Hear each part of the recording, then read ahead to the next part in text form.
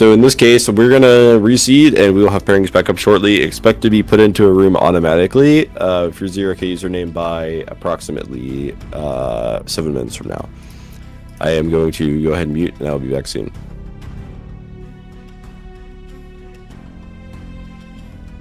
Alright, so I am now testing the audio just quickly.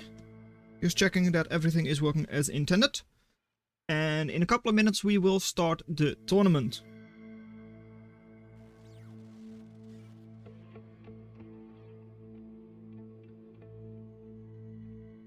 Okay, so it seems like Qrow is a little too loud. I'm just going to put them down to -12. Let me know if audio is good once we start. It's not going to be too important for now because we're just going to be single casting. But later on, when I co-cast with Qrow, it would be nice to have the audio at a correct volume.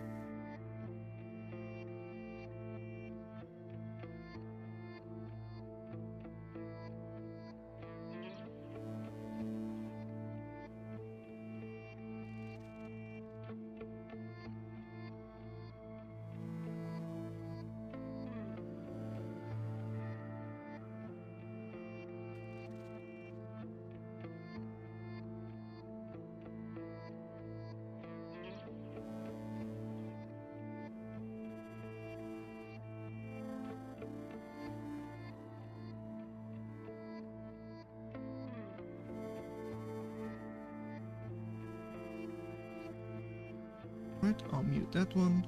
Have this one to live. Alright. I'll be dropping this in a couple of seconds. All of these. Once we actually start going.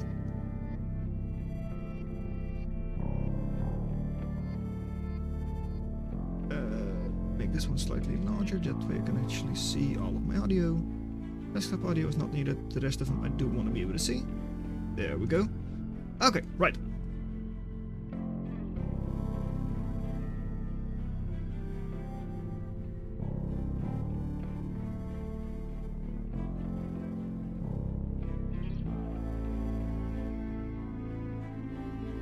Why is the OBS is a little bit weird? Yeah, okay. Don't know why it is.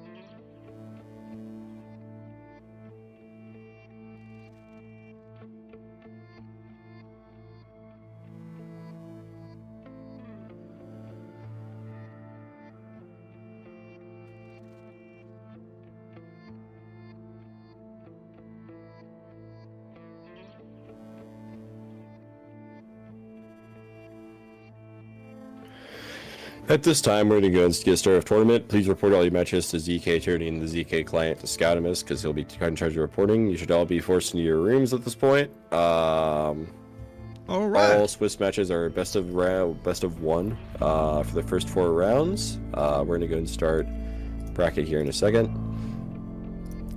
It's happening, guys. And we will go ahead and get started. Make sure that for map banning processes, there is the exclamation mark flip command for the flip a coin. So you can do that instead of having to RPS or whatever. We added that for this very reason. It's just, I'll post in chat, exclamation mark flip. It's the command. Map pool is both on the Discord and on the forum post, I believe by now. Have fun and good luck. We will see you all later. I'm gonna go and close the stage. If you have questions, please ping me on Discord, or you can post in the Twitch chat on Lobster Roll ZK. Thank you.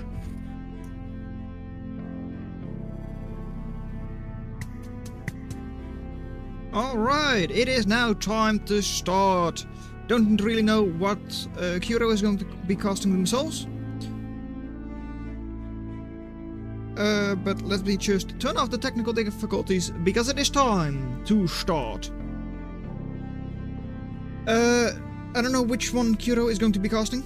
Not yet, at least.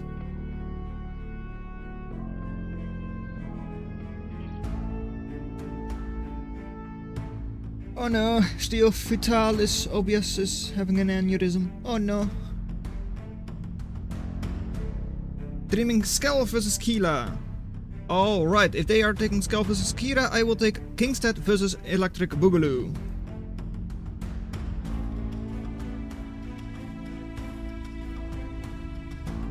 I didn't even sign up. Flip got heads. Something about flip? Yeah, but you need to choose what side of the coin you want.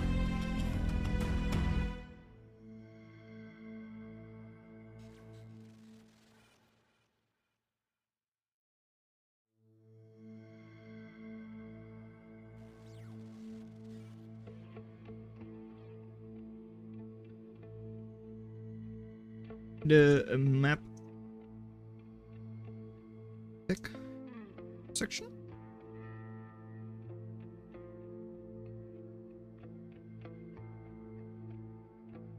Oh, I didn't know it was a function, it's just I haven't used it before.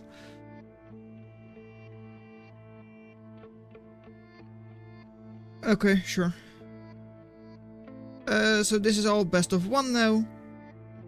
It is indeed. I don't know if... Trying to find the pool in map pool of the week in ZK Tourney.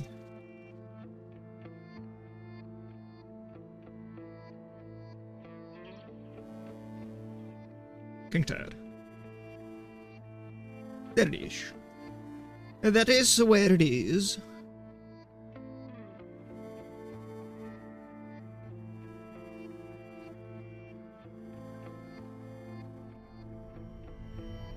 Also, I shouldn't be able to comment in that channel, but it's fine.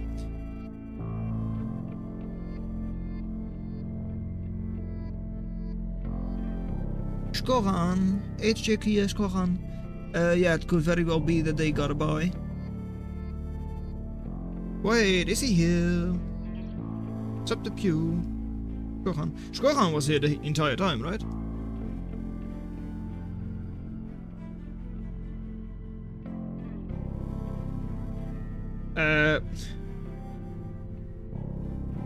Name is under image. Alright, so, as usual, the map pick phase and all that is a bit difficult for people. I mean, I don't...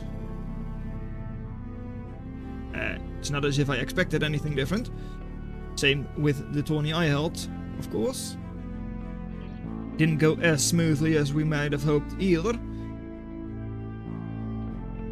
But no Iski channel. Okay. It's like ban, ban, ban, ban, pick, ban, ban, ban, pick, pick. Yeah. Okay, sure.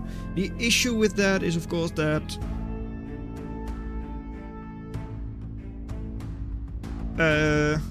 well, issue with the whole picking thing was that it wasn't for the number of maps that we had, I believe.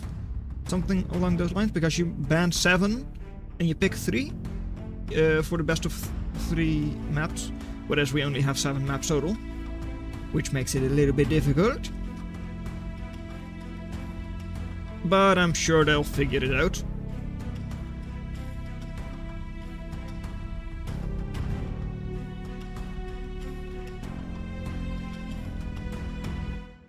Image said ban 2,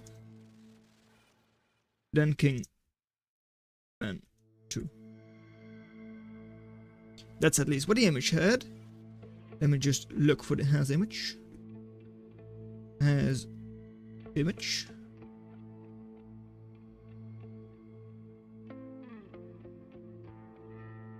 Has image. This one.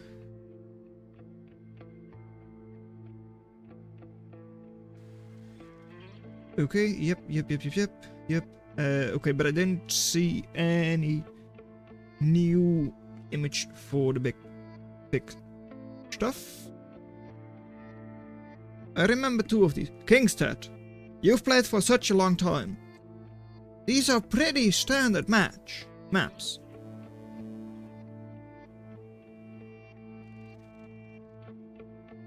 Ban 2, then King Ban 2.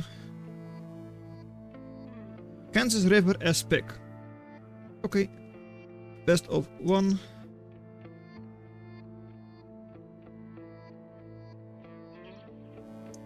Okay. You went first 2, right? Simmer then. And then you pick. We will have a slight delay here.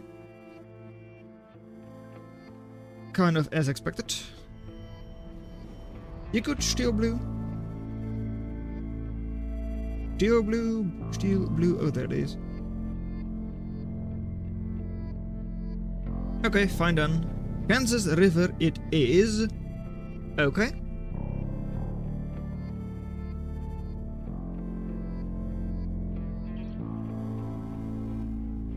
Can I just do like Kansas or Kansas? It is Kansas River. Kansas? I can't do that. Oh well. Kansas River version 1.4 is going to be the first match that we're going to cast between Kingstead, the Singularity rank from Norway, I believe so, right? Yep, Norway, versus Electric Boogaloo from the United States.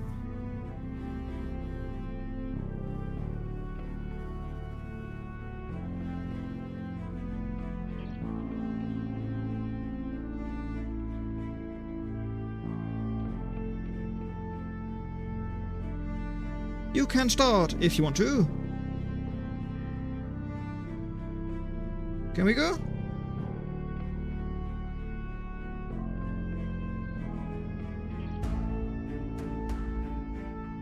It was. Alright. Start.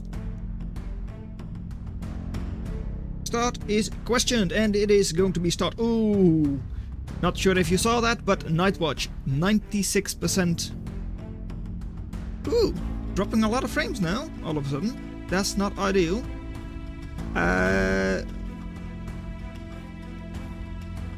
Yeah, really dropping a lot of frames. I'm quickly going to try and change the bitrate, because apparently YouTube doesn't like this. Like 6800 is what it wants. If I click apply now, does that work? Okay.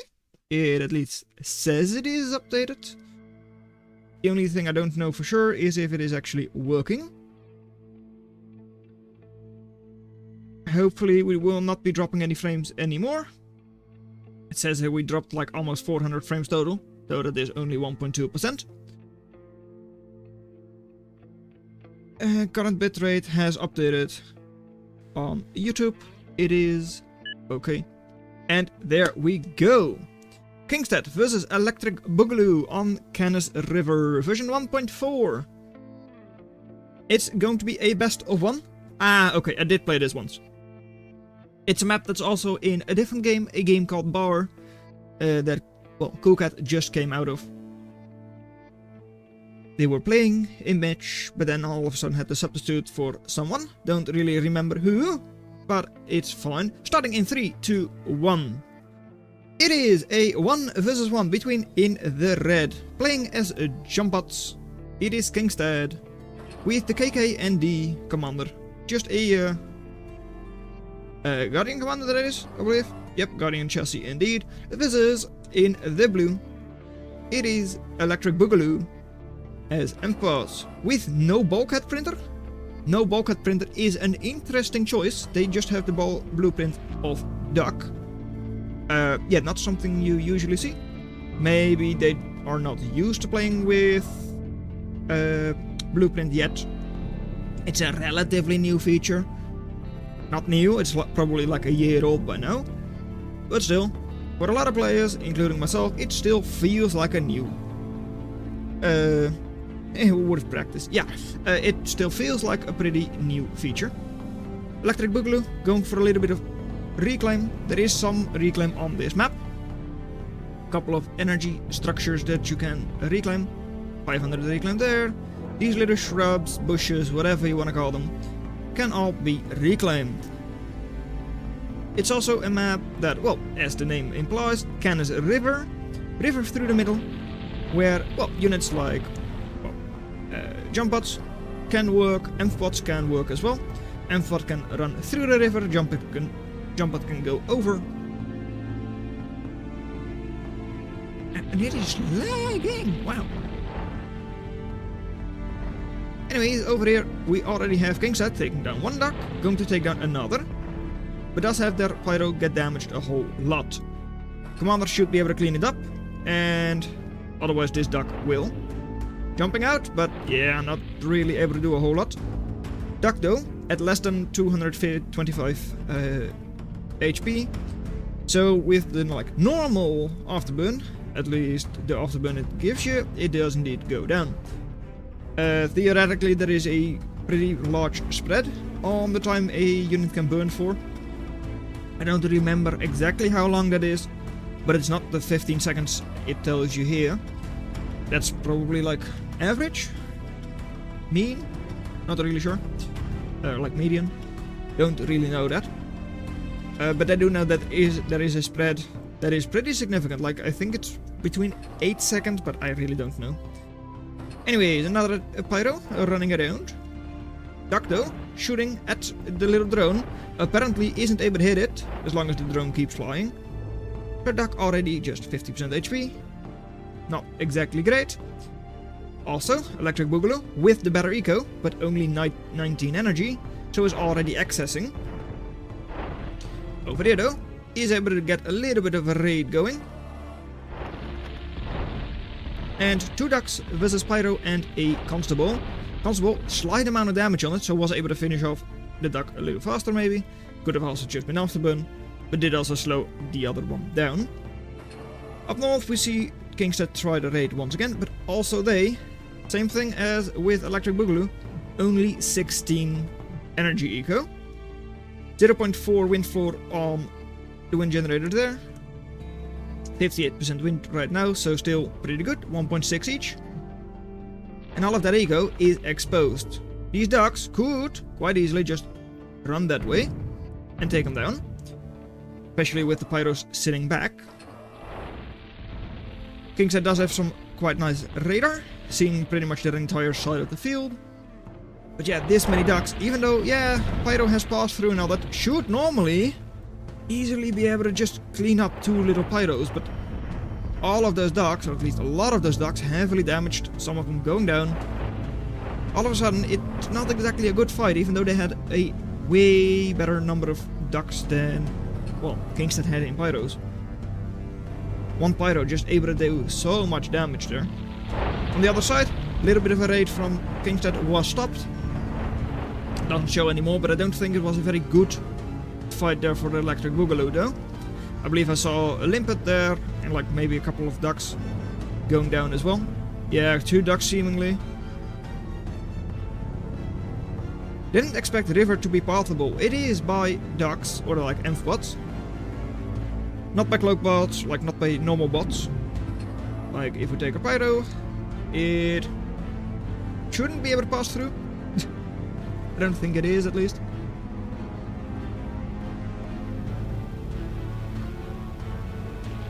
But amphibots can pass through. Double loaders over here, so already pretty good DPS there, 150 DPS in those two.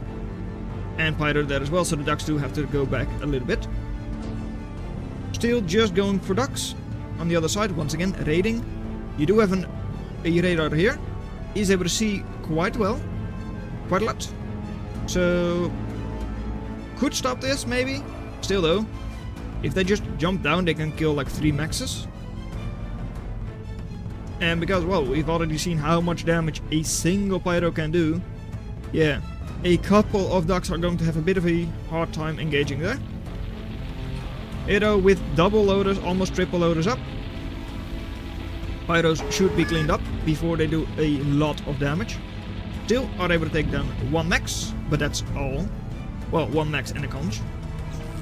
Fusion is going off for Electric Boogaloo, 38, 39 eco. But already, like, accessing 1,000. Behind an eco and accessing, that is not a good combination. Like, if you have double the eco of the enemy, sure, accessing 1,000 is not a big deal. But when you're already, well, slightly behind an eco, yeah, then you really don't want that. Airplane plant for Kingstead is going to be the switch, not going for the eco, like we see on the other side. Not sure what they're going for. I feel like just Phoenix, standard old Phoenix, is a pretty good idea. And of course Owl for radar and such is also a lot of fun. Still, I'm not sure if they need it, but hey. 130% attrition, so yeah, it's not looking very good for Electric Boogaloo. Fusion being up does allow them to get more overdrive, of course. But yeah, since they still have like 4 to 6, 7 maxes that they should still be capturing, overdrive is not that important yet. Also, they missed 1 max there. Not great. Also, something that's important, maybe. Geothermals are available on this map, 2 of them, 1 on each side of the field. So yeah, getting up one of those is more efficient than a fusion, and it is also pretty safe. Especially for the amphibot player, because this isn't pathable for jump bots.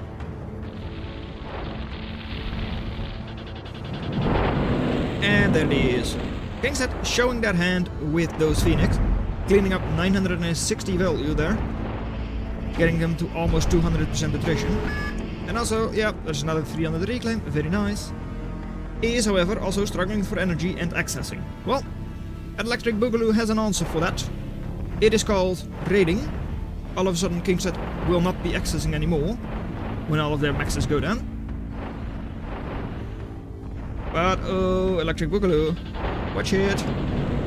Micro could have been better on the Phoenix though. So not all of them will go down, but most of those ducks will. So yeah, 640 already, another 160 going down by the limpet. Going down, and over here also a good engagement once again with the Phoenix. Another 500 already, 650 now with the little afterburn and all that. And the next Phoenix, all of a sudden, yeah, it is really not looking good for Electric Boogaloo. Lotus over here is not up yet. 21 HP on at least the first duck, and both of them do indeed go down. And Kingstead now with placeholder and firewalker and all that in the enemy base pretty much. Yeah, there really isn't a whole lot Electric Boogaloo can do. Now it is Kingstead who once again is accessing. But yeah, they are at 300% attrition. How much? Okay, well, Hacksaw bursting down Phoenix, so that's already giving you a lot of value. And also Grizzly, how much is that able to do? It is able to engage the Firewalker quite easily. It does get out of range, but it is so tanky that it doesn't really have to care. Hacksaw, rearming, so all of a sudden the second Phoenix is already gone. So for now, the base is not exactly safe. Fusion going down and all that. Because of that, only 28 eco. Wind is low as well, so these wind generators are not doing a whole lot for Electric Boogaloo either. So it really isn't looking good. Kingstead apparently going to be building a couple of pickets here, even though they have artillery with them. A bit of a strange choice, especially because you are cornered, so you are likely going to lose your commander there. But the Air Force is coming in. Air Force should probably just be able to finish off Electric Boogaloo, or maybe just sending a couple of units into their base. Yeah. Commander I do still expect to go down, unless it is quickly able to terraform a bridge over here before the Grizzly catches up. But now, yeah, there they go, all of the air units. You might be able to burst down one airplane, but not a whole air force. GG, Kingstead wins, even though they were behind in eco for most of this game. And in the last little bit, they managed to pull ahead.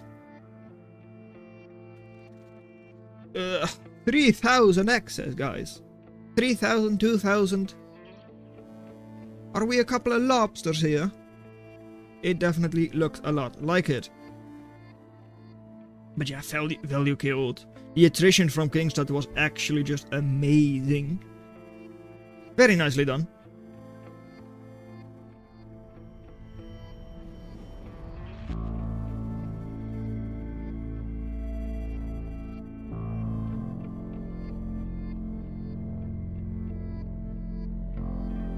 Best of one, right? Best of one Swifts, yeah.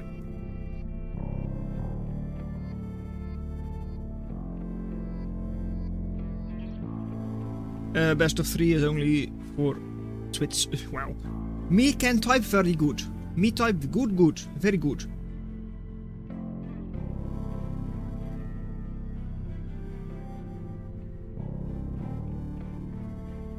Okay, let me just pull this one up for now. Yeah, we do already have like Low Taper Fade against Stuart. Low Taper Fade moving on. 60 against Fax moving on. So Cool Cat versus Electric Boogaloo. We only have Cool Cat versus Subterpew, who has not yet finished, I think. Or no, they have also finished actually. No. You have 3 more matches.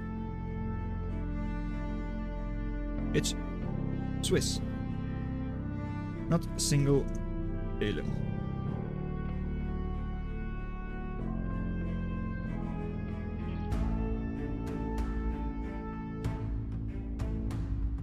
Kingstead 1 versus Electric Boogaloo. ZZZ from Cool Cat. Don't worry, Cool Cat. Everyone has finished as far as I can see. Yeah, Kingstead versus Electric Boogaloo was the last one to get submitted. Or at least it is still being submitted. Room Painter is here. Hey, not arguing, but not really understanding either why we wait. Who waits?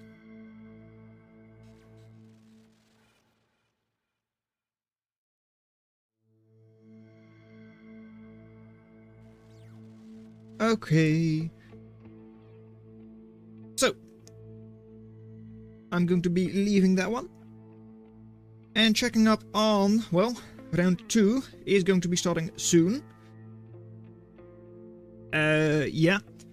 Well, a Yoda speech. Yeah.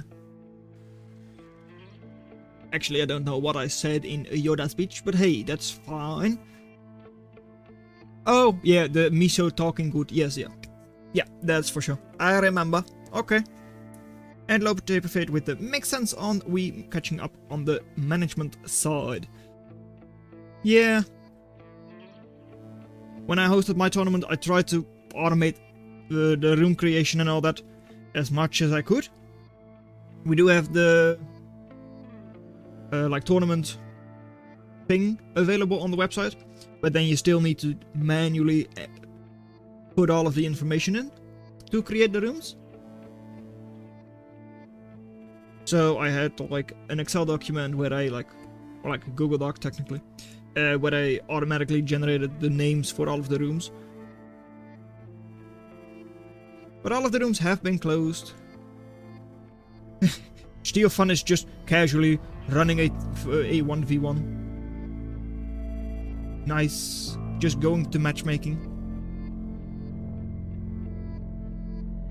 And Jaybird, you're playing, right? Or did you have a buy this round?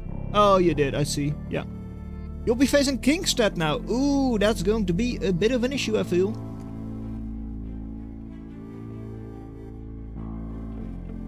Right, so... let me put my clothes on. Is Tired Bean? Oh, Tired Bean has a bit of time, I believe. Or is that Coop? I don't know. I think that's Coop. Oops. Right. So round 3 and 4 I'm going to be co-casting with Qrow. But we'll first have to go to round number 2. Not really sure which match Qrow is going to be casting themselves. But I'll be catching one of the others. Because we still have like, I don't know. Yeah, 6 rooms.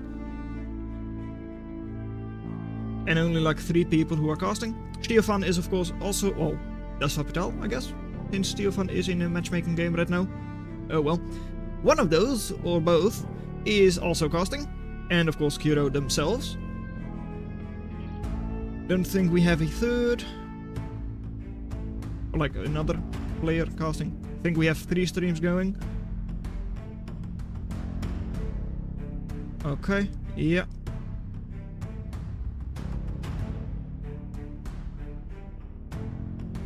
Mic issues, okay, Tired Bean is alive.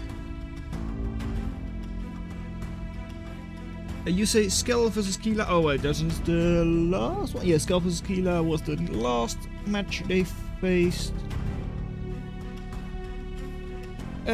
I would like to do Low Taper Fate versus Sixie, or Cool Cat versus Skell. I guess Cool Cat versus Skell wouldn't be a problem, since they just cast Skell.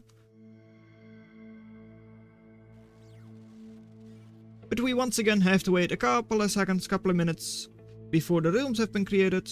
They're still catching up. Well, Tired Bean is trying to get into the commentating position. Yeah, mic issues and all that for them. But they should be casting round 2 along with Qrow.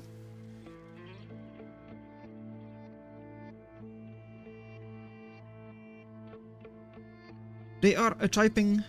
I don't see. Oh, yeah, the rooms have been created. Skell versus Cool Cat. I think I'll just be joining that one. Because I would like to be casting this. And they already cast Skell before.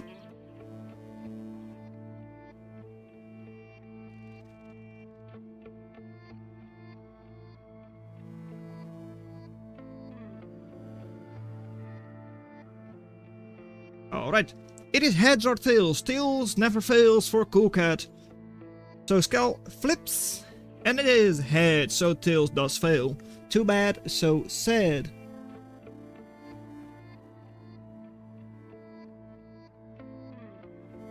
Okay. And hi man, they should be getting a lot of new players in the game. You are doing good stuff. Well, thank you very much, True Dog Master. I hope we get more people into the game. And Skell bans Canis and Isaac. Iski channel. Is Isaac a different one than Iski channel? What? I think they just banned the same map, right? Yeah. Both of them banned the same map. Oh, Wanderlust is what's banned. So, it's not going to be Canis, not Iski channel, not Shimmer, and it's also not Wanderlust. So, we could see Prestige again, which is a very fun, well, good looking map. I like it. But it is going to be Copper. Copper Hill version 1. Chosen by Skell. Going to be a good matchup, I feel. Still, yeah, 96% for Cool Cat. Yeah, I mean, it does make sense. Cool Cat versus Skell, but hey. We should also note though, since the matchmaking, like the ladders were reset, like yesterday or so, it's not going to be all that accurate, just because, well, some people might not even be on the ladder. But it's going to be Coolcat 1239, the winner of my tournament last month, versus Qrow. Copper Hill. Have I seen it before? Yes, I do think so. It's a bit like Wanderlust, right? Is that Wanderlust? Yes, right? Yes, I think so. But it is still different. But it does kind of remind me of it. Doesn't really have the big maxes. And starting in 3, 2, 1, 0. It is a match between, in the red, Coolcat 1239 with Clugbutts and an Engineer Commander. 4 glaives, or slings, wow. Makes sense. Is good to push, well, stingers with, which is always something you want with your Engineer Commander. This is on the other side. It is Scale also with Cloakbots, who has Knights as their blueprint.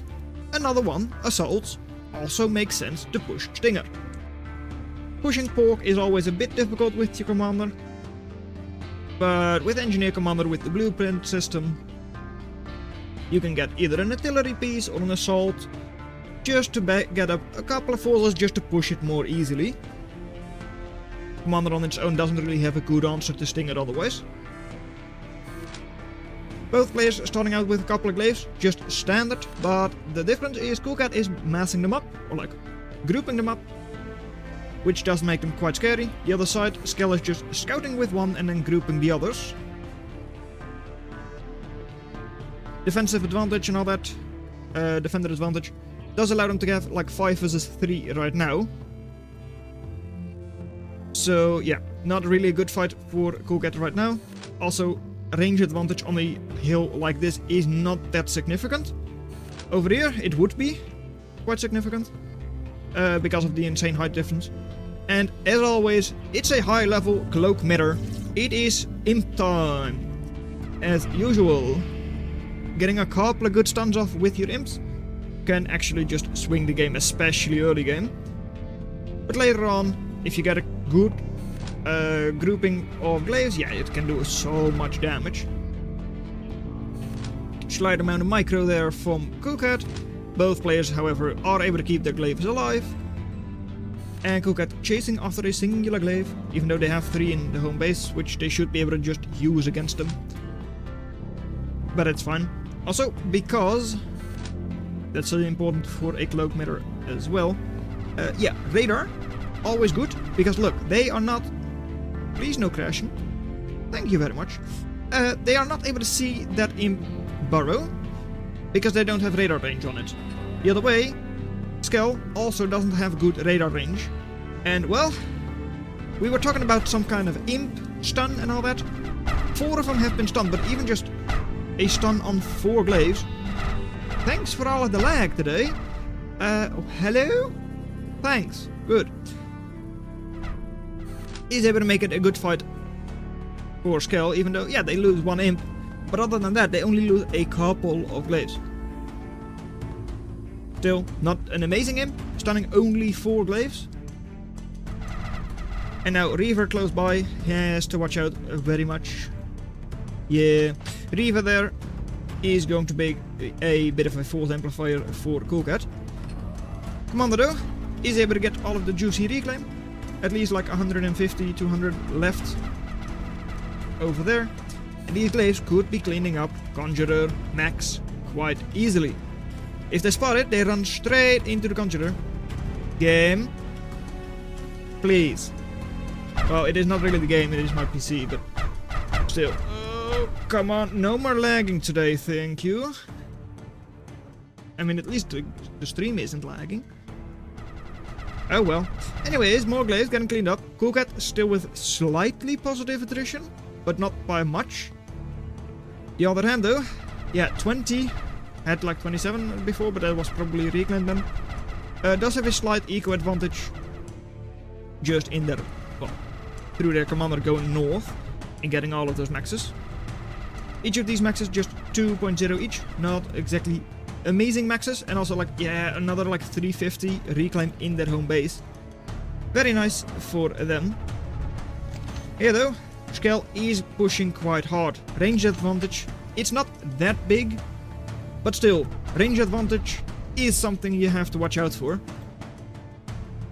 And especially, well, yeah, with Reaver being slightly longer range than the Glaives and all that, it is more significant for them. 2 Reavers versus 1 Reaver and a couple of Glaives. Yeah, that is a very hard for Coolcat to come back from this. Because even though they do have that nice push going up north, well, push, they will try to raid up north, they could easily be losing their base just because their commander isn't able to help out. They are slowly building another Reaver, and then they will have 3 versus 2. And over here they are also engaging enemy base, where there are no defenses. Not even 1 or 2 Reavers, there are 0. Just a couple of Glaives, but those are not in a good position. So Eco for Skell will be going down. Over here, Coupler, well, 1 Ronin, I think, went up. Blackbot Factory is gone, but at the same time, Reaver DPS is very good, so Commander goes down. Skell doesn't have anything forward anymore. Coolcat can't really like spam Glaives from their Commander. They only have Sling, of course, in their blueprint. But over here, yeah, the factory goes down, so the plate doesn't do anything. Now it is a matter of like who wins, because 12 Glaives is scary. They do still have a Conjurer, which is nice. But over here, yeah, Coolcat should be able to win this. Get a couple of loaders up, so that the Glaives are not able to kill your commander. And with the 3 loaders over there, they have it pretty secured. So yeah, that is going to be very nice for Coolcat. I think this is going to be, well, almost impossible for Skell to come back from. 4 loaders, yeah, that is just so much DPS. Commander as well, upgrading it, because otherwise it would just be accessing metal anyways. Not sure what kind of weapon you went for. Light particle beam, alright, yep, and a little bit of extra build power. So 20 build power on the commander. And yeah, well, 8 Glaives is enough to just storm down 1 singular loaders. Even just 3 loaders, 1 at a time, will be going down. But still, the build power for Skell is just 5. They've got a total of 5 build powers. Yeah, that is not a lot. So by the time that Conjurer is able to construct a factory, Coolcat should just be able to overwhelm them. Even though their eco will all be taken down. Yeah. I don't think there is anything Skell could really do about it. Caretaker first, of course, because that's what you usually do, even if you're rebuilding with your commander. But even this is 25 more seconds. Factory on this side is already out. So yeah, the factory is out. Like 1.6k, 1.5k reclaim that will all be for Coolcat. And they do still have that commander alive. I wonder if it is good to just push your commander forwards by now. Your home base is well defended. Yeah, the only thing I don't know is if they know they took down the enemy factory. And yes, they do know that. Yeah, then they should... They have it in the bag, let's just say that much. Doesn't really matter what they do. It really just doesn't matter. They will win. Even if Coolcat messes up something, I don't see how Skell could ever push them back. Just go around the Lotus, run into the base, kill the last Conjurer, and then it is over. They are taking their Glaives up north a little bit. They are spreading them out. Okay, that's the correct solution indeed. Because that way you can cover both sides. But even then, slight range advantage once again for Coolcat, because, well, Skell is down the hill. And yeah, they've got a single loaders out. Commander is still like... Commander. Factory is still like 15 seconds, 10 seconds away. Yeah. And even once it goes up, it's not as if it's a magical I win button, right? You still need to use it to create units. And yeah, you do have good build power through your plate and all that. It's still not going to matter, right? 30 versus 10 eco. Enough glaives to just push a single Lotus. And all of the glaives over here, yeah, that's just the next round. I think this is just GG next, but Skell is still trying. And hey, the fight over here, that is a good fight for Skell. Not good enough, not nearly good enough, but Skell is still trying their best. I don't know why they're doing that, because that is no chance. And once again, once the Conjurer goes down, it seemed like Coolcat even just focused on it, but yeah, once the Conjurer went down, it was definitely GG. Don't really think it's important to look at all of this value. It just came down to the fact that Coolcat still had their commander, whereas Skell did not.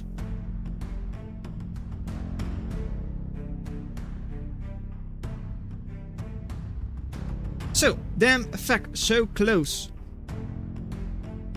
You killed it. You killed our factory. But yeah, both of you lost your factory, so it didn't really matter. Commander being alive for Coolcat, that definitely did matter a whole lot. Now, just to inform you, I should be co-casting with Qrow, I believe, for round 3 and 4 of the Swiss part of the bracket. I think so, right? I'm just going to confirm that right now. But I'm pretty sure. Yeah. Tap on the screen. Commentators.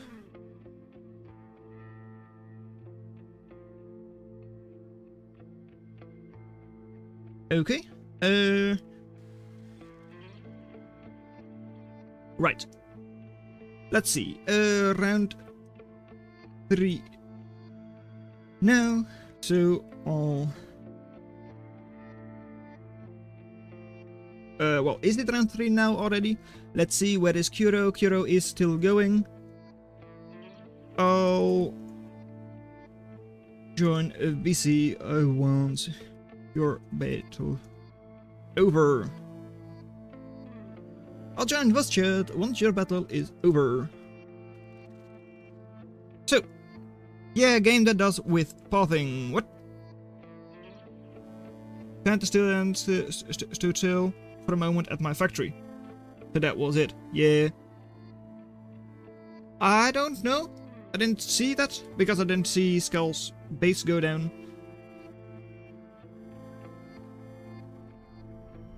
But Commander, yeah, that Skell lost. Too bad. They fought on, which I do find interesting. Personally, I really would not have done that, knowing that the enemy commander stayed alive and like I only had a Conjurer.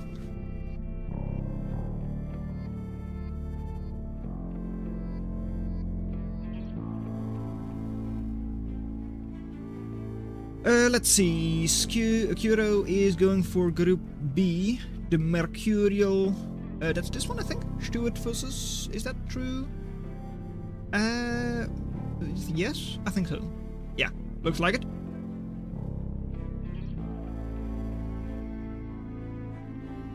Join battle, just to be sure. Electric Boogaloo versus Shop the Pew is the one they are going for. Which is which one? I was looking in the wrong position. Very nice. Yeah, okay, well, they are still going. The others seem to be done, I think. Let's see, Great Steel Blue seems to have a 1, I guess, or not. Yeah, 1 versus Skoran. Then Kingstad 1 versus Jaybird. I am, well, 99% sure about that. I don't really see a world in which that is not the case. And then Stuart versus Fox, also done, I would assume. Let's see, Stuart versus Fox is over here. Yeah, seems to be done as well. So, win for Kingstad, yeah, as expected. I mean, it is commendable that Jaybird is trying. Good on them, because they really just don't have a chance. Just like last tournament, they do not have a chance with the well, high level players we have in the tournament, yeah, even just getting to the top 8 is probably out of the question. But hey, they might be able to get an upset. They already got 1 bye, so hey, that's 1 win. So Low Taper Fade, Electric Boogaloo, Subterfuge and Kingstead vs Jaybird still have to be filled in. And then it is on to round number 3. Kingstead vs Jaybird has just been filled in.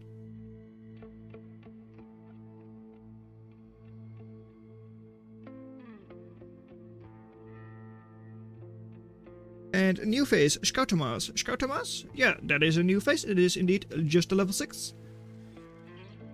So indeed a new face in that regard. At least hasn't played a whole lot.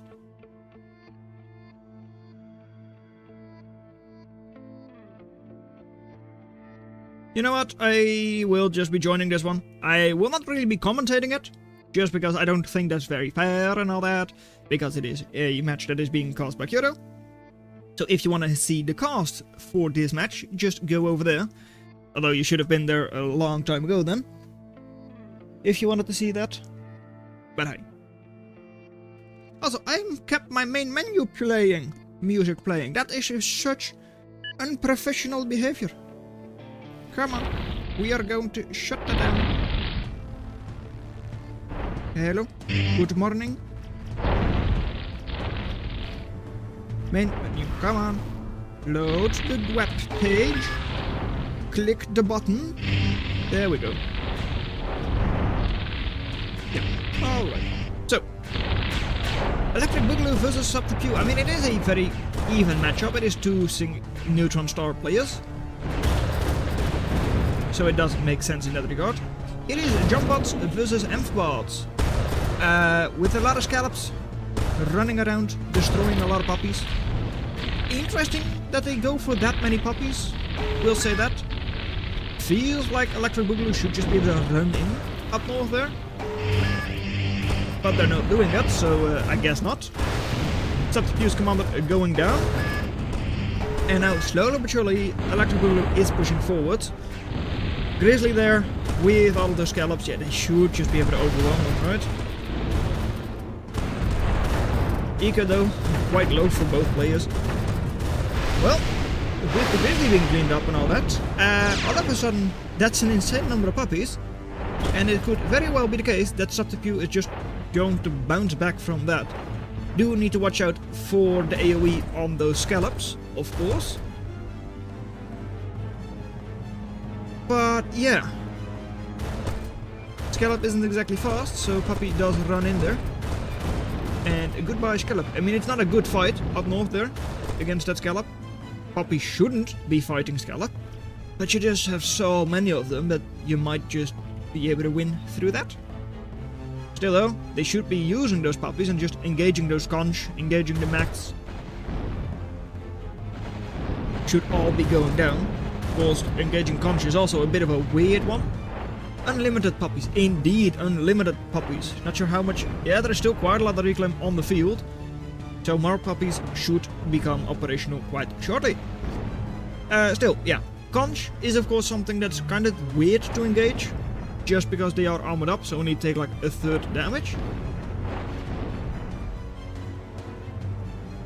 So you don't want to waste like single shot units like puppies or snitch, whatever, on those.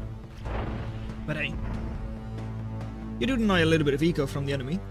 Both players also going for an air switch, for quite a while by now, but still.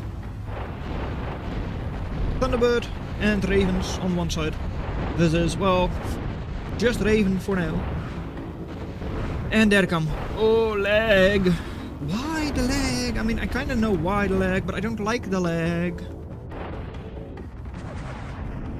I probably should have just rebooted before trying to or start casting. Oh well. The Hacksaw? Is the Hacksaw OP? I mean, it is slightly OP. Managed to get a kill on something. Managed to make cost already. And yeah. Even though they're still mainly going for puppies and all that, but yeah, Electric Boogaloo indeed saying GG, because how do you just defend against all of that incoming force? Interesting switch up here. Electric Boogaloo starting out with like better eco and then like all of a sudden losing it. Probably when they lost their Grizzly, like slightly after that. Yeah, I think that lines up pretty well.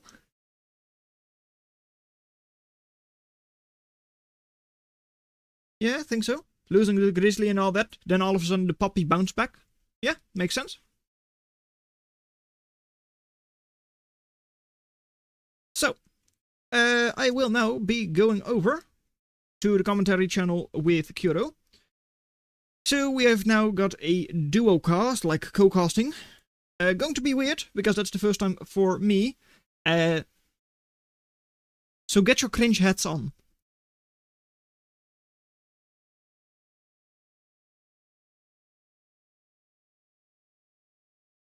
Hello there.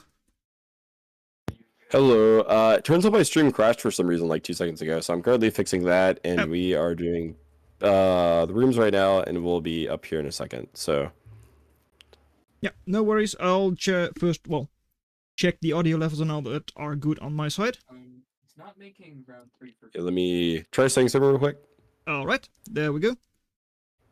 Okay. Cringe hat is should on be for good. Amadas. I'll be right back. I'm gonna go make sure that we get everything fixed with the rooms, and I'll be right back.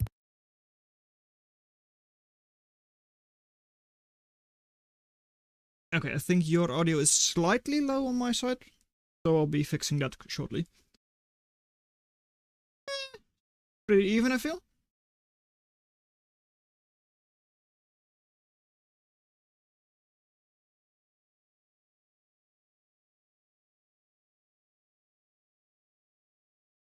Audio level from Qrow, was that good for the people on YouTube? Would you please confirm that? Yep. Should be okay. All right, we'll be getting started here in just a second. Just finishing up rooms right now.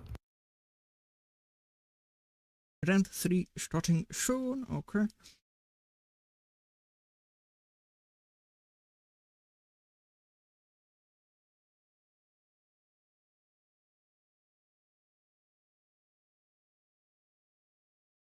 Audio is good confirmation on my side as well. Okay, nice.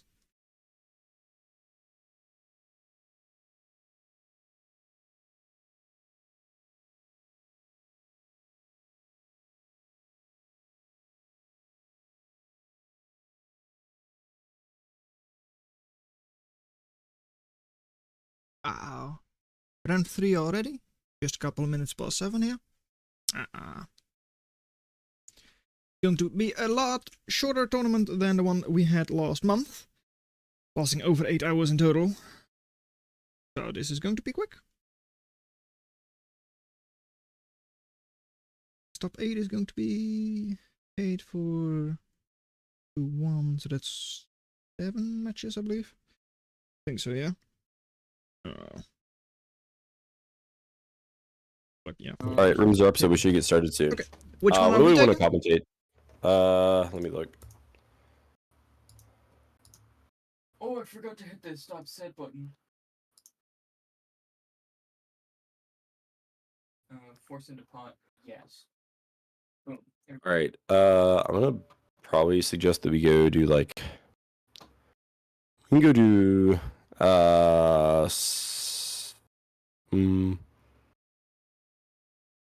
Let's do Cool Cat and Kingstad. We can do that one. Yeah, that's fine. Cool Cat Kingstad over here. Sure, das vertalen. This is not for your eyes. Okay. Das war wieder, ja. Okay. Hello, you here, blood?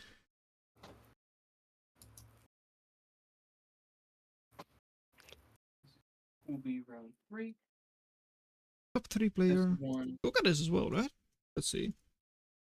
Let me know when you want me to start this up. Others. Kingstead is top 5 casual, top 7, like 7th place on competitive ladder right now. Of course, that is skewed because, yeah, ladder broke again. Pretty sure someone tried uploading a mod that they shouldn't have done. Let's go cut down the room. Blood is Yeah, I not don't here. really know how uploading the mod affected the ladder, but here we are. Yeah, so Okay, it's listed as in the room. Why aren't they in the room? Oh, the. Why is Kingstead? Kingstead, wake up, wake up. yeah, Kingston is asleep. Yeah. Literal bot. They won too quickly. Top 4 in each move. On, that makes sense. Otherwise, I don't know why you would split it into groups.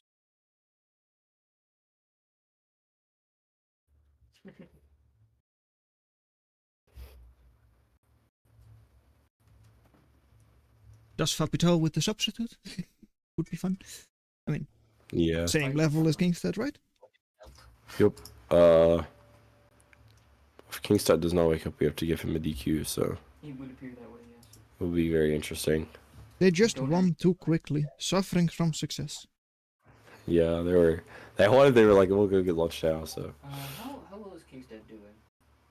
Yeah, because let's He's see, won. Kingstead was facing up against Jaybird last round, and then Electric Boogaloo the one before that. Oh, good. yeah. Yeah. I will say this tournament is moving very quickly. It's moving much faster than I expected it to. Which is a good thing. I'm very glad that we're moving quickly because I'm suspecting that top 8 may take a while. So What makes you say that? Kingstead, wake up. Let's see. Kingstead.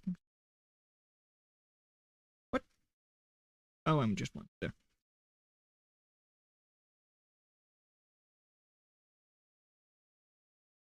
Oh, sure. Alright, they're here.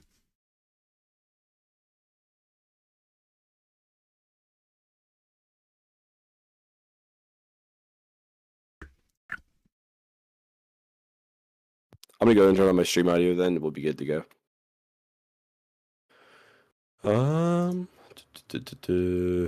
Okay.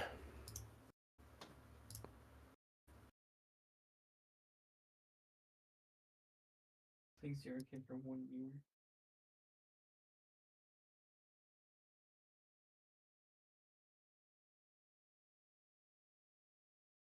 Just a lick. Other.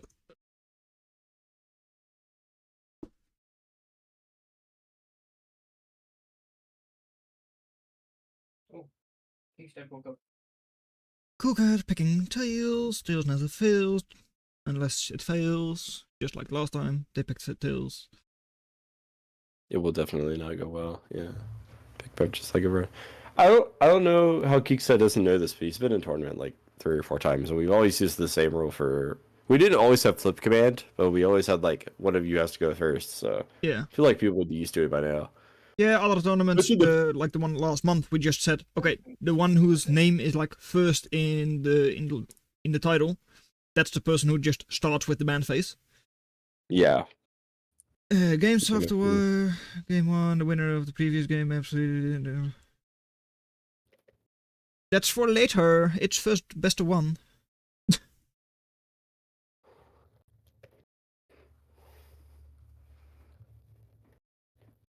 We are both winners. Yes, everyone is a winner here. Let me just quickly pull up the stream. Is my chat still working? Chat is hidden. Yeah, that makes sense. Okay, yeah, I think it is working. I guess you just haven't had any chat come in since the first spam message? No, Yeah, okay. I've not. I mostly stream just so we have like the VOD. So Yeah, okay.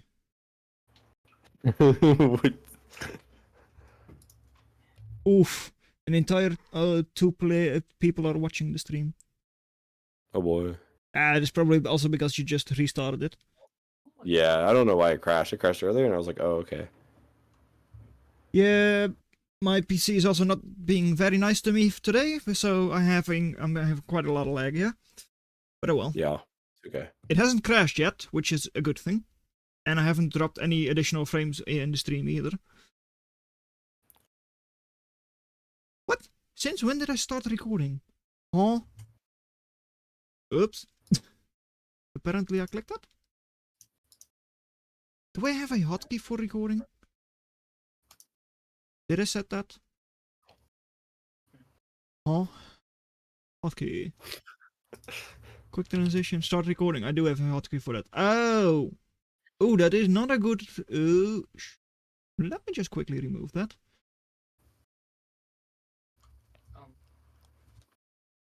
I'm glad I don't have a hotkey for stopping the recording. Because it is on one of my standard 0k hotkeys.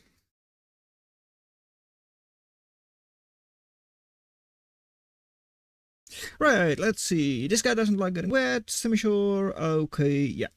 Banning prestige. Oh, too bad. Easy peasy. I spell Mercurio. Okay. Frustrated. Kingstead cannot spell. Oh, well. Everyone knows what they mean. Yeah.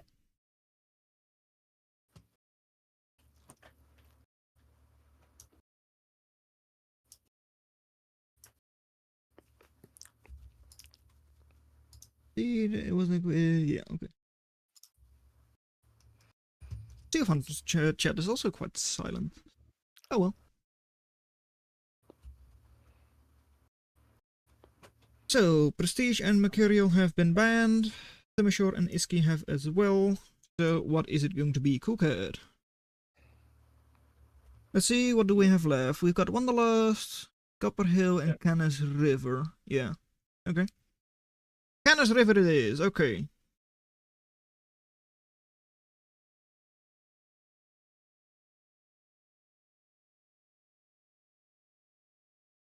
We are dying of old age.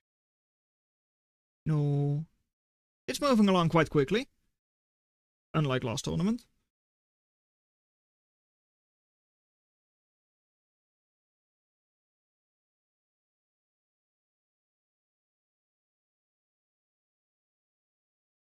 Yeah, I am. Okay, good.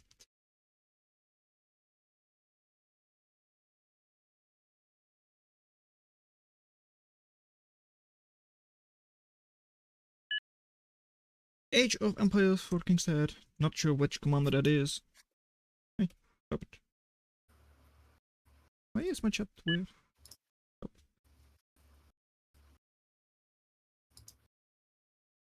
So, camera, thank you. Alright. Can you please do normal things? Good. Alright, welcome back everybody. We still have our stream issues fixed. It really did not want to cooperate for a little bit, but I'm here with 64 with Dragon. We are doing, believe, let me check real quick. Round 3 between, in the blue, Coolcat with an Engineer Commander and Rover Factory against Kingstead in the red with once again their Guardian Commander and Empquad Factory.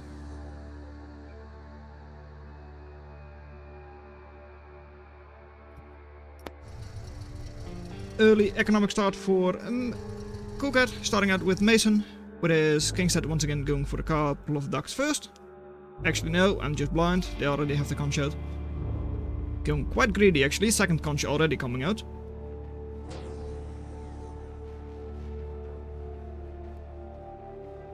On the other side, Chomo X Logics with Fencer as the blueprint for Coolcat.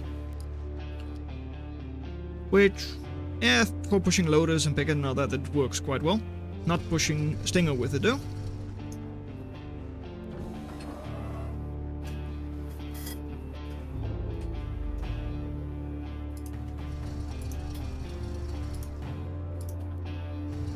Scorchers, darts coming out for Coolcat. Kingstead not really able to get in range with the ducks. It's Canis River, pretty flat map all around, but for Empod you do have the benefit that you can go through the river itself. So you have a lot more maneuverability into the enemy base, which the rovers do not. They have to go through the small choke points. Kingstead though, already able to snipe a 1 max, does lose the duck in the process, but that's fine. And meanwhile they can just expand their eco without any issues, no pressure from Coolcat coming in. So already a slight economic lead for Kingstead.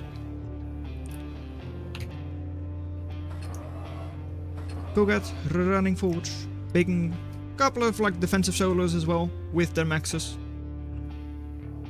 Does have a bit more energy income than Kingstead, who is also now going for reclaim. Quite a lot of energy reclaim on this map. All of the little bushes and trees and all that can be reclaimed. No metal reclaim, only energy. And once again, Kingstead losing another duck. They did learn from their last attempt with going jump bots and all that. But yeah, you can go through the river. Probably the reason why they went for EMF bots. Last match they played on this map was between, EMF bots from, I don't remember who they were facing, I believe Electric Boogaloo, where they went jump bots themselves.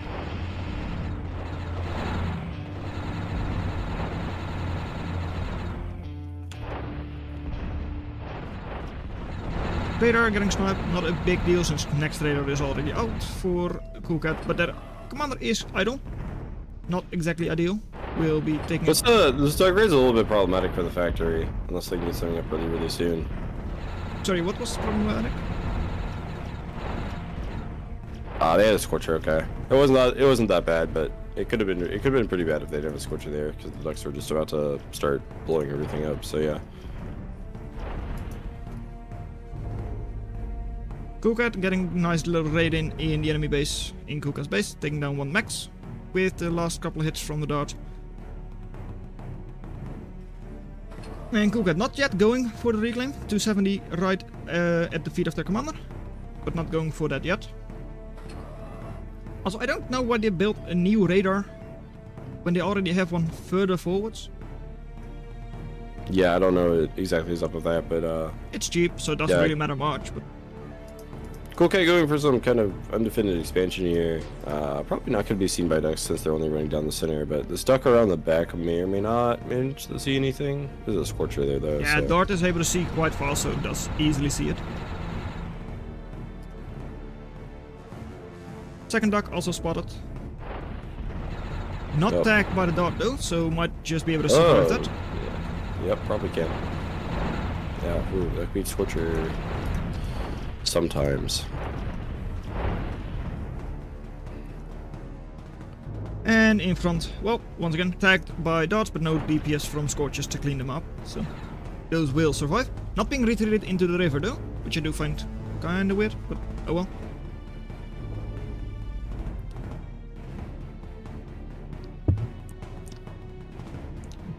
Kingstead also getting a quite nice overdrive through their wind generators up north. Like on the plateau, 0.4 each, like wind floor, so pretty decent. Though for now 16% attrition, wind, so not all that much energy from them right now, just 0.7. And hey, Limpet is finally coming out. Took them long enough. Neither player, oh there it is. I was about to say, neither playing really switching out of their radars, but now Coolcat has. One Ripper and Fencer is already out.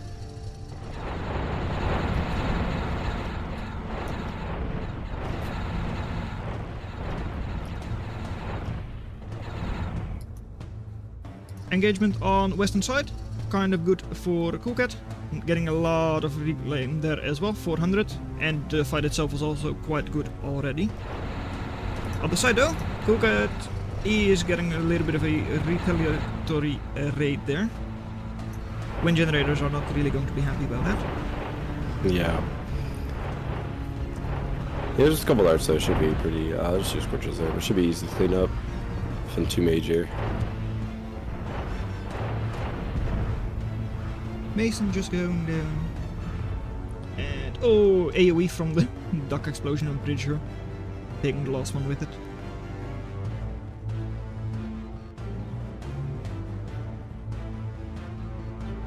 .66 eco by Kingstead now though, so way ahead there. Well, kind of ahead. Not by much. Yeah. Actually. Not as much as I thought. Going for air switch though. Not sure what they're going to get up. Probably get some Phoenixes to...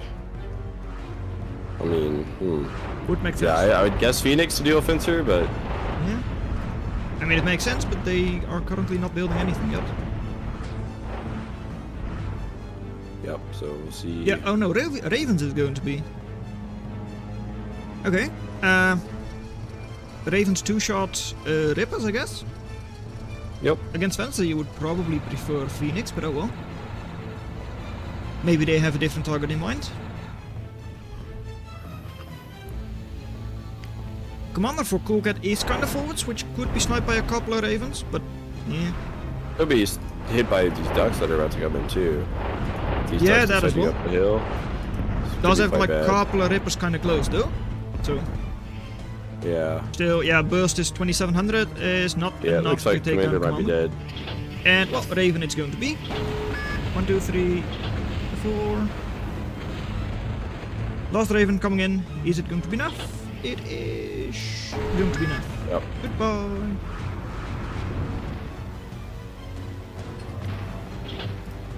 Yeah, just getting used to have Ravens is basically anti-grandeur removal, so. Yeah, Kingstead pulling it here a little bit, I believe, in army value, but we're going to see how this actually plays out. Although these decks will just, I'm 99% sure, run through these fencers. Commander from Kingstead heavily damaged though. Just like 800 HP left, so could also get cleaned up quite easily. Was running into multiple loaders there.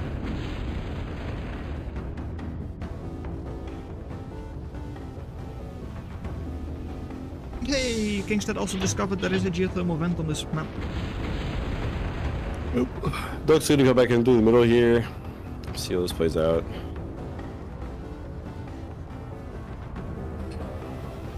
Commander does have like 3 loaders, a couple pickets around. Yeah, that should all get cleaned up by those fences and rippers.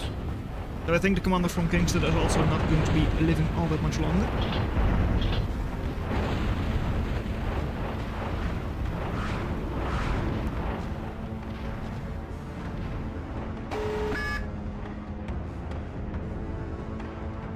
Yep. And yeah, Commander does look like Rippers they're in pretty range, quick so here. yeah, goodbye, commander.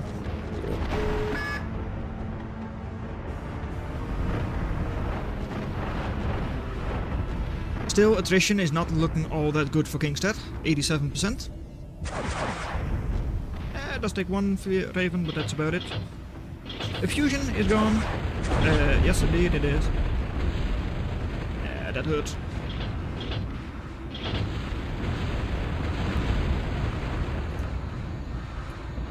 Yeah, forces almost 4,000 army value. That's their entire army, pretty much. Yep. They've got like 3 ducks on the field, and that's about it, I think. Yeah, seems like it. Advanced geothermal, so that is going to be nice for their overdrive. Has it linked to like 7 maxes? 6 maxes?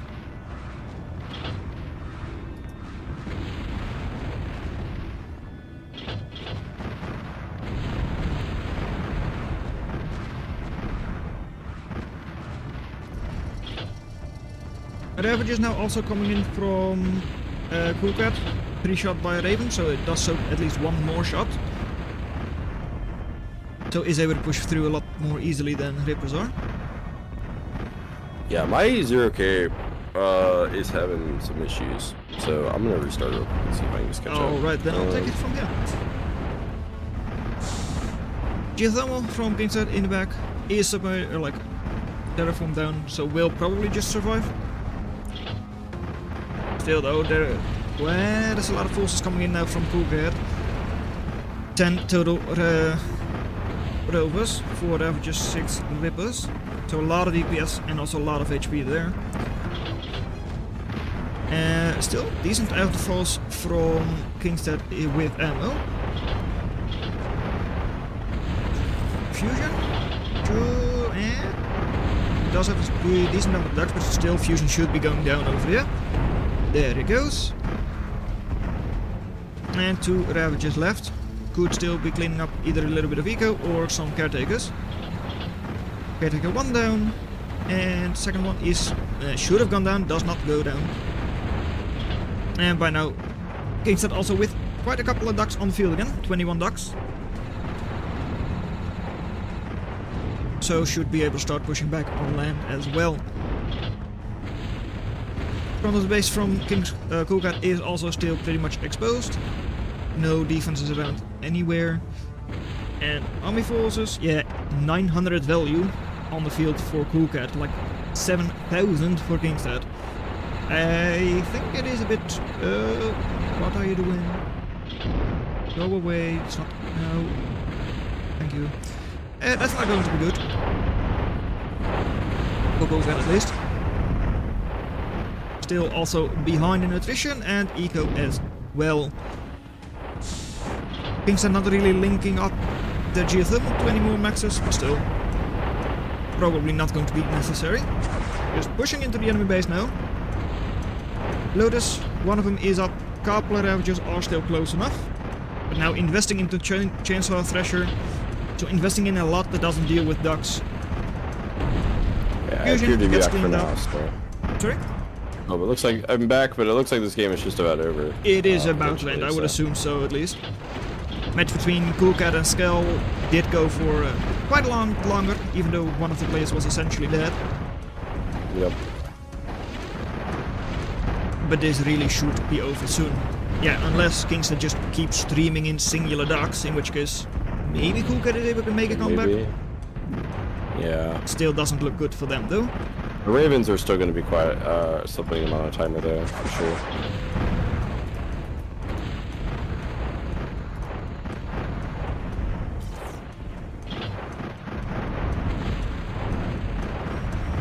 Five cranes are expanding the overgrid grid a little bit, which is quite nice. We'll get over there. For Kingstead. Coolcat doesn't have any energy on the nexus, so that has essentially like zero overdrive. Even that geothermal is not linked up to any of the nexus. Oh, magpies? Okay. Yeah, that's what you like to see, right? Yeah. My favorite unit in the game? Yeah.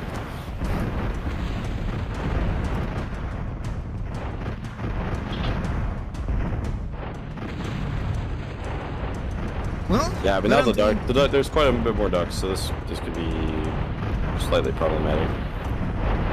yeah, well, we said that before, and well, Kingstead wasn't able to finish Coolcat off back then, even though they had like a 10x army advantage.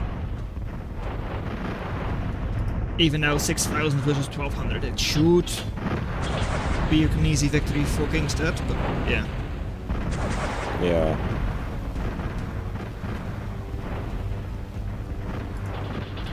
Phoenix now coming in, yeah, cleaning up all of his caretakers. Pretty good micro on those, cleaning all of the caretakers up. Yep. So essentially zero production left, just the factory and the plate, even though plate is not being used at all. So yeah, that's going to be very difficult. Also going to be accessing a whole lot. Does have a couple Looks like masons Coolcat does close. have another factory building though. Trying to go in the cloaks right now. Yeah, in front, I see. Will be up soon. 4 caretakers around that. Into gremlins, so for anti-air. Okay. Personally, I don't like DPS anti-air, but oh well. Especially not because the enemy does have magpies and such that are, well, able to get out of your gremlin range quite easily.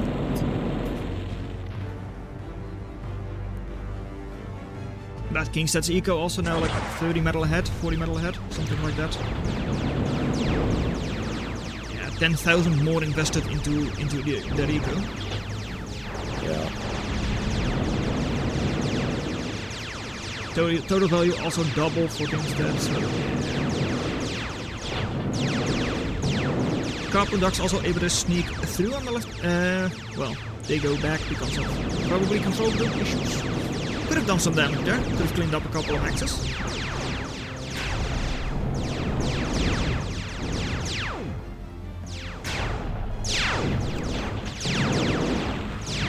Phoenix bombing all of the caretakers on the Cloakbot factory. So all of a sudden, production over there isn't looking that good either. Factory itself might even go down soon. 800 HP left on it.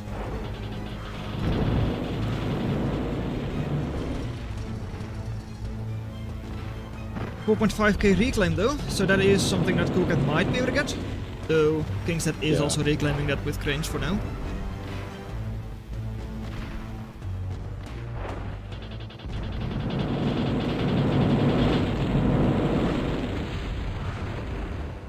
Yeah, now my lose Kingstead doesn't feel so bad, haha. Yeah, Kingstead is probably one of the favorites, I'd say. I think. The funny thing is that he didn't even like enter the tournament. It was like even registered. He like subbed in for somebody earlier. So Yeah, indeed. Just like Kuka did. yeah. Last tournament, the tournament in March, they were also on the reserve list for like if someone drops out. Yeah.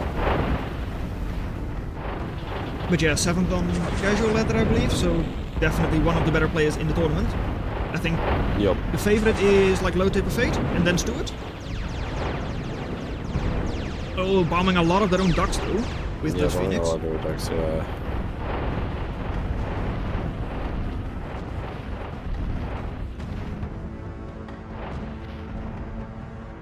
I don't like the fact that they keep just going mass duck into Ripper, but oh well.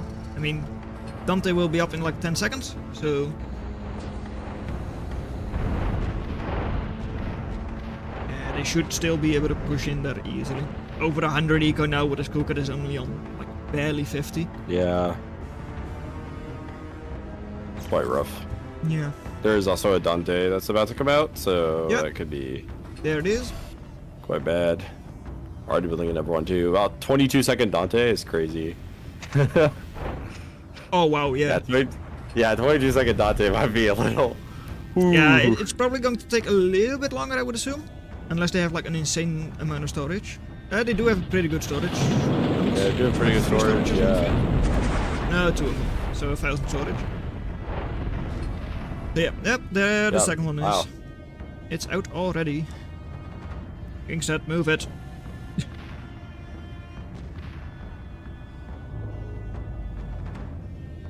For now, holding the line, 3 caretakers in front just to get all of the reclaim. Well, a bit of the reclaim. It's out of Yeah. range for most of it.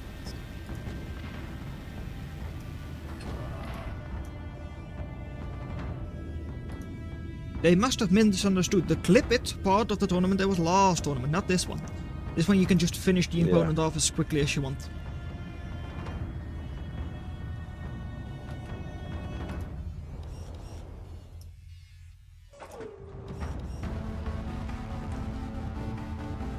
Crane's going to be cleaning up, well, first creating a couple of maxes in the west, and then Lotus just to clean up the single yellow max. I mean, if they want to, they can even just move their cranes into the back of the eco and just clean up the like 6 maxes they have over there. But there it is. Dante now hitting their front line, so yeah, GG indeed is called. Alright, 20-minute match. Would have been over a long time, a lot earlier, but oh well. And we will be going out of round 4 shortly. We'll be right back after a brief intermission.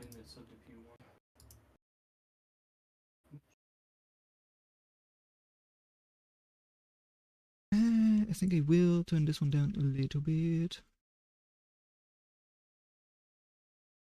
Turning the game down just a bit. And turning on the main menu music again. Because we are in the main menu again. Let's see, I think that was probably the last match for round 3, I would assume. Yeah, all of the matches have indeed finished. Steel Blue, Low Taper Fate, Sixy, Kahoy, Fox, Skoran, Jailbird Kila, Kingstead Skull, Electric Boogaloo versus Cool Cat. Potentially. At least we are moving along with the tournament. Round 4 already. I Yeah. thought this was gonna, Yeah, that's 3 like hours. halfway, I guess. Just pool. Yeah, well, pools typically takes a while. 0K games typically last about 40 minutes, but team 1v1s take slightly less longer. Slightly less longer. Slightly less long. Long time. Yes. Alright, looking at the matches we have lined up, I would say Low Really Taper was Fate. frustrating with game work though. I don't know why it's broken. Who knows what's going on with that? It's not my fault, I swear. Ready to go. And it shows correctly on stream UTA. It is just totally broken in every other respect, so. I'm sorry, why is this? Good question. Something to worry about later. Okay, I don't know what they're talking about. The first Something one or is the second broken, one I was guess, probably but a mistake. you know what? I think the next match we will be casting is probably going to be Steel Blue versus Low Taper Fade. Battles first. I think that's one of the matches that, or like, games that I have not seen either player Battles. Yes, I really want to do it. from. And I don't Did you remove the old battle? I don't know if like Qrow has seen either one of them, Yes, I really want to do it. but it's would at least in my eyes is the best looking match. Oh yeah, I on believe paper. we're about to get started with the next round. Let's go and pick a game to do. We'll take Steel Blue, Low Taper Fade, I guess. Yep, that works. Oh, congratulations on success. 60, no, Electric Boogaloo, Jaybird, King Set, Fax, Steel Blue. There. Congratulations on being the longest game Found it. twice in a row. Really got that stream up time. Except it crashed every time. Very unfortunate. Alright, Jaybird, yeah.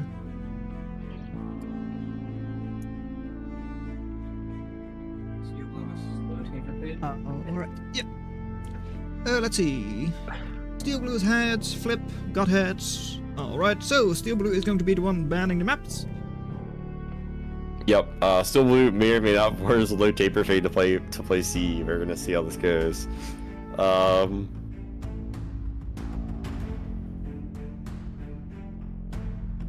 It's round 4 and we're still asking how are we going to pick the maps. Yeah. How have we not learned how to ban It's maps just yet, like guys? last tournament.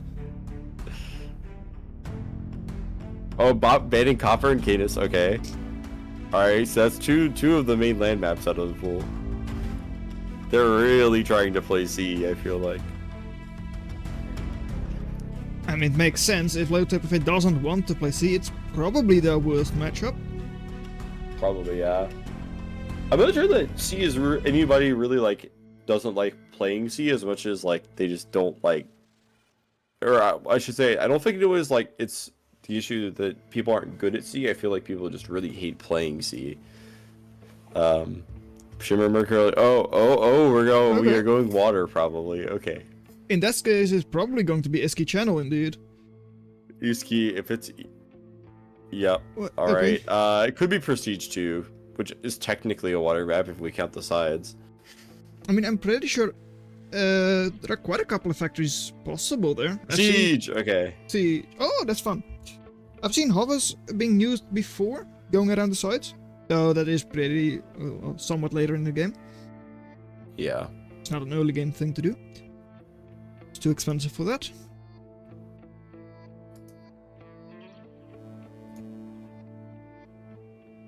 Prestige was in the matchmaking pool like a couple of years ago, right? Yep. Yeah, okay. I do believe so. This was like one of the first maps I saw Shadow Fury cast, I believe. Yeah, I'm pretty sure.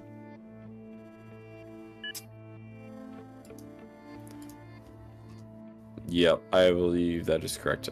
Still Blue going hovers, and I don't know Low Taper Face going, but you'll have to see if anybody actually abuses the C on this map. It is abusable for sure. So Yeah. Yeah, especially because at least back then you tended to see people go for a couple of tidal generators in the back. So hitting those with Yep. your hovercraft was always quite nice. yeah, we'll have to see if they go for like dagger spam through the back door or something.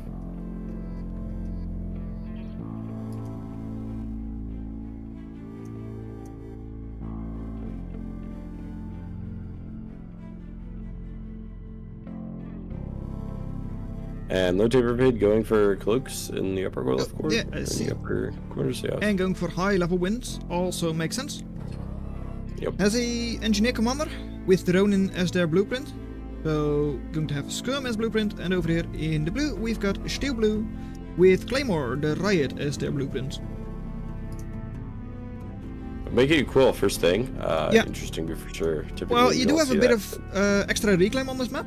Each of these like Yeah. crystals has like 75 metal and 75 energy. And in the middle you've got like 175 because of the like 4 like small crystals besides them. And Scythe going to start from Low Taper Fade though. That's interesting. Going for a little bit of sneaky tactics. Not sure what they're going to try and hit, but oh well. Wind on the high ground is 0.7 wind floor, so is quite nice. Even though we only have 25% wind right now, it's already 1.2, so more efficient than the solars from Steel Blue.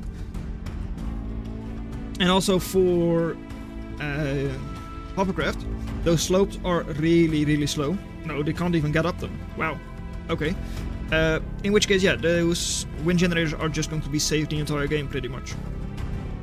Yeah. I don't believe that they should actually see any direction unless Steel Blue goes there, so should be, or never like bot factory, so yeah, should be pretty safe. But Vander's about to see a dagger here, should take care of it fairly easily.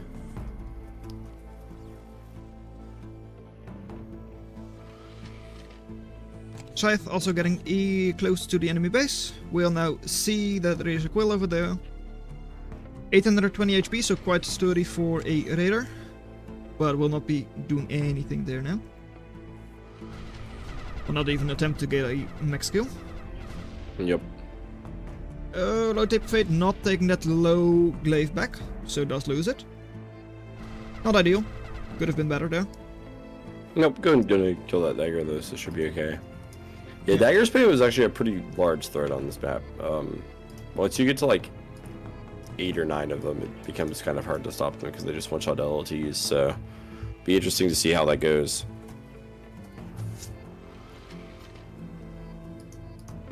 Currently, I believe they have 7 small up here, yeah, so... Low Taper Fate also going for like Terra maxes, at least very small terraform around the maxes, which I do find a bit strange. Yeah. This is not enough to like stop the daggers from hitting it, at least for one of those maxes. Might have just been a bit of a misclick there in the height, because that is like unpathable for hovers, but it is not stopping the daggers from hitting it. Yeah. Down south, well, that's all 4 glaives cleaned up, just losing 1 dagger. Yeah, indeed. Siphon the base, Yeah. Does take down the max. And second max is also just barely going down. Yep. No Quill close by either. We'll be creating one now. So we'll still take a while before the next maxes are. We'll probably put up a max or 2. Yeah. Nice little raid up north as well.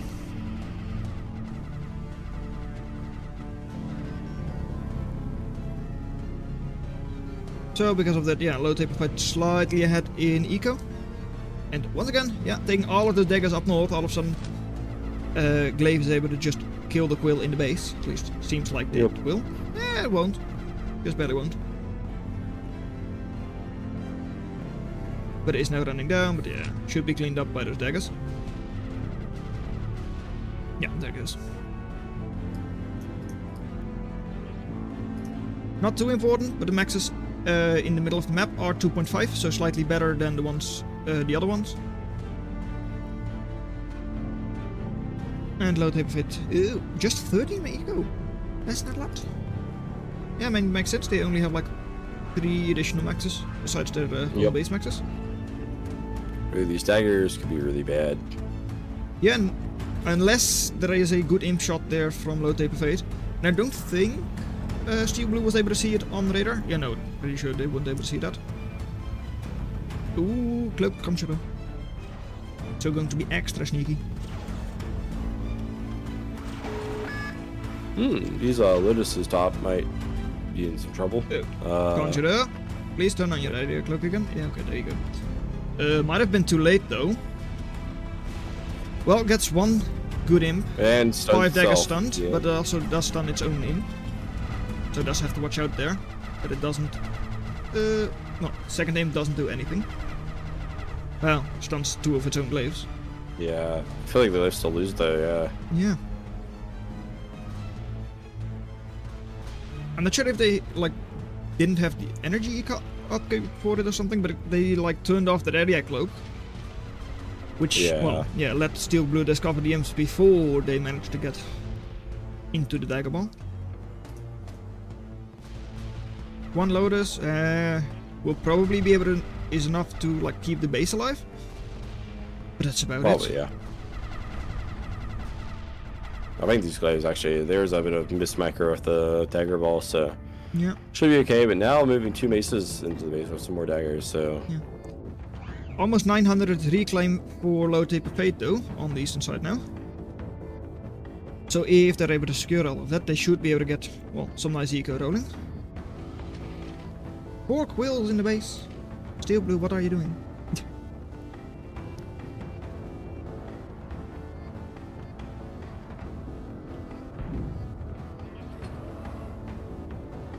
Knight being healed up. Alright. Did push Steel Blue off of the middle there. Imp 2500. So yeah, is also enough to stun a mace. Does get a stun off on one of them. But is probably not able to. The second one, yeah. Yeah, can't take advantage of it.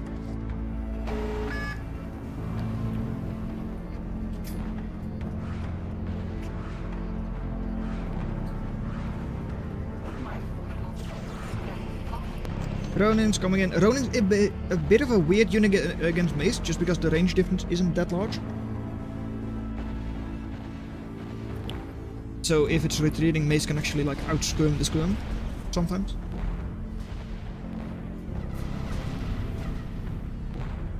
Once again, good number of daggers are stunned by the imp. Yeah, still engaging against 2 operational Mace with your glaives. Yeah, not great. Losing all of the glaives there. That's kind of cooked. Yeah, yep. GG. Steel Blue gonna take it. Yeah. Definitely an upset. That was a pretty quick game considering the skill of the players, I think, too. Yeah. Definitely an upset, though. Yeah, as I said, I'm pretty sure like Low Taper Fate is the like favorite to win the entire tournament. Maybe Cool Cut. Yep. So, yeah, pretty crazy. Alright, we'll be back soon with some more 0K on stream. Gonna go do some maintenance work right now. We'll be back soon. Yeah. And I come back for the like top 4, right? Yep, you'll be back for top 4. Okay, so, right. See ya. Alright, well, that's cringe over, maybe. Also, I've once again forgot to turn off the main menu music. Come on, amateur hour. Also, like, I now turn it off, even though now I'm in the main menu. Now I should have it on. Come on. Oops. What happened for KSLE to beat another upset? Really? Oh, Skell. Skell to beat Kingstead. Okay. That's not as much of an upset as I thought. I mean, Skell is is a pretty good player as well. Jaybird and Keela, are they done? I don't know if they are. What matches are still ongoing? Jaybird is still ongoing and Electric Boogaloo versus Cool Cat is as well. Running for quite a lot longer than I, would have expected, honestly. Yes, I wanted to leave. Rejoin. Jaybird versus Keela. One of the, like, lower ranked matches. At least, yeah, for now, yeah, current round that is the lowest rank. Seems like it at least. Yeah, Jaybird versus Keela, 60 is higher rank, yeah. So this one could take quite a while. As we've seen like before. That, yeah, sometimes low ranked matches are a little bit swingy, a little bit stalematy, where neither player is really able to finish off the other player. So, Jaybird versus Keela. Horizon, not sure whose commander that is. He's been upgraded quite a couple of times. Level 3 for now, but also seemingly going bye-bye with the commander. Indeed, because that was Horizon. The recon for Jaybird is still alive. So Jaybird able to expand way better. Able to get all of that northern side cleaned up as well. Venom could do a little bit of damage though. With like a couple of fences, even though they are low HP and like healing up and all that. Should still be able to deal with it without too many difficulties. At least I would assume so. So yeah, seems like this should be an easy victory for Jaybird. Has like way better army on the field right now. About double the army value. And in total, yeah, also like close to double, like 40% more. Eco, 20 versus 40 or like 30-ish. But again, yeah, it is a lower ranked match. Maybe they are not really able to clean up the enemy. Like Kingstead versus Coolcat, not able to actually finish off the other player. A low skill match, right? Kingstead versus Coolcat. Yeah. Because Fencer, Badger, alright. A couple of Skirm and artillery-like units. Both not really true artillery and also not a true Skirm. It's a bit of a weird unit, both of them. Also, both of them surprisingly good against fleas. When you consider their unit class, because of the homing missiles and relatively fast fire rate on the Fencer, and the mine-laying abilities from Badger. Jaybird also has fire towards enemy turned on, so Badgers should be quite effective. Ravager in front, high skilled maneuver, so we'll be cleaning up Lotus. And yeah, well, couple of Redback, couple of Recluse. But realistically, there shouldn't be anything that, well, Keela is able to do, or rather, Jaybird is able to do to lose this match. It's not that Keela would win, it is that Jaybird would lose. Yeah, I don't really see a world in which that happens. Even though, yeah, you can sit on the hill and, like, get a little bit of extra range. Actually, no, because none of these units get extra range. I forgot. Actually, no. Recluse do get it. No, they don't. Okay. It's a effective range just because of its, like, larger spread, I guess. Meh. No, not even that. Okay, sure. It does get a bit of an advantage just because it is able to shoot, like, over the side of the hill, where direct fire weapons are not able to hit you. But still, yeah. Max is being cleaned up. Keela might not know. I mean, they're giant ring. They should know they can resign rather than having to be defeated. But that's fightable. I mean, it is still like 2000 value. That's not nothing. Cleaning up a couple of raiders, that's not too difficult because you do have, like, well, a Redback, a heavily damaged Redback, but a Redback nonetheless. And there, Jaybird comes with their Recon Commander. Cleaning up, second to last mechs Keela has. And also, yeah, even if it wants to, it can just move into those units and just kill them off. Now forcing the Recluse into the enemy. And you know what? I take it back. Maybe Keela doesn't know resigning is an option in this game. And you know what? That's probably something they should learn, but it doesn't matter all that much. The only thing we now have to wait for is this Venom getting killed off. Question is, do they have... Oh, it is slightly out of radar range. Okay, well, they do know how to give up. It says destroyed. Oh well. Good job, Jaybird. Eco advantage, later half of the game. We didn't really see that earlier part, but was able to get up. Well, good army, get good trades going.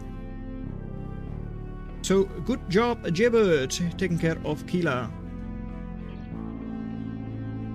So, Jaybird vs Keela was the last one for round 4, which has now also finished. Which means that we go into the, like, top 8.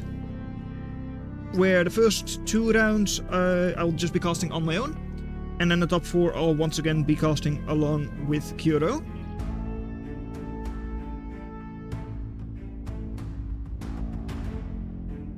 Skell is BRB. Will soon be back.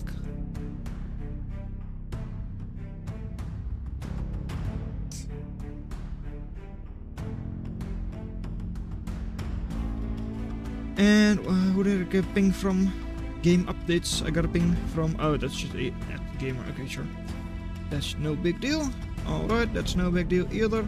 That means I can just hold on tight and wait for the next round to start.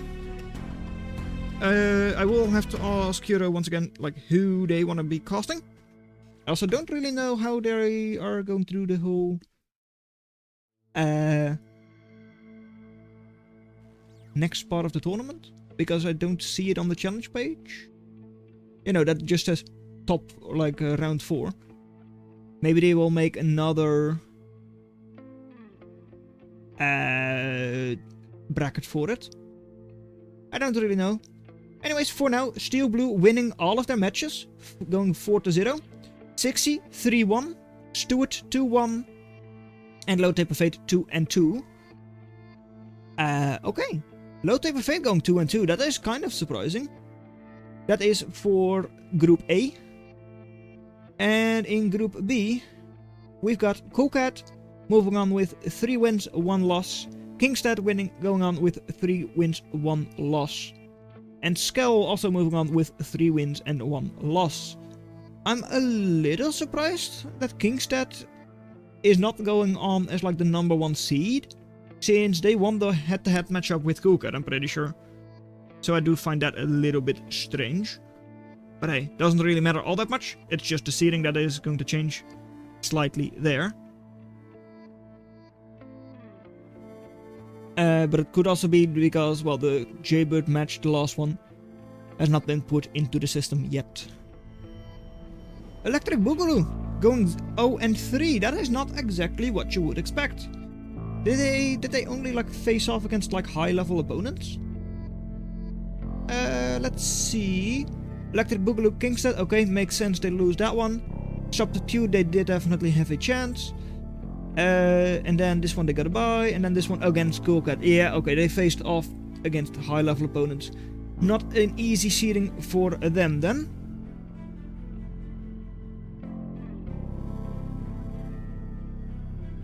And is this the break period? Yes, now time for top 8.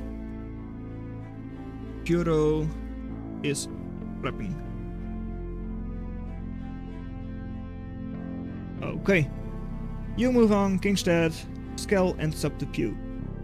Still, last match has to be put into the system, but yeah, then it is all good.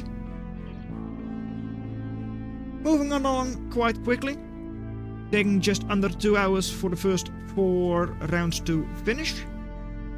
We have another 4 rounds to go. They're like top 8, top 4, top 2, and then the grand final.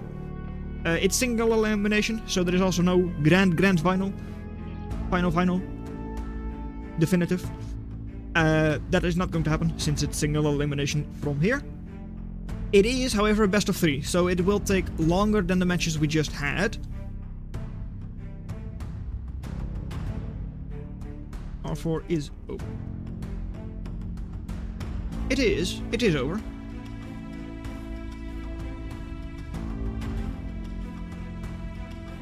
We will reconvene 20 minutes from now.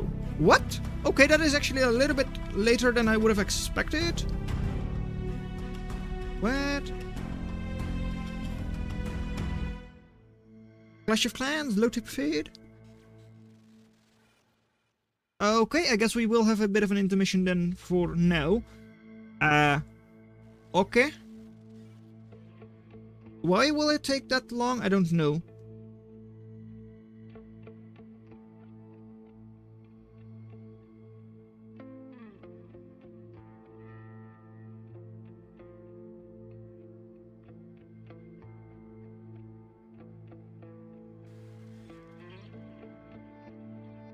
Let's see.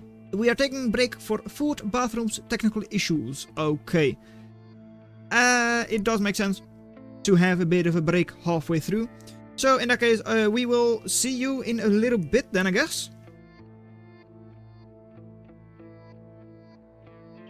And I won one. I'm happy with today. You did very good. You managed to, well, get 5th in your bracket. You got ahead of Electric Boogaloo. Of course, they had a bit of a hard time with the opponents they faced off against, but they went 0-3. Just like Keela.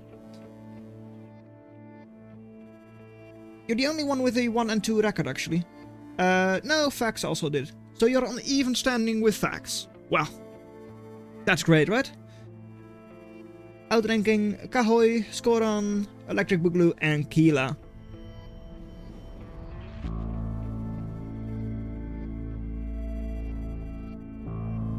Okay.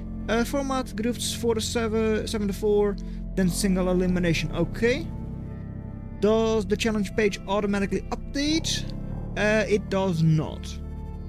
At least, no, I don't see it. So yes, as Qrow said, technical, a slight break for now. And I will see you after the break, in that case, yeah. Come on. Technical difficulties? No, that is not the one. Why is it not that one? Hold on. Why is it not? Hello? Hello? Yeah, now it does work. Why didn't it?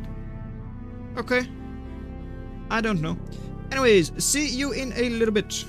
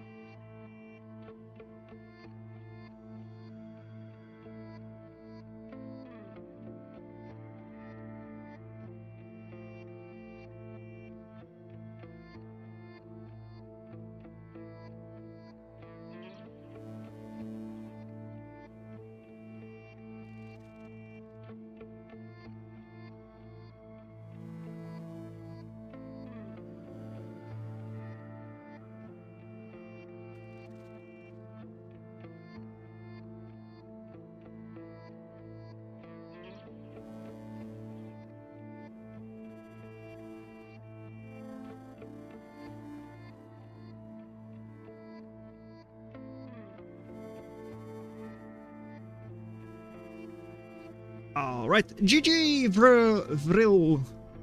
Hello there. Haven't seen you around before.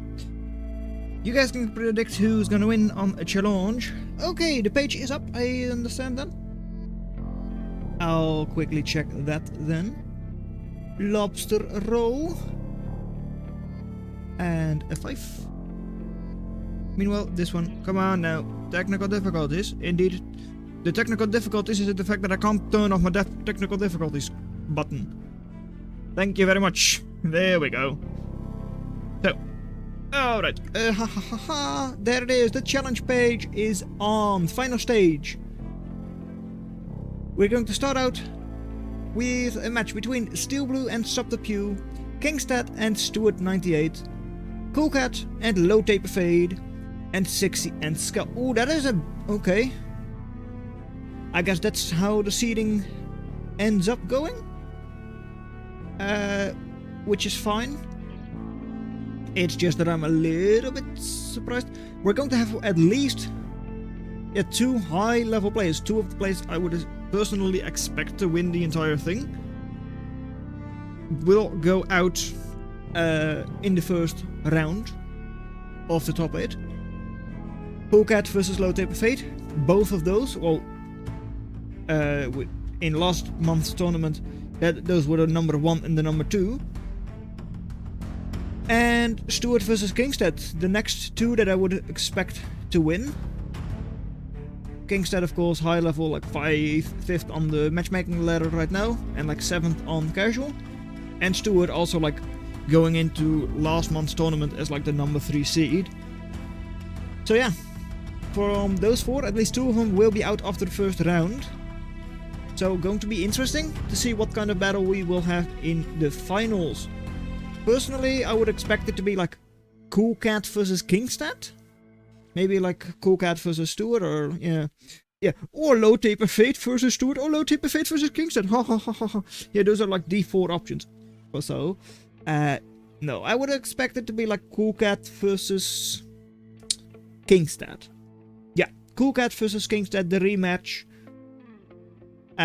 in the finals. Let's say that.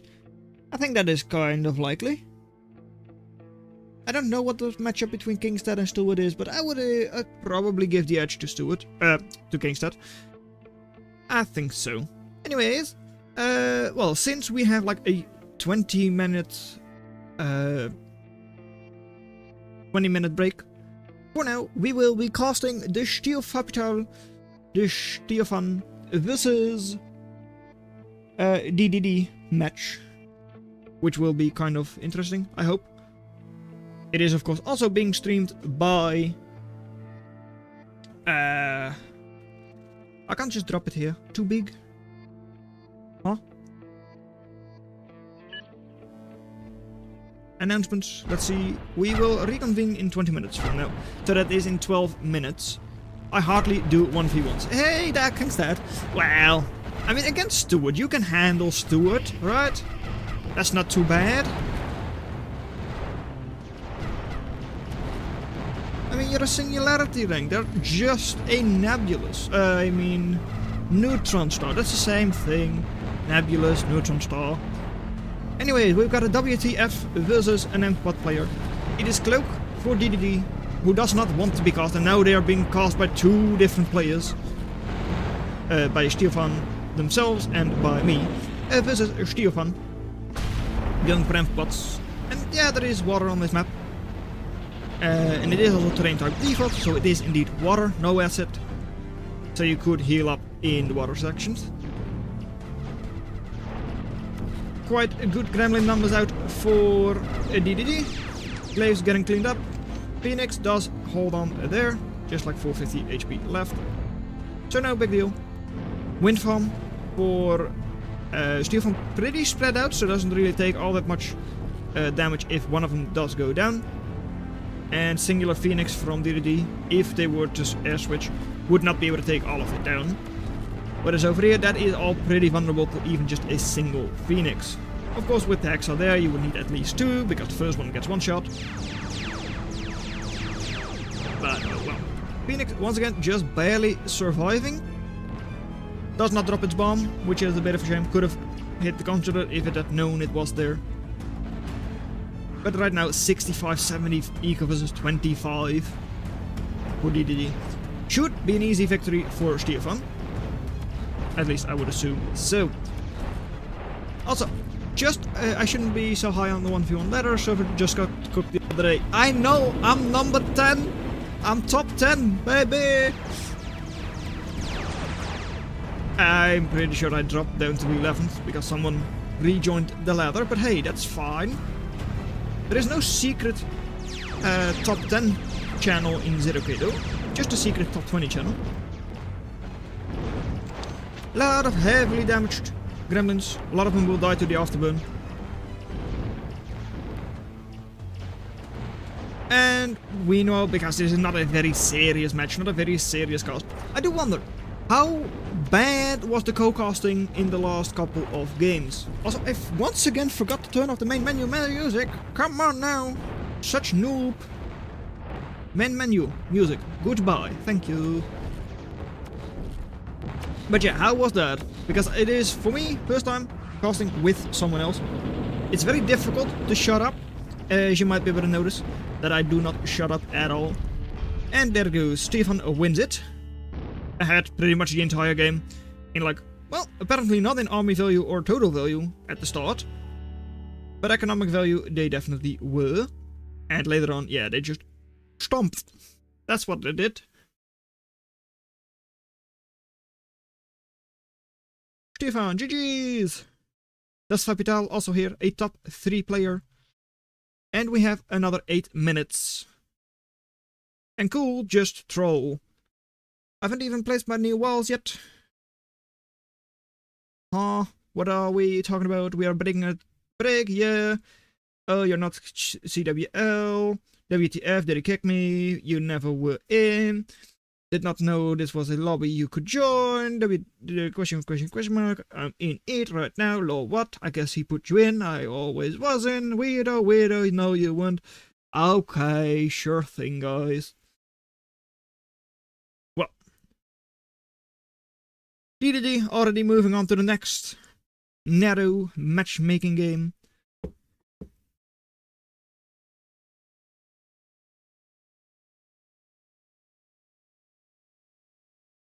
And I guess Stefan also joining the next matchmaking. Yep, in game for 10 seconds.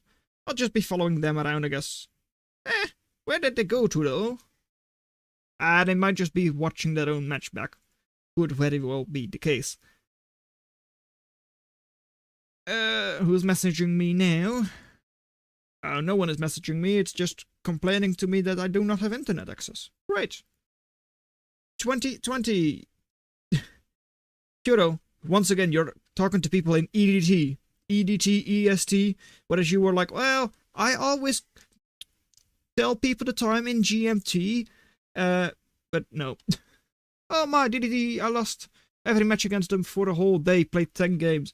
Yeah, I also lose to DDD pretty much every single time I face off against them. Not that it's all that many times. I faced them like a couple of times. I have no idea how many though. Let me just look that up.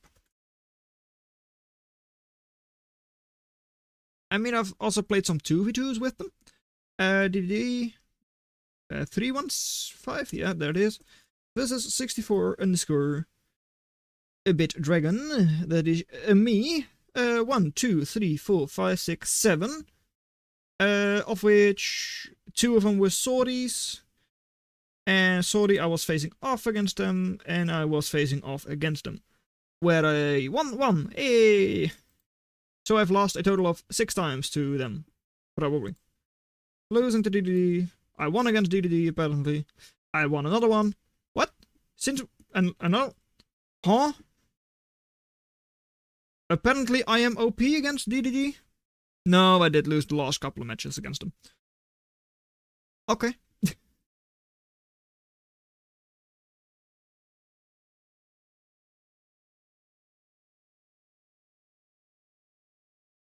And let's see, well, 5 more minutes before we continue on with the tournament. I should also once again turn back the main menu music, if it lets me today. Thank you very much. Come on now. There you go. Good job.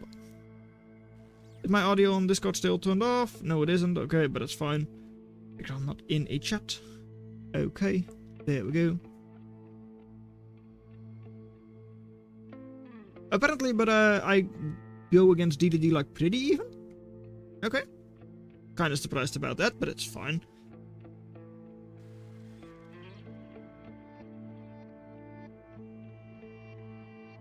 Let's see. Well, we've got Das Capital, who is watching back something, probably Electric Boogaloo, I would assume, as well. Septipew, probably. Stewart, probably. Okay. Well, Fax versus DDD. Wait, Fax was in the tournament, right? Did they lose all of their matches? They subbed in for Logix. Because Logic got banned again. Are they out? Fax, yeah, Fax is out. Losing against Stewart. But winning against Qrow, 2 wins, 1 loss was apparently not enough for them to go through.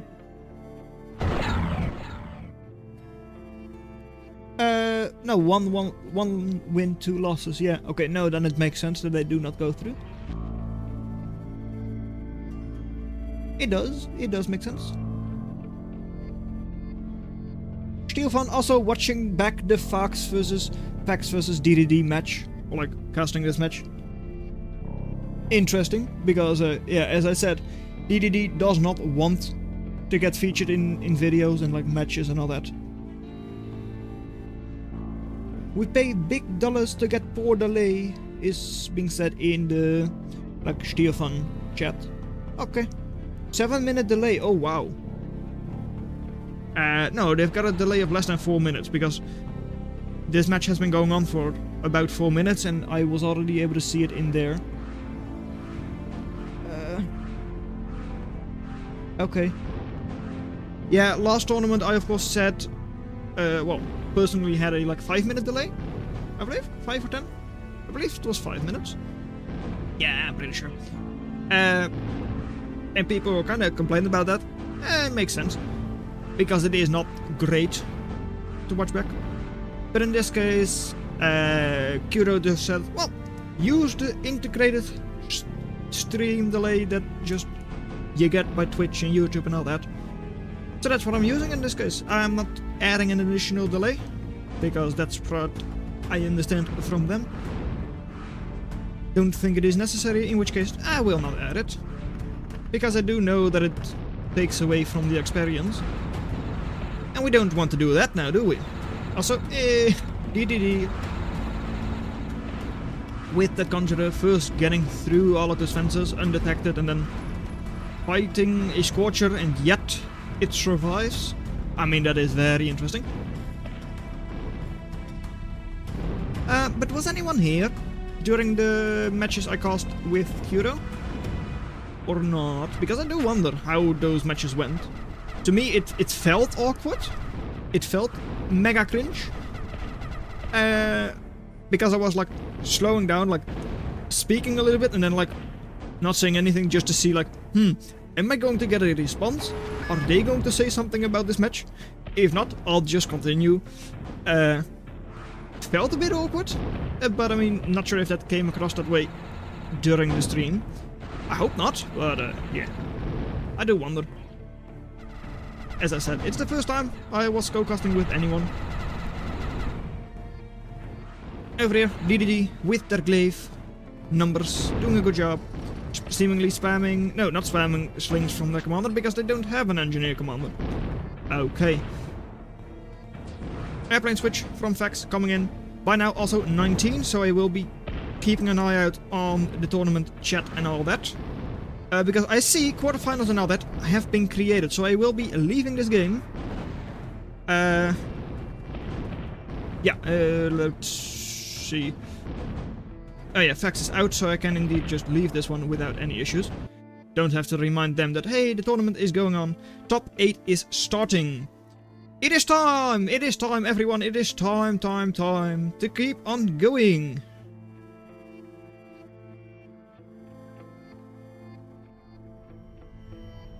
It is between Steel Blue and Stuart, as we said before. 6E, Skell, short name versus short name. Kingstead versus Stuart. Steel Blue versus Subterfuge, because in the last Stuart versus Steel Blue. Coolcat versus Low Taper Fade. I don't see them in any of them. Qrow is going there, then I am going Coolcat, Low Taper Fade.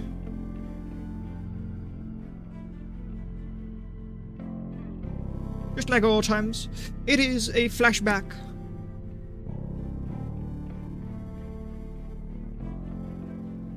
Oh, he came on stream.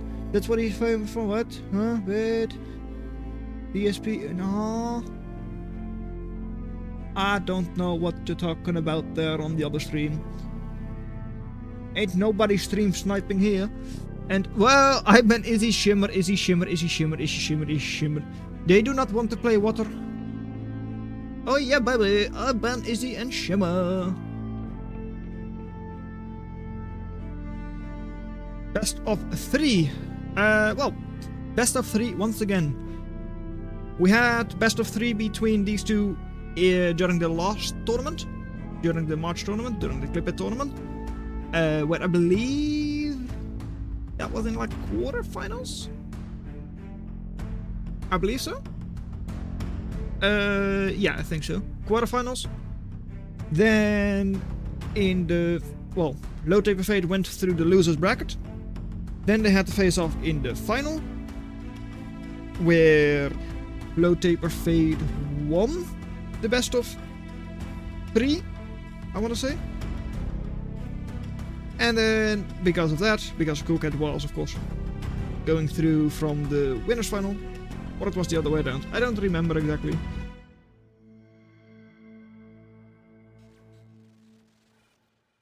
And then in the grand final, it was Coolcat who ended up winning that, like, best of 1, the deciding match. And I mean, it was fine because co-casting live takes skill, and also not doing it next to each other is hard. Yeah, it is, because you don't like get the visual clues of someone going to speak. It's just that you can hear them speak, and then it's like, oh well, yeah, I'm already speaking. It's too late now to stop, so you don't really have that. So I mean, that makes sense. And well, you know, I feel like this could very well be like the match of the tournament. I don't know how the later matches, like the final, is going to stack up. This is probably the like highest rank match we're going to have, unless we do get like a Stewart Low Taper Fade, or like Stewart, like the Kingstead, Coolcat, something like that once again. But it is Mercurial Vision 1.1 with the Femboy Impregnator by Low Taper Fade. Okay, that is a very weird commander name, I will say. Sure. Yeah. This is the no commander yet for Coolcat. On a map that, well, does, well, give a couple of options to recon commanders, being able to jump down at the start, get like 3 of these maxes really early on, is very nice. It's a map where, yeah, jump bots can do the same thing without a recon commander. Spiders can just run down the hill, run down the cliff, also no big deal for them. We did already spot his very hesitant Low Taper Fade placing down a factory, I'm pretty sure, for a millisecond, for like 2 frames. There it is. It is going to be cloak bots for Low Taper Fade. I don't know what their commander is going to be, so that is something we do still need to see. And Blademaster Shinobi, as I said, recon to jump down and get all of that eco. Also gives vehicles a bit of an easier time, I wanted to say, but then you still plop it up top. I was like, well, it gives your vehicles an easier time because it doesn't have to go down the slopes and all that. Going down the slopes is not a big deal either, though. But it does get them to the front, well, quite a lot easier. Wind generators are coming up as well, 0.6 wind each. And let's see about commander over here. It is indeed an engineer commander, a Ronin spamming engineer commander for Low Taper Fade, who is once again going for the scythe start.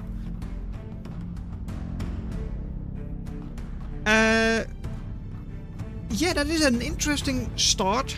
Normally you of course see people go either like super greed mode in terms of like conjurer, double conjurer, and then follow up with glaives, or you just see them starting with glaives. But no, oh, this is also, okay, there it goes. But no, they are going for scythe, just like they did on Prestige. It is a higher eco map, so it doesn't really cost you as much, at least I feel like it doesn't cost you as much as it does there. They did also lose that match, yes indeed they did. So yeah. Early Ripper though. Huh? Both of these players going for crazy starting compositions. Yeah. Rushing a Ripper out? Huh? I don't understand. I don't. But oh well, I mean, it is an expensive unit for them, it is an expensive unit for Low Taper Fade, who should be able to dodge it without any issues. Seeing it now, running around, no deserting. And the glaive is able to get a couple of shots off, but doesn't do any damage, and does get cleaned up without any issues. No defense in the home base, does have a Scorcher up soon, once again, and is immediately going into a rover plate, even though they're on only 15 metal for now. Ronin's also coming out for Low Taper Fade already, makes sense because you have spotted an enemy Ripper. And over there, well, Scorcher is out and you are spotted. Well, you should have been spotted. And now you're going to do a little bit of damage to the enemy factory. Cleaning up like 3, 4 wind generators. I mean, it's not a bad trade, right? Well, bad trade. It's not a good trade, but it's also not awful because it does slow down your enemy's energy eco and all that. Might allow them, give them some access, but doesn't seem like it will. Because, yeah, they don't have all that much metal anyways, and they do have those solars down low. So yeah, it's not really struggling with energy all that much. Still, eco for low taper fate a lot better. Expanding very quickly. Nicely done there. Commander immediately running forwards, Conjurer as well. So I already has quite a couple more maxes than Coolcat. And also had like second Conjurer, third Conjurer is getting up quite a couple of wind generators up on the hill. So yeah, good eco on those. 81% wind right now, that's 2.1 each. And 2v1, those glaives could easily take that Scorcher, though not if they're chasing. Going up the ramp for the Scorcher is also another option though. It is slowed down, and against double loaders especially, yeah, it just vaporizes. It is down already. Over here, Coolcat is able to get 1 max cleaned up. And Scythe has been created. Will once again run forwards. Maybe just a scout, which wouldn't be a bad thing. I mean, I don't think it's really able to do a lot of damage. I don't think so, at least. It doesn't deal any damage because it will get cleaned up. That is a shame. Scythes are not cheap. Quite expensive, 250 each. That's more expensive than a Ripper. Over here also like wasting 1 Ronin. Not exactly amazing micro from Low Tape Fate. Something they are doing this time around, and just like they did last game, area maxing, but then like, well, not area maxing in this case, just a single max, but terra maxing. Making it more difficult for your enemy to hit your max, because look, a lot of units wouldn't be able to shoot at it. Because there is a small wall around it. First Knight is also out, other than that they're seemingly just going for raiders. Can do some damage over here. Mason all alone. Max also undefended. You do have a couple of like Scorches there. The glaives are in your radar range as well. So you are, or should be able to spot this and send those units there to defend against it. Good raid on the other side. Apparently the area max, terra max was not terra'd enough. No, not enough terraform. Or, that's the other option, manually firing at it with your Ripper. Takes a little bit more attention, but the AoE can also kill. Commander forward in a good position, but will now be, well, engaging against those enemy fencers, which are trying to stutter step best they can. Commander, still 2300 HP. Not very healthy, right? I mean, it's about like 60% HP left. Still under fire, like 40%. Yeah, you have to watch out there. Over on the northern side, well, a couple of Scorchers are engaging. Couple of glaives there with loaders to defend though, so is not going to be too bad. Still quite a lot of reclaim. That should all be for Low Taper Fate soon. This 240 for sure, but even this 300 they should be able to get. And this 200, 300 as well. Eco has been evened up quite a lot by Coolcat. Because of the raids down here, and also just the fact that they have been expanding themselves. Not all that much though, especially with the Mason going down over there. That expansion has been stopped. But hey, they do still have pretty decent eco. Attrition is great, and if we look at army value, it is also looking very good for them. Look, they are ahead with like 400, 500-ish. Yeah, that is a little over 500 more for Coolcat. Taking down a knight, 350 more value destroyed. Glaives also not the best at dealing with fences, especially not if you have like low density, low number of glaives. Because yeah, fences can just hit them, which a lot of other scums are not able to do. But yeah, with their homing missiles, fences are able to hit your glaives at least. So you need a decent number of glaives before you can engage like 5 fences. The other option, of course, knights with 2500 HP are able to close the distance and then stun and kill, because they do have, well, pretty good damage. Each of them 230 per shot. Not able to 2-shot fences, but just 3-shot them. Commander there though does get cleaned up. Caretaker is already up, so we'll be reclaiming it, which is very nice. And I would like... Yeah, okay, they're doing that now. I was about to say, I would like to see Coolcat get up all of that extra eco though. Because that was something they were still kind of missing. Ravages getting cleaned up by the glaives. Might be able to get 1 or 2 more. Yeah, that's 1 at least. 2. Maybe even 3, because this is still going to take a while before the glaive cleans that Ravager up. So might still do some damage. Yeah, there goes. Ravager still alive, 900 HP. Would be able to clean up those maxes. And there goes. Low Taper Fate has been destroyed. Was ahead by quite a bit in terms of eco. Couple hundred the entire game. But yeah, already 200 X's. I mean, that's not a big deal, right? That's just from the commander going down. But that army value from Coolcat was always just so much better than that of Low Taper Fate. Yeah, with better army comes better attrition. GG!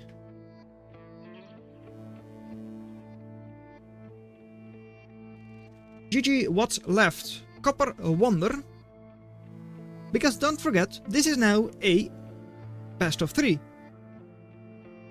It carries over, I would assume so, because otherwise people would just say, I ban Izzy, I ban Shimmer. I don't know.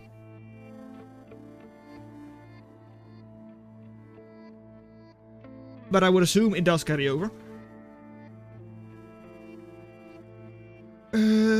Does round 2 carry over from round 1? The bands, I think. I think so?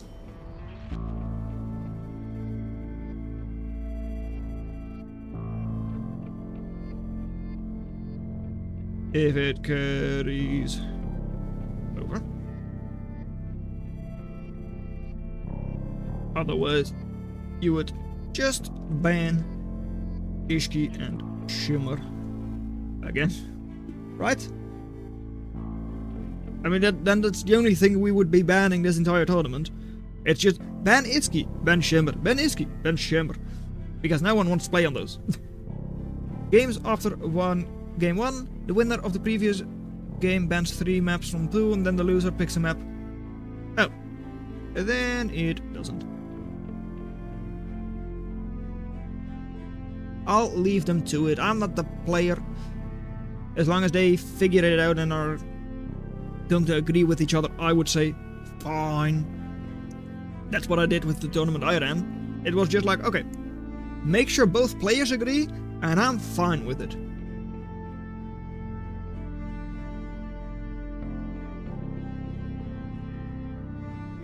So, okay, then, well, you ban. So you ban 3 maps from the map pool. That's going to be Ishki, Shimmer, and Wonder. Who would have thought? I didn't see that one coming. That Coolcat would once again ban Ishki and Shimmer. I could not see that coming. There was no way I could have seen that coming. Once again, I forgot to turn off the main menu music. Come on, I'm such noob. I am such noob, I am. Main menu music. Goodbye, even though we are currently in the main menu. But yeah, I did not see that coming. There was no way I could have. Anyways. 3 maps have been banned. That means that it is now time for Low Taper Fate, the loser, to choose, and they choose Copper.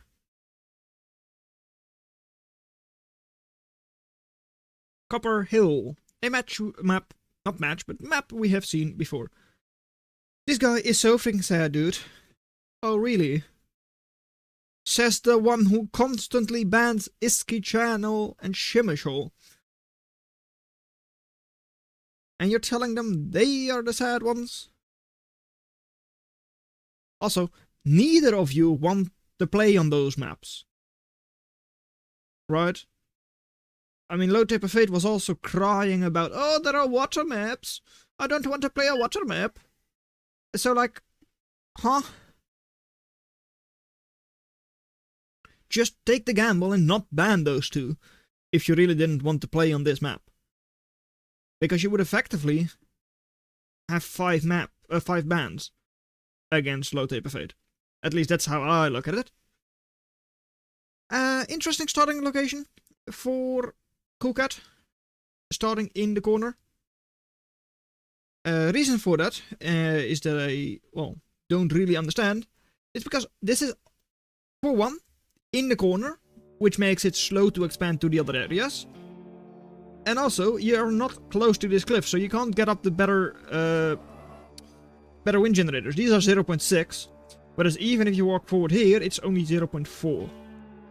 Anyways, we've got a match between, in the blue, Coolcat, with an engineer commander with Sling Printer as their blueprint, versus, in the red, Recon commander, which is a bit weird, I guess, combination of Recon and Spider, and Spider Factory for Low Taper Fate in the red. The reason I say it's a bit strange is because usually, at least that's how I look at it, it's like, okay, I'll take a Recon commander if I want extra mobility, but my factory can't get there. So like, for instance, if you want to get this max very quickly, because you think it is very important, I would take Recon commander, but then I would like take a, I don't know, Cloakbot factory. Because then your commander would be able to get there instantly through its jump. Whereas the Cloakbot factory wouldn't, but hey. What do I know? These are the high level players. Maybe they have a strategic point for the Recon. Maybe they want to upgrade it and like do some like juggling of manual weapons and all that with it. I mean, I could see that. Not in a 1v1, but in a team game I would be able to see that. Getting it upgraded to like level 3, level 4 is probably too expensive. You do have a good number of maxes on this map though. 2.0 each as well. So not just a good number of maxes, but also like standard value. It is on Kansas River, I believe, where the maxes are like 1.7. So those are a little bit worse than average. But these are just perfectly fine, perfectly average maxes. But the same goes for the middle maxes, right? So like on Wanderlust, I believe it is. Yeah. The middle maxes are like 3 point something. Are bigger. Those are big maxes. But these are not. These are just normal. And over here, hey, they're once again going to try. I don't know, I don't like that. You're not facing off against an AoE factory in this case. Yeah, Reaver does have some AoE, technically. Right, it does. But it's not great AoE. So it's probably not able to hit the max either. Ronin direct fired as well, so also wouldn't be able to hit it. I just don't know if I like the Terraform max, especially like one of you, one of your back maxes as a Terraform max. I don't know if I like that.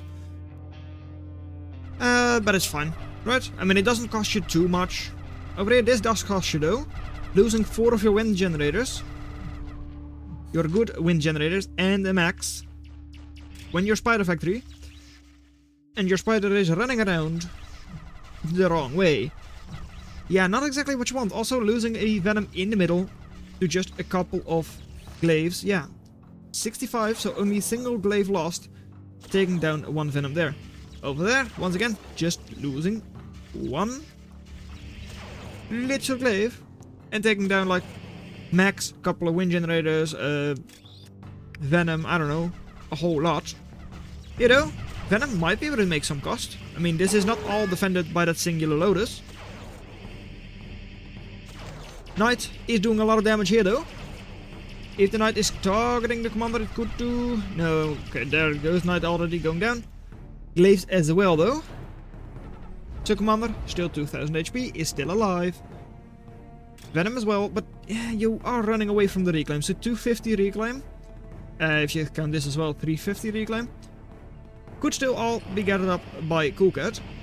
Coolcat is accessing, but also ahead in eco. So accessing isn't the worst thing ever if you're ahead. Commander jumping away. Metal extractor, or not metal extractor, solar panel gets cleaned up. Next one is armored up, so does at least not suffer as much. Takes 3 shots. There goes, goodbye. And over here, hey, finally a good fight for Low Tip of Fate. Managing to take down one more glaive. But yeah. Oh, again. Singular glaive, just able to sneak through. Glaive, stay up here. How much value? Like 400 value-ish? 350? That could all go down quite soon.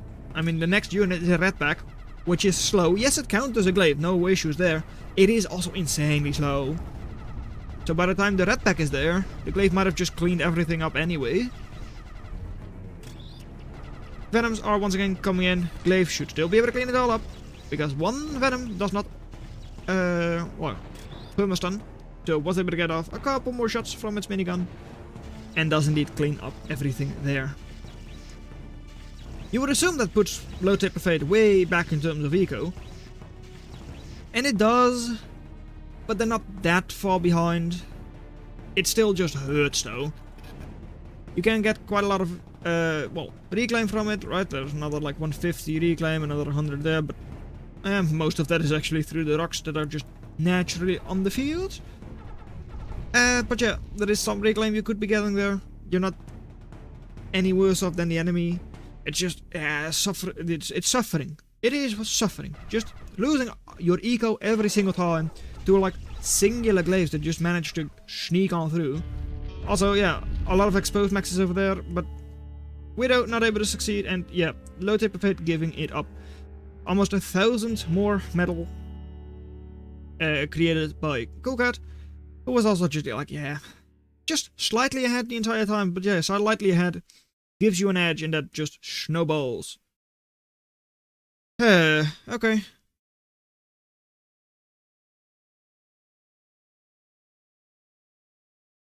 So GG, it is Coolcat who wins 2-0.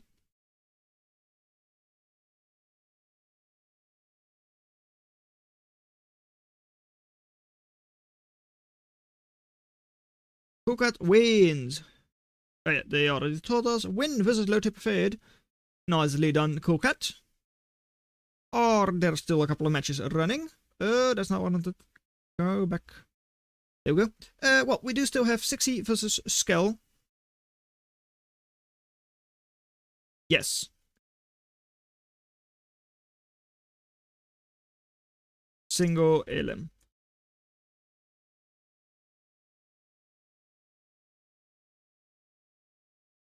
The only players who do still have to fight after a loss, right, is in the semifinals. Only in top. Only for third place. There. Yeah, there is a losers match.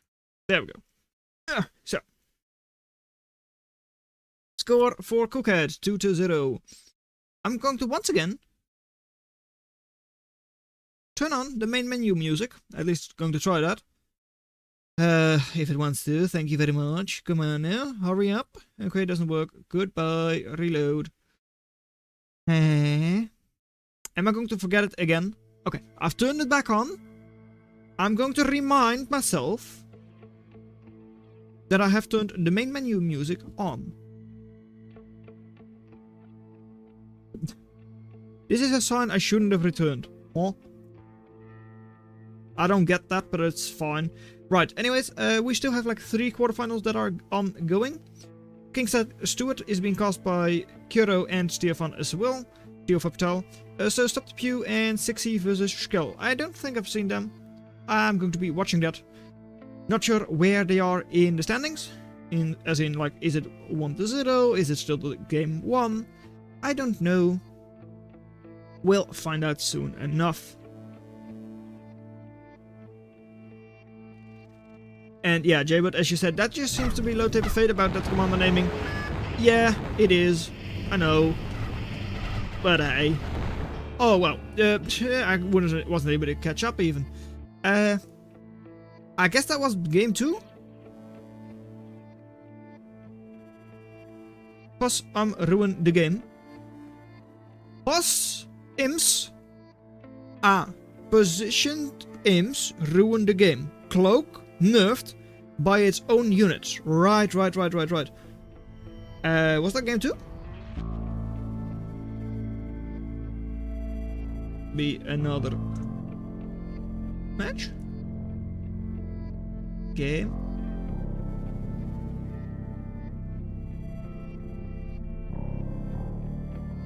Or was this the last game? That was the third. Oh, third even. Okay. Okay, well. Okay, that was that one. 60 Skull. We do still have Steel Blue, Stop the Pew running. We also had like Stop the Pew versus Steel Blue last tournament, I believe. Where, if I remember correctly, Stop the Pew won. Right? I think so. I'm not certain about that though. Could be the case that Steel Blue did win. It was in the losers bracket, that's for sure. Anyways, we've got a match between Steel Blue in the blue, very good, versus Stop the Pew in the red. It is Jumbots on Candace River for Stop the Pew, with an engineer commander who is going to have Jack as the blueprint, versus the Empbots, the bulkhead printer, I would assume, but no, Dumpy. Dumpy is a strike commander, so no blueprint for them. Very interesting, very interesting, curious even. Yeah, no blueprint printer today. Nice little raid going on over here by Steel Blue. And yeah, I mean, I'm glad that I did join this match because it's only like 4 minutes in. So we would have had to wait a long time otherwise, before the next round starts. Next round is going to be top 4. Yes. Okay. We're almost done even. Wow, okay. I'm a little surprised about that. We've got only like semi-finals and then the finals left after this. Which means that, oh, okay, once this one is finished, I am once again going to join Qrow to co-cast. Sure. Over on the eastern side, we've got a couple of ducks heavily damaged from the afterburn, but who should not die. At least I don't think they will. They might, but I don't think so. Nah, right? Nah. No, look at them. Look at them. They survive, no issues, can heal up in the water if they want to. And a couple of archers already out. Not going to run through the fire. Good job there, Steel Blue. But yeah, archers. The expensive Raider Riot from Empbots. We've got Raider Riot versus Raider Riot in this case, because Pyro is as well. Archer is a little bit slower than Duck. At least I say that, but yeah, I'm pretty 99% sure about that. It's 93 speed for them, and it is like, yeah, 70 speed for them. I was about to say, like, yeah, Archer is slow, right? Archer is insanely slow, yeah. Still, I don't know what the speed difference is between Archer and Pyro, but seems to be advantage Pyro. But the weapon on Archer is quite strong. Dealing like quite a lot of alpha damage, like 155. And it also has amazing AoE, 64 AoE on those archers. Of course, Pyros don't clump up nearly as much as other units do, as other raiders, so the AoE doesn't matter as much. And as a raider, they're not as good against skirms either. Do get 2-shot by mother raiders rather than 1-shot like some other raiders might. But yeah, because of their speed, they can't really catch up to the skirms all that easily. comb speed 57, so they will catch up, the archers. Just not nearly as quickly as a, well, Pyro might, or let alone a glaive. So yeah, that is, well, should be a very good raid over here by Steel Blue. It should be. Question is, will it be? Because there are no maxes there. Yeah, Steel Blue just expanding way better, so they expect Subterfuge to also have built maxes. But Subterfuge really hasn't built any maxes at all. 60 eco versus 40, so advantage Subterfuge for sure. A lot more eco for them. Both have gone for the geothermal already, so both have very nice energy eco. Better for Steel Blue though. Linking, well, probably area maxing with a single solar panel near each of their maxes. And also getting a little bit of an overdrive grid up already. So that is also like double the overdrive, even though they only have 20 energy more. And yet they just have so many maxes that, you know, there is not really anything that Subterfuge is able to do to catch up in ego, at least not for now, except build more maxes. Build them all up, build all of the maxes. Archers, are we also... Okay, Jumbat is coming in for Puppy. Instant puppies from both, or like repeat puppies. I find that interesting, repeat puppies. 20 build power repeat puppies. When there is no reclaim on the field. Puppies aren't good against Pyro, right? There is no world in which Puppy is good against Pyro, so it would be purely to counter the moderator.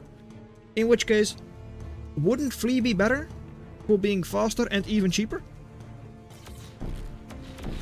I would assume so. And like, yeah, look. With good damage, 133 DPS as well. Archer against Pyro, not really bad trade there. Of course, you do have a lot more archers than they have pyros. But yeah, okay. Let's see what your puppy army is able to do. They're not multiplying. No multiplication going on with those puppies. No grey gooing. So yeah, well, let's see it. Well, moderator, of course, only able to hit one of them at a time.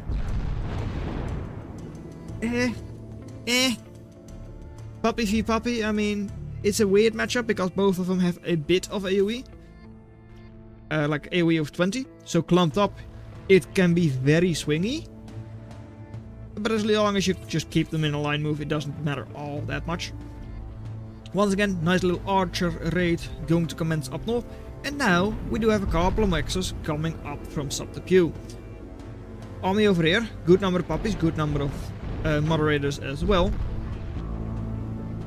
So currently, seemingly going to outmatch Steel Blue, at least on this side. Advanced geothermal for them. This is just a normal geothermal for Subterfuge. So, just like before, overdrive will be a lot better. 26 versus 10. 2.5 times better.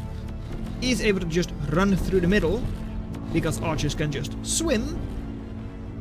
Whereas moderators cannot even jump over the river.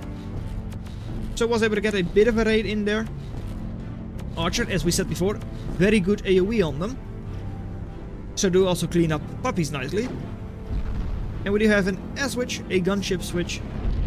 Oh! Did I not say something about AoE and clumped up puppies?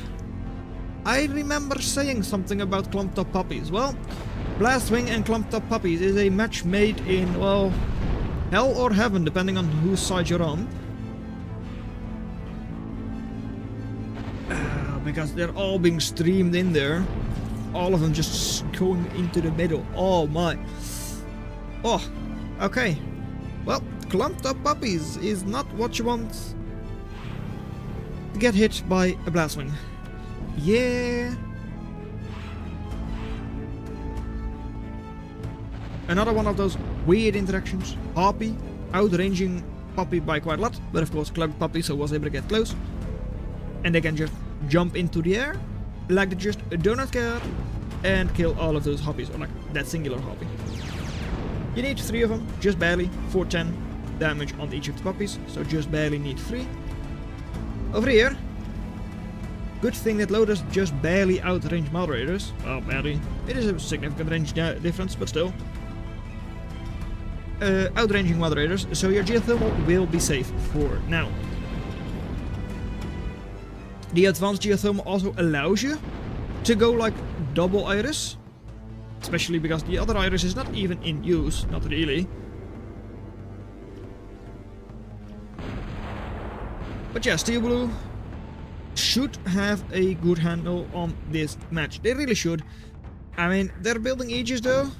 Building Aegis, building like Iris, and of course with all of those factories and all that. It's all quite expensive, but it's paying off for now. They're still ahead.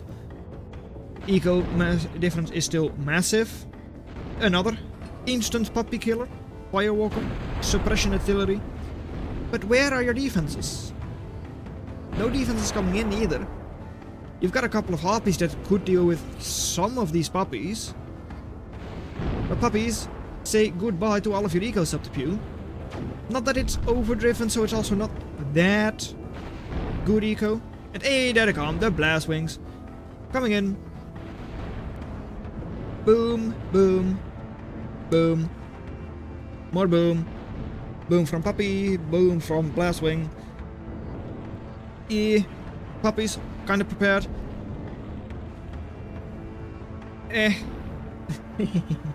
Not sure if you saw that, but puppies, if you like force fire them, or like they miss, they respawn but do take some damage.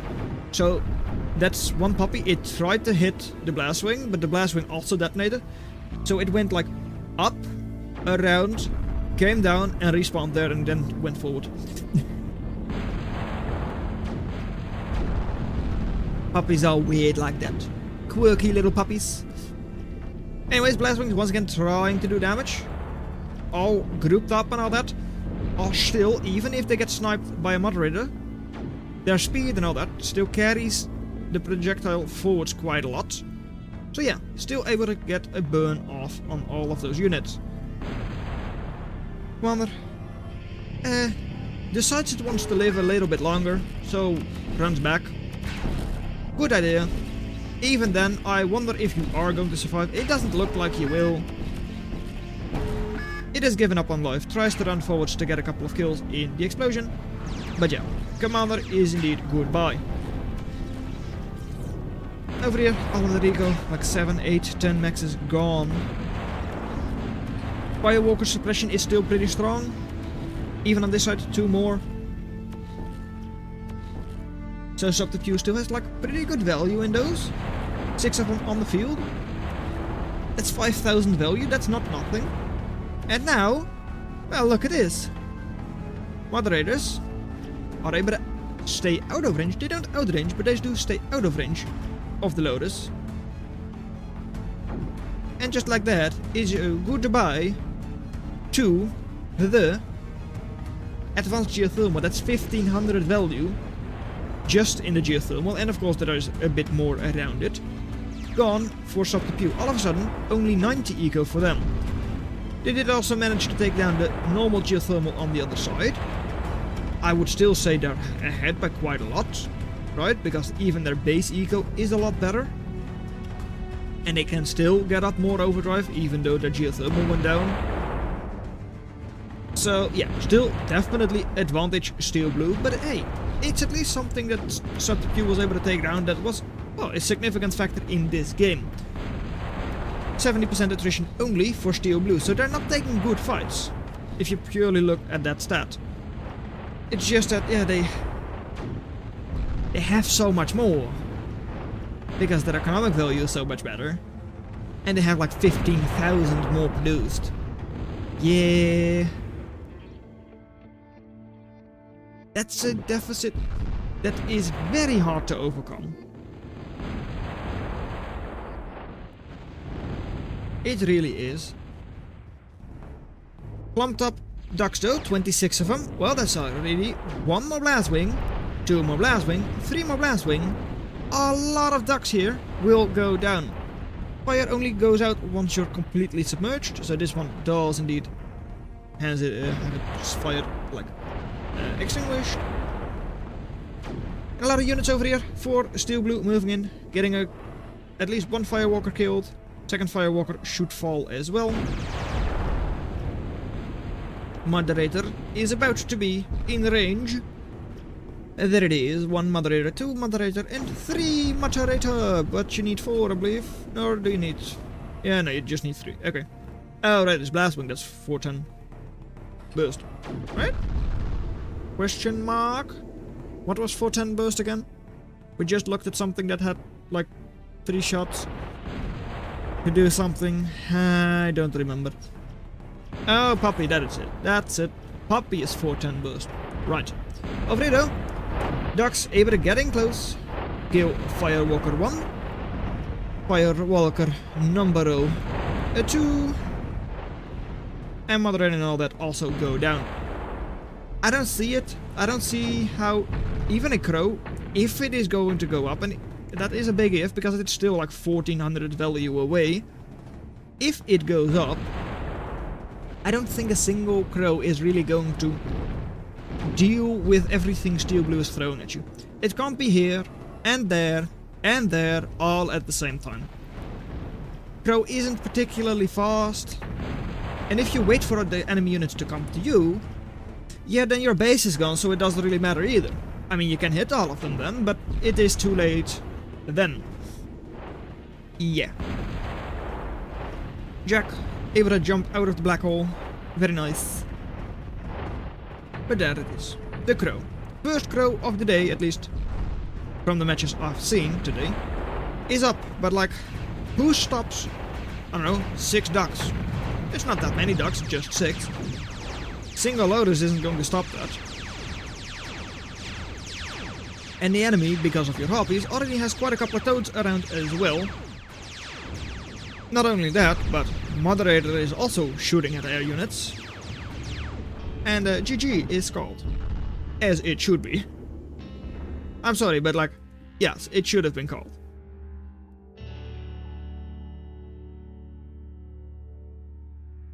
So, yeah, a lot more value there for Steel Blue, who takes the game. Not sure if this was game 1, 2, or 3. I would assume 2 or 3. But not 1. Qrow's stream is cooked. Okay. I need to stop trolling. Stop the pew. Trolling is fun. It is fun. Oh wait, that is only game 2. Okay. Stop the pew. Pew blue.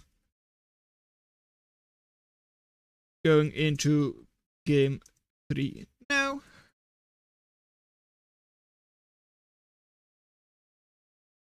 So, okay. Game 3. We did miss game 1 then. Which is fine. I mean, we don't need to see everything, right?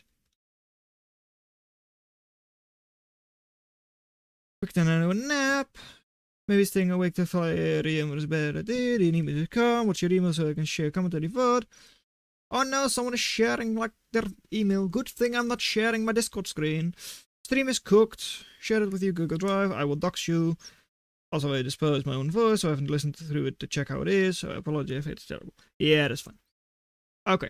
Ben Canis, Ben Copper, Ben Shimmer. Will we see Iski channel? That is the question. But we are about to have the last match of the top 8, I would assume. I don't expect any of the other matches to still be going on by now. Yeah, this is indeed the last one. Coolcat won 2-0 against Low Taper Fate. We saw that one. Sixy against Kel won 2-1. And Kingstead versus Stewart won 2-0. So who says Kingstead is not a 1v1 player? Huh? Kingstead?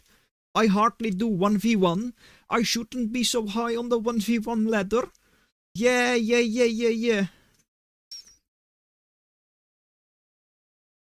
I don't trust that. You are that high on the ladder because you are good. You just beat Stewart without any difficulty.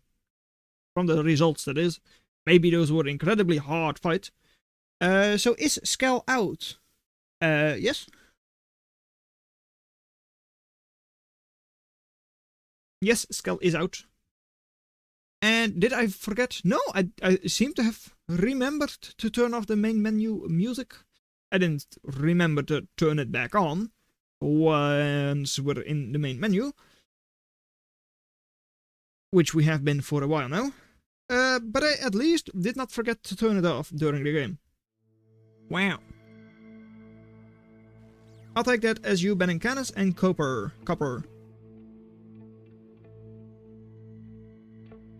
That's 3.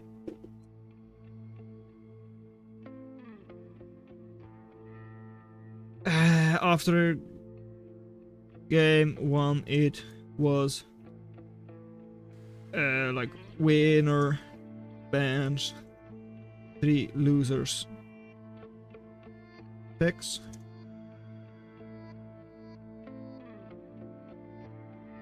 From Opel.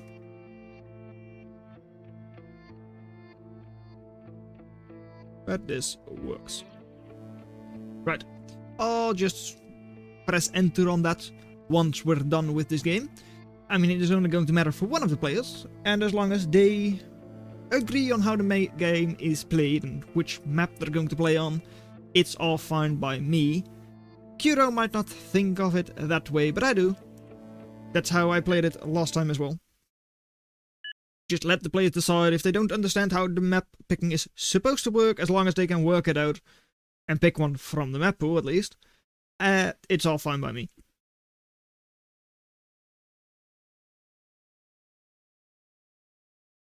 I choose Behemoth. I choose Recon. Steel Blue in the blue once again. Has a neutron star as well. So blue, blue, blue.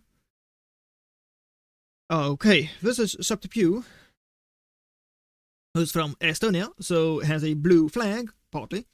A neutron star as well, but it's playing in the red. Okay. Well, Stewart is not in this game, but Steel Blue is going to place themselves right here. Going for an engineer commander and a jump pad factory. Versus an engineer from Subterpew. Okay. Let's see it. And oh, it's actually Mercurial. What is it called? Mercurial. That has those 1.7 maxes. At least one of the maps with that. So, we've got a match between, in the blue, it is Steel Blue with an engineer commander and jump pad factory. Just has Puppy as their blueprint. I think that's the standard, but it might be Pyro. Not sure what they're going to use that for. Versus in the red, it's an engineer commander and shield bots for Subterpew. Bandit as their blueprint, so probably didn't intentionally pick that. I don't really understand why you would pick Bandit otherwise. But that's fine, right? Anyways, on this map, maxes, not that good. But over here, on the cliff and all that, on the hill, 0.6 wind floor. Oh, slow down, Commander, that's not ideal. 0.6 wind floor on those wind generators, which makes them quite good. Already 1.2 wind each right now, which is good compared to a solar panel. Also nice against puppies, right? You could have also gone for Cloakbots, but Bandit outranges them by quite a bit. So it's generally quite good, and we saw it again. That's manually firing the puppy to get in close. Then it lives, but does take some damage, and then it's able to explode anyways. Nice micro there from Steel Blue, otherwise it would have certainly gone down. Pyro jumping over. Max is going to stay alive, so that's not going to be an issue there. And the Racketeer? Huh? Why are you going Racketeer? Okay, I'm trying to get into the mind of the player for getting a Racketeer. It's an expensive unit, 340 cost. Is that really the best way you can handle Pyro? No, just overwhelm them with bandit numbers. And if you really need to, you could try to use, like, I don't know, shield ball. Just standard old shield ball. Yeah, sure. Flamethrower weapons do have a bonus damage up for like 30%, I want to say, against shields. All of the other effects weapons of course only deal like a third damage, but flamethrowers specifically deal like bonus damage to shields. Not sure if it tells you that in this menu here. Yeah. Oh, 3 times. I thought it was 30%. No, it's like almost, yeah, it is 3 times the damage. Wow. Shield damage of 27 for flamethrower.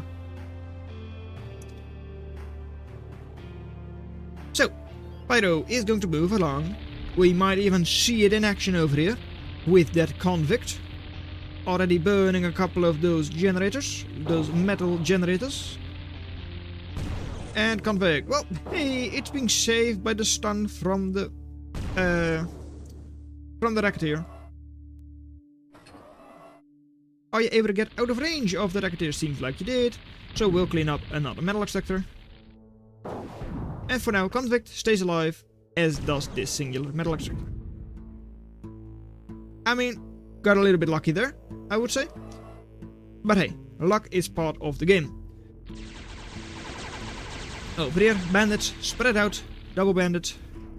One of them goes down. Pyro still alive, was on retreat because of its low HP, but does burn another bandit.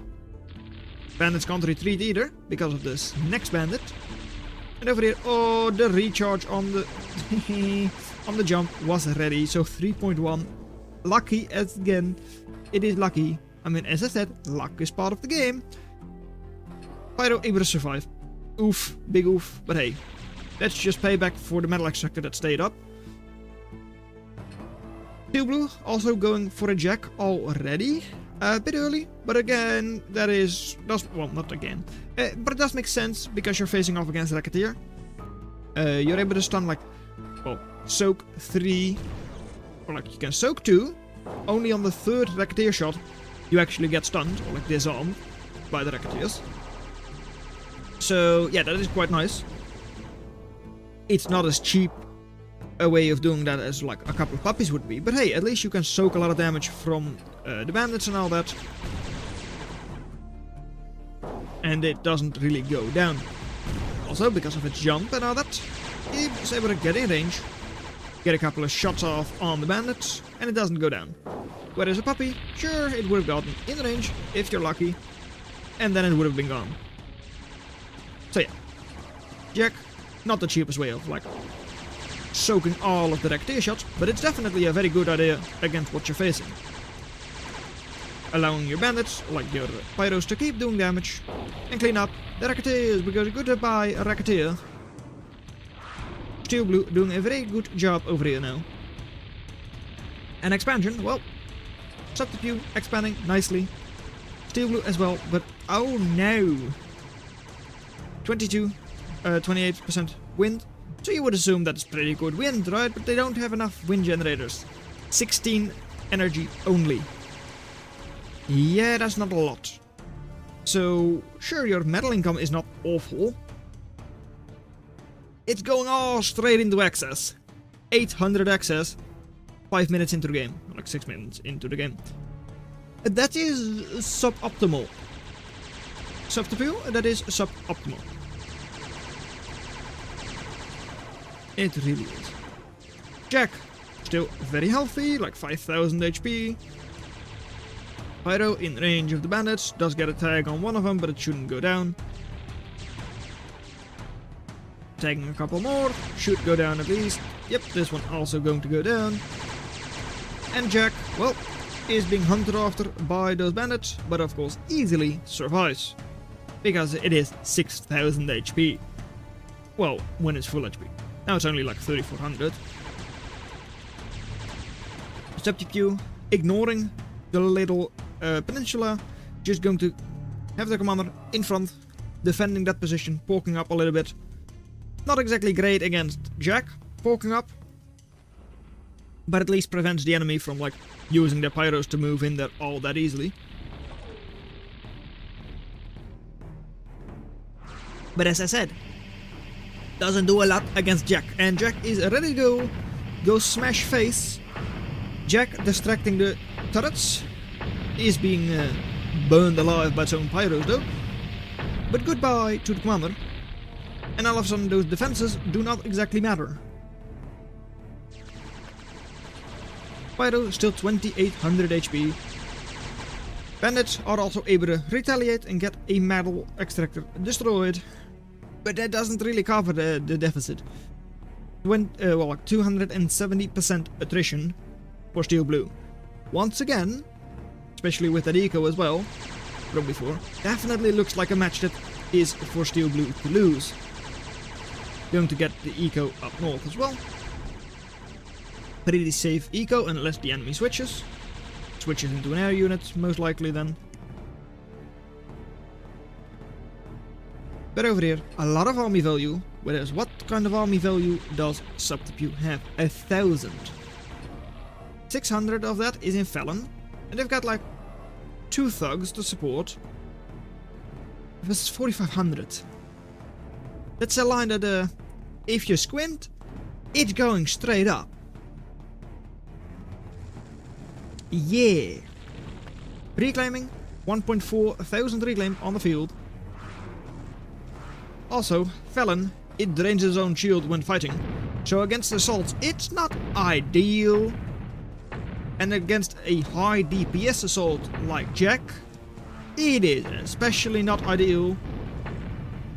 Because a couple of shots and the Felon is gone. So yeah, shield ball will not be created. No shield ball will be operational. And the line just keeps going up.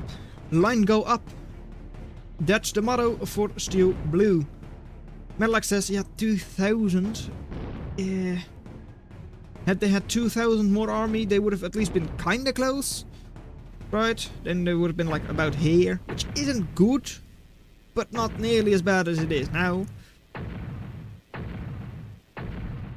But yeah, Jacks, 2 of them, raiding. At least it does slow them down quite a lot. They're not able to help out against the new shield wall. But even then, I mean, there are another 3 Jacks over here. As we said before, the extra damage from the pyros against shields and all that is in full effect. I mean, it's not great, right? Yeah, it is 3 times the damage, but like, it doesn't pierce. And that's probably the reason why pyros do get, or like flamethrowers get the extra damage. Because normally it's a piercing weapon, but against shields it's not. So you want to be inside of the shield or just draining the shield entirely. Convict, a little bit lucky maybe, able to sneak through.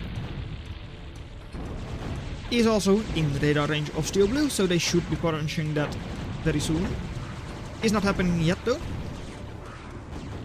And over here, the Jack, low HP, so it is at least stunned by the Racketeer some of the time, like getting disarmed. So this Felon will stay up.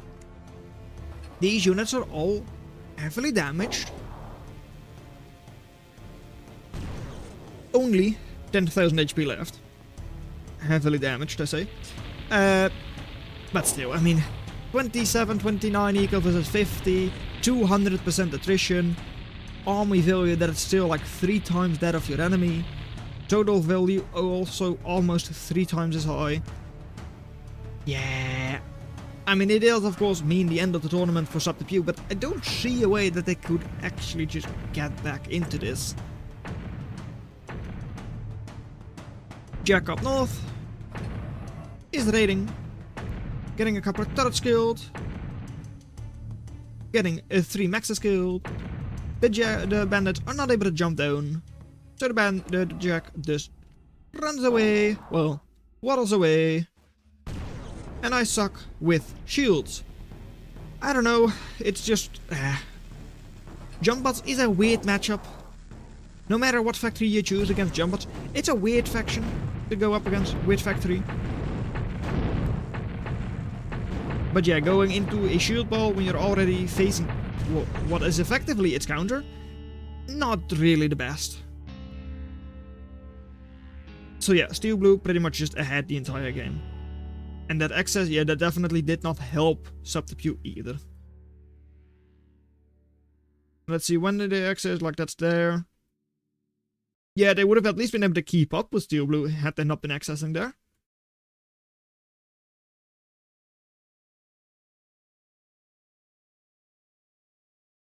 Okay, minus third place, Mac. You mean if you lose one set? Yes. One set. 1, 4, 3, 0, 3.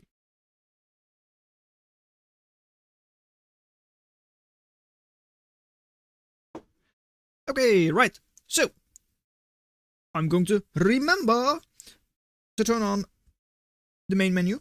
Music. There it is, once again. You can all listen to the very good, what do you call it? That stuff. Who's the composer of this music again? Not Danny. It's the other one. Superintendent. That's it. Lol, I keep trolling this guy. Very nice. Steel Blue 1. Steel Blue 1.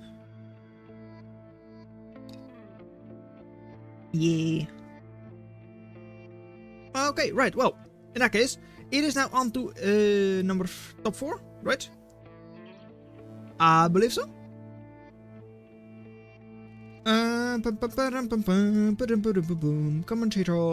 Commentatori.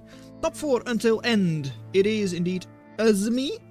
You're not going to commentate?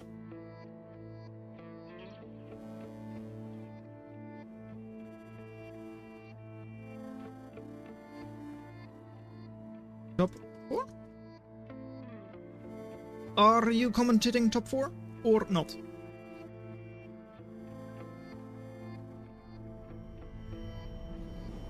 Steel Blue 1. That means that we are now going on to the semi-final. What? Oh, the semi-finals has already been played between. Really? Cool Cat. Okay. Semi 1 is already done. Okay, sure. Semi-final between Cool Cat and 60 has concluded.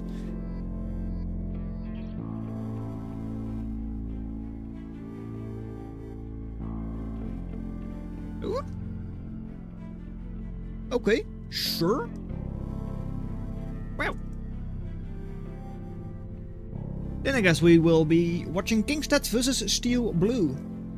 60 is in third place, so 60 does have to stay around.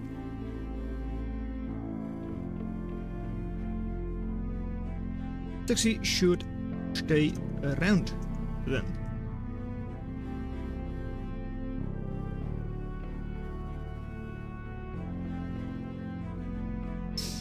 Seems like we didn't.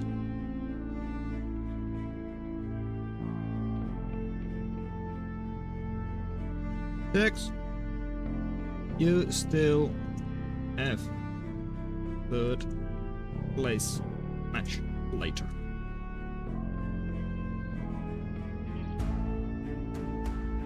I gave him 3 rounds because I thought best of 3. What? What do you mean? Huh? What? Huh? What? I do not understand. Anyway, Steel Blue here. It is alright. Spectating. Oh, I should not be pressing start. Whoops. At least I didn't. What? It is best of 3? It was best of 3? Between you and you?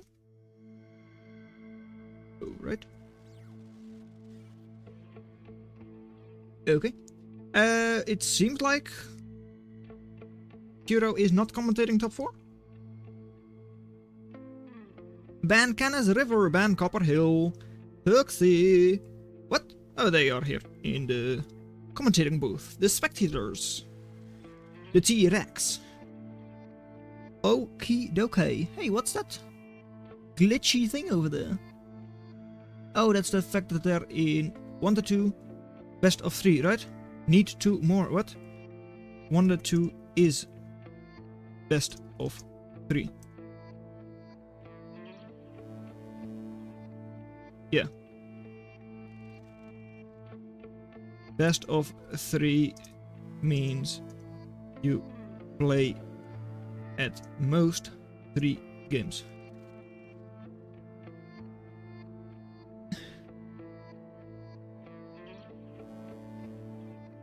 Look, but like, Scout, you shouldn't be saying that. Like, best of 3 means you play 3 matches. No, you didn't. You can... Yeah, at most 3 matches. Sorry, Subterfuge, but that's the same thing we had last time. That's... the same as last month. LOL. LOL. Okay, stream is stream still alive? Let me just confirm that just to be sure. Seems like it is. Okay, good. Stream health. Let me just confirm. Mission. Stream health. Stream is healthy. Very nice. Okay, good. In that case, it is starting time. We are now going. I'm turning off. Yeah, I remembered. I turned off the main menu music. Wow. Good by me. So good. I am a pro. I really am. Wow. But seems like... Okay. Then I will on my own. Okay. But in that case, I will leave the commentary channel. So, sorry about that, but I will not, in fact, be co-commentating with Qrow for these last couple of matches. It's just going to be me, who is casting Steel Blue versus Kingstead. I'm not completely sure, but maybe they're casting Stuart versus Fax right now. Is that still like old news? Stuart versus Fax. Oh, that's, I guess, a grudge match. A different match, at least.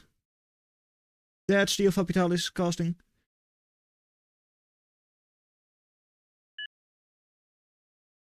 So that is fine. I've played with Kings. I don't know what Zombie is talking about on the Qrow, on the Lobster Roll channel, but that is fine. Anyways, we are waiting for players. It is starting in 3, 2, 1. It is time for semi-final number 2 of the Lobster. Come on, game. Thank you. Lobster Roll numero 1, semi-final number 2. Between in the red with a Guardian Commander, it is Kingstead. With, of course, Shipyard on Shimmer Shore. Versus in the blue, Steel Blue, with an Engineer Commander. And Hunter Blueprint, also with Shipyard, of course. I mean, that is pretty much the only factory you can really choose on this map. We have, well, I have seen a couple of people try Nthbots, try hovers, but it never really works out. The map is a bit too large, a bit too open for those, well, factories to really work. So yeah, it's pretty much always a mirror matchup in Shipyard. It's also one of the reasons, I feel at least, why people like to ban this. Just because mirror matchups is not what most people like to watch, or like play, rather. Watching is not the issue, it's mostly playing. And especially like a Shipyard mirror matchup is like something you see every single time you play on a water map. So I can understand people get tired of that. I can. Something that might come into play, I don't think so with these units, is the 35 damage on a cutter. And the fact that the cutter does just barely outrange a hunter. So it would, well, these units would have been like, well, this one would have been in just barely 2-shot range for the cutter. And of course both of these are in 1-shot range of enemy hunters. Over here, the Corsair, the rushed Corsair by Kingstead, has to face off against, well, enemy Corsair, but it was broadsiding, which was slightly better. But then it also got hit more by the enemy shotgun, so all of a sudden it's still a good fight there for Steel Blue.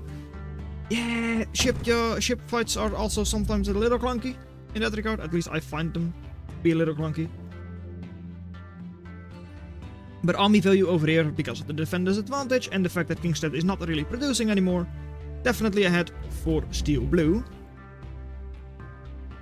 Who is now, well, getting up quite good wind generators, 1.2 energy each, of course, getting up caretakers, expanding, and that could very well be important.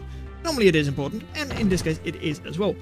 It's a low eco map, so getting 2 additional maxes early is going to be a major boost to your economy. 13 eco. We're almost 3 minutes in, and like only now at 16 eco. Yeah, because their first additional max has just been created. It's a strong max, don't get me wrong, these are 2.3 each. So it's not as if these are bad maxes, like we see on some of the other maps we have in the map pool. But yeah, getting 2 of them out before Steel Blue was able to do that is very nice. On this map though, there is, as we are able to see with Steel Blue, quite a lot of reclaim. Like 175, another 175, and over here as well. So because of that, all of a sudden, Kingstead was ahead, might flip or at least close the gap with the additional reclaim. Though it seems like Kingstead also knows about it since, well, they are reclaiming over here, of course. And no, that one is still there. That rock. Still, Steel Blue does have to watch out with their access, or like their potential to access, because they only have 16 energy eco. So yeah, 4 additional metal income. Nice, but that's all going into access. In this case, it's not through reclaim, so it's not temporary metal that you're even losing like that. But it could have been.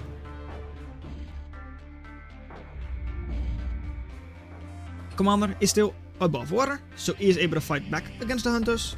Did also make a hunter, so tried its best, I guess. And over here the mariner does stay alive. It was hit by the cutter a little bit, but hey, that doesn't matter too much. Over here, radar tower easily cleaned up by Kingstead, and all of a sudden, oh, that's a skirm! What do raiders want to do? They want to engage skirm. Skirm is gone. Next unit is 8 more seconds away. No urchins close by, but the factory will not be targeted. Max is, so that's 1 max already gone. I feel like these units are not exactly in a very good position in terms of shooting. So like delaying their weapons and all that a little bit. But hey, more eco getting cleaned up is always very good. Does drop a bit of extra reclaim in the enemy base, but hey, doesn't matter all that much.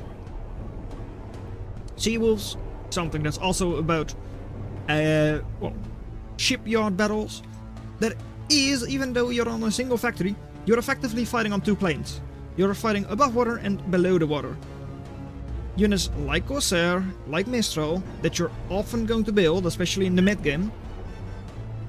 Hunter safety over efficiency. Right, yeah, no, that actually does make some sense, sometimes. I mean, it's only like 20% more efficient to go tidal. 20? 40%. No, it is 20%. Yes. But yeah, Sea Wolves, not being hit by loaders, not being hit by Corsairs, not by Mistrals, nothing like that. Of course, Hunters, Sirens, those are able to hit you.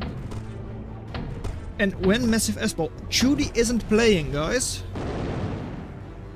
But as I said, yeah, you're fighting on 2 fronts. You're fighting below and above the water, which is at least something that's interesting about a naval mirror. Where in this case we have got Kingstead, who is fighting, or like focusing more on the submarines, whereas Steel Blue is not really doing that at all. Still 35 versus 22, 27 if you're lucky through reclaim. Eco from Steel Blue, who's still also not exactly good in their energy department. And the 175% attrition by Kingstead as well. This could be countered by a single Sea Wolf once again, though of course with the hunters close by it's not easy to get in close with your Sea Wolf. So once again, Kingstead doing a good job. Reclaim also interesting, well, different about sea battles, naval battles, because the wrecks all drop to the bottom of the ocean, then don't get trampled like they might in other matchups, so you have generally more reclaim available. More of it stays on the field. So yeah, even over here you've got like 1200-ish, 1300 reclaim. That, well, for now at least, it seems like Kingstead should be getting that. They've got 2 mariners close by, that's 15 build power. Should be able to swoop that up quite quickly. And over here, yeah, hunter numbers for Kingstead still looking good. Steel Blue walked up all the way in the corner. Yeah, you've got 4 urchins, but that's not exactly cheap, right? 4 urchins. Let's take just the urchins. It's 480 value. That's essentially not doing anything. So, yeah. Marinas are seemingly were trying to get to the reclaim, but will not be getting there. Couple of hunters for Steel Blue that are able to hit the submarines, hit the sea wolves, but only like 4 of them. The other units cannot hit them. And with the hunters from Kingstead there as well, they might have been able to take the fight. Also wasn't really the most important for Kingstead to do. Right, they are ahead, they know they're ahead, they should know that at least. I mean, you've got like 2/3 map control. And you've been taking good fights the entire time as well. So yeah, overdrive, 7 additional metal through overdrive, better map control, good number maxes constructed, and will soon be getting a lot of reclaim as well. The only issue you do have is that, yeah, over here, that force from Steel Blue is still a little bit scary, and a little bit... But hey, good number of Corsairs from yourself in the mix. And then in the background, yeah, pickets! Pickets on the shore, so all of a sudden there's 4 hunters, urchins they have. Yeah, they can't really do anything. They're pretty much useless, 500 value. Goodbye! Commander also not really able to fight back easily, because of the commander from Kingstead there as well.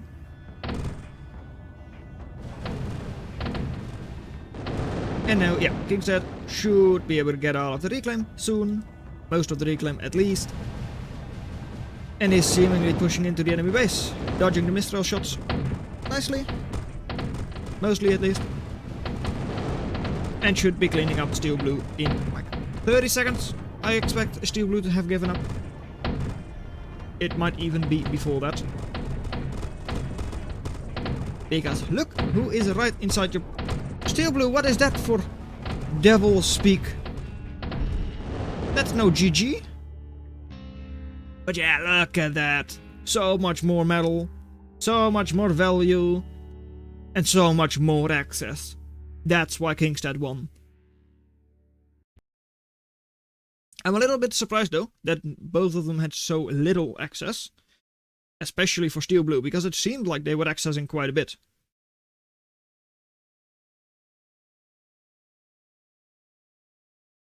It seemed like it, but it was not the case.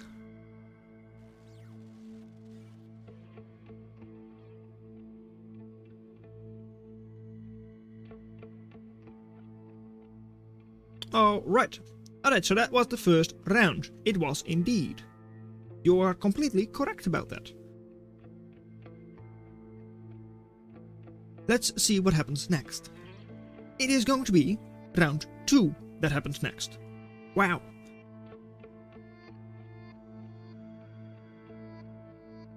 That is generally how it works with a best of 3. That after round 1, you go for round 2.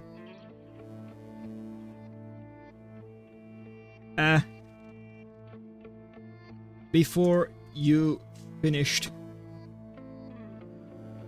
Subterpew even. Yeah. Whoops. Yawn, Coltrane. Had a pretty long break. Alright, I ban things. Right. You ban things. What things are you banning? Copper Hill and Wanderlust. And what else? People still do not understand how banning works. Welcome to the next edition of 0K map picks. Map draft. Yeah. Okay. Let's see how it goes this time around. We have banned 2 maps and someone else picks 1 map and we're going to play on that map. Sure. Because, and they even say like from the remaining 3, so they kept the ones from last time, I guess. Okay. Oh, it's going to be Prestige. Fine by me. Well, good job picking the one I wanted least. that is kind of what it's designed to do, right? That you ban, and the one you want the least you ban, and then the other one is the least banned, like, wanted map from your side. Kingstead, no, I don't want to start. No, you won't. Can't make me.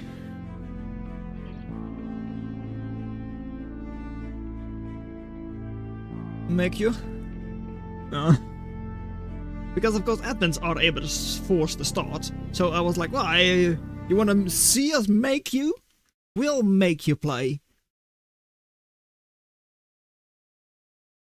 At least I don't know if I have the ability to do that. Because it's not my room technically. And I'm not an admin, but I do have tournament control. That's the thing. I don't know if I would have been able to do it in this case. I don't think so. I don't think I would have been able to start the match in this case.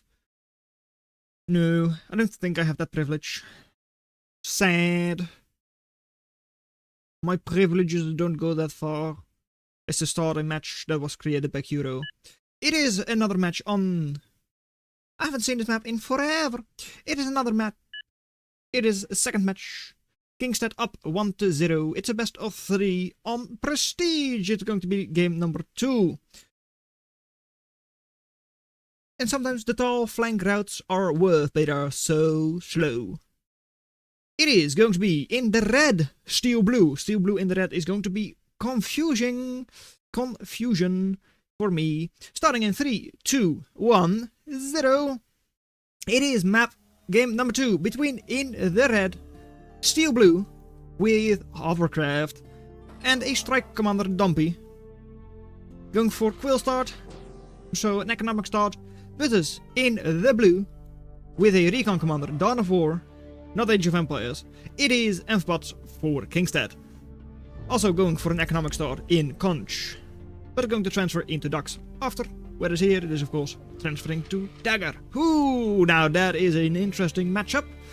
But yeah, this map, as we've discussed earlier in the tournament, large crystal, 75 metal, 75 energy, and in the middle of the map, the shards that are around the big crystal, an additional 25 of both.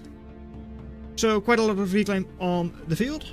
At the point, wow, wowzers, they jumped into eco. It is the undefended eco, and you say I smell some cheese from Kingstead's end of the field. Not really. I mean, it doesn't smell like cheese to me. Something I do find a little curious.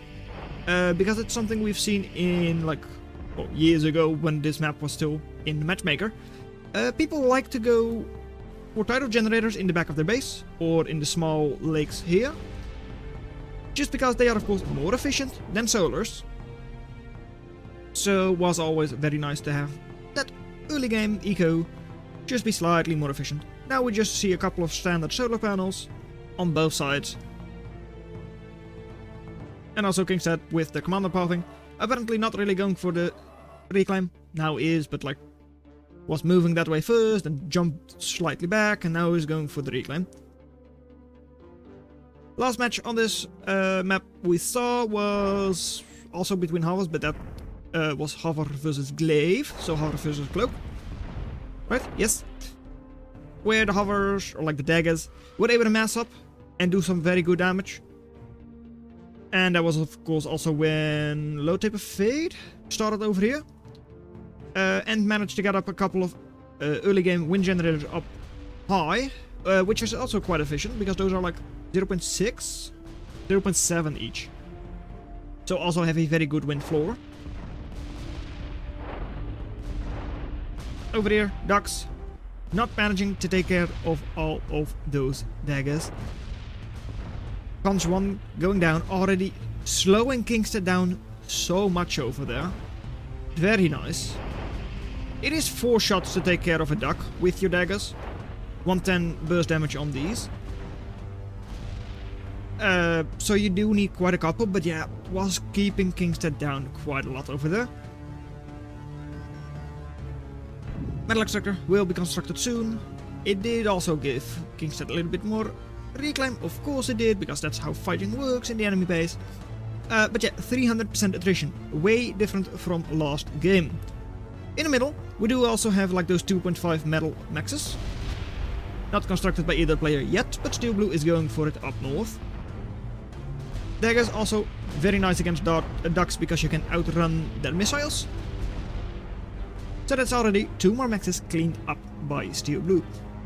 Attrition is only going up. Meanwhile, their eco is also better, because of course those 2 maxes Kingstead lost over here. They're building the maxes over here. They're building maxes over there. They're building maxes over there. It's looking kinda bad for Kingstead. It seems like Steel Blue really wants to even this out. Commander jumping in, so daggers will not be going there, but they will be going here. They slow down, trying to get up that lap. Are able to hit underwater targets, so would have been able to finish off the comms if they really wanted to. But they don't seem to want to. Also not really finishing off the metal extractor. Now they will. Okay, good. Are also able to one-shot this duck, not this one. Just barely not. So will indeed be going home. But the next set of daggers, already out 9 daggers there. Easily enough to kill loaders in one shot, because those require like 8 shots. Second additional group as well. And look at where they're going. Taking advantage of all of the water. And who has radar on that? Kingstead doesn't. So yeah, spotting it is already like part 1. Currently they're standing all of the units forwards. They might be expecting something like this. Mace to come out. Steel Blue to maybe like decide to expand more. It's looking kinda grim for Kingstead, because yeah, as Sixie also says, death. That is definitely not what Kingstead wants. A group of at least 12. And it's going to stay 12 because there is no additional dagger coming in. But a group of 12 daggers, 1300 burst, that factory could easily be gone. Doesn't take too many shots.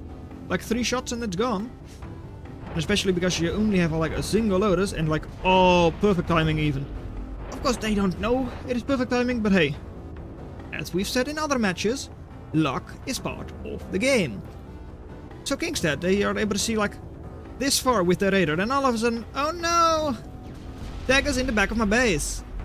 What do I have to defend? I have a buoy, a slow moving projectile skirmisher that is not able to hit daggers for the life of it. Which means that the factory is gone.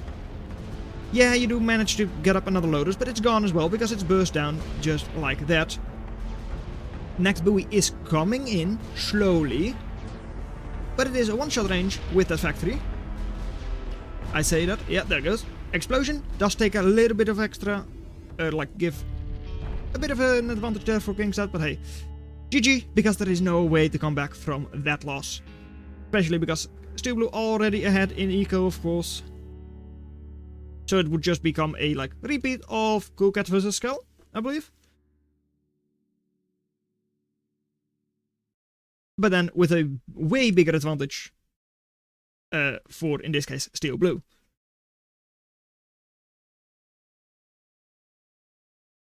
So, next up it is I ban. What do you ban? Steel Blue.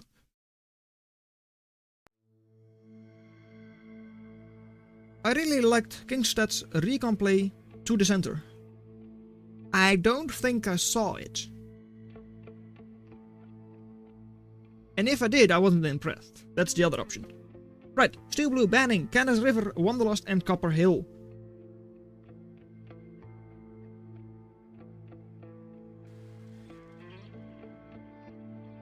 And now, who, or not who, what is Kingstead going to choose as the map to play on?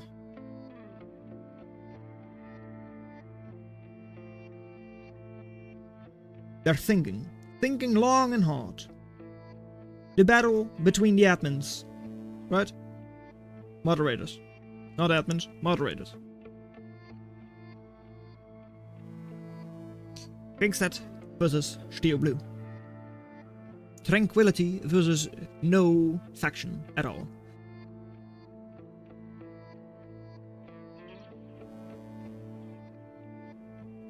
More wetness then. Really. Shimmer Shore has already been played, so I hope they will not play that again. In this case, Prestige was played. So I guess Iski Channel is going to be the next one. So... Iski? Iski it is. First time we are going to see Iski today.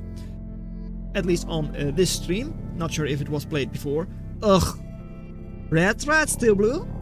Should have banned it. Because if you don't want to play it, you ban it. Shimmer Shore better? Nah. Well, no. We just saw that one. We've already played it. Just go. Iski Channel this time, right? Spice it up.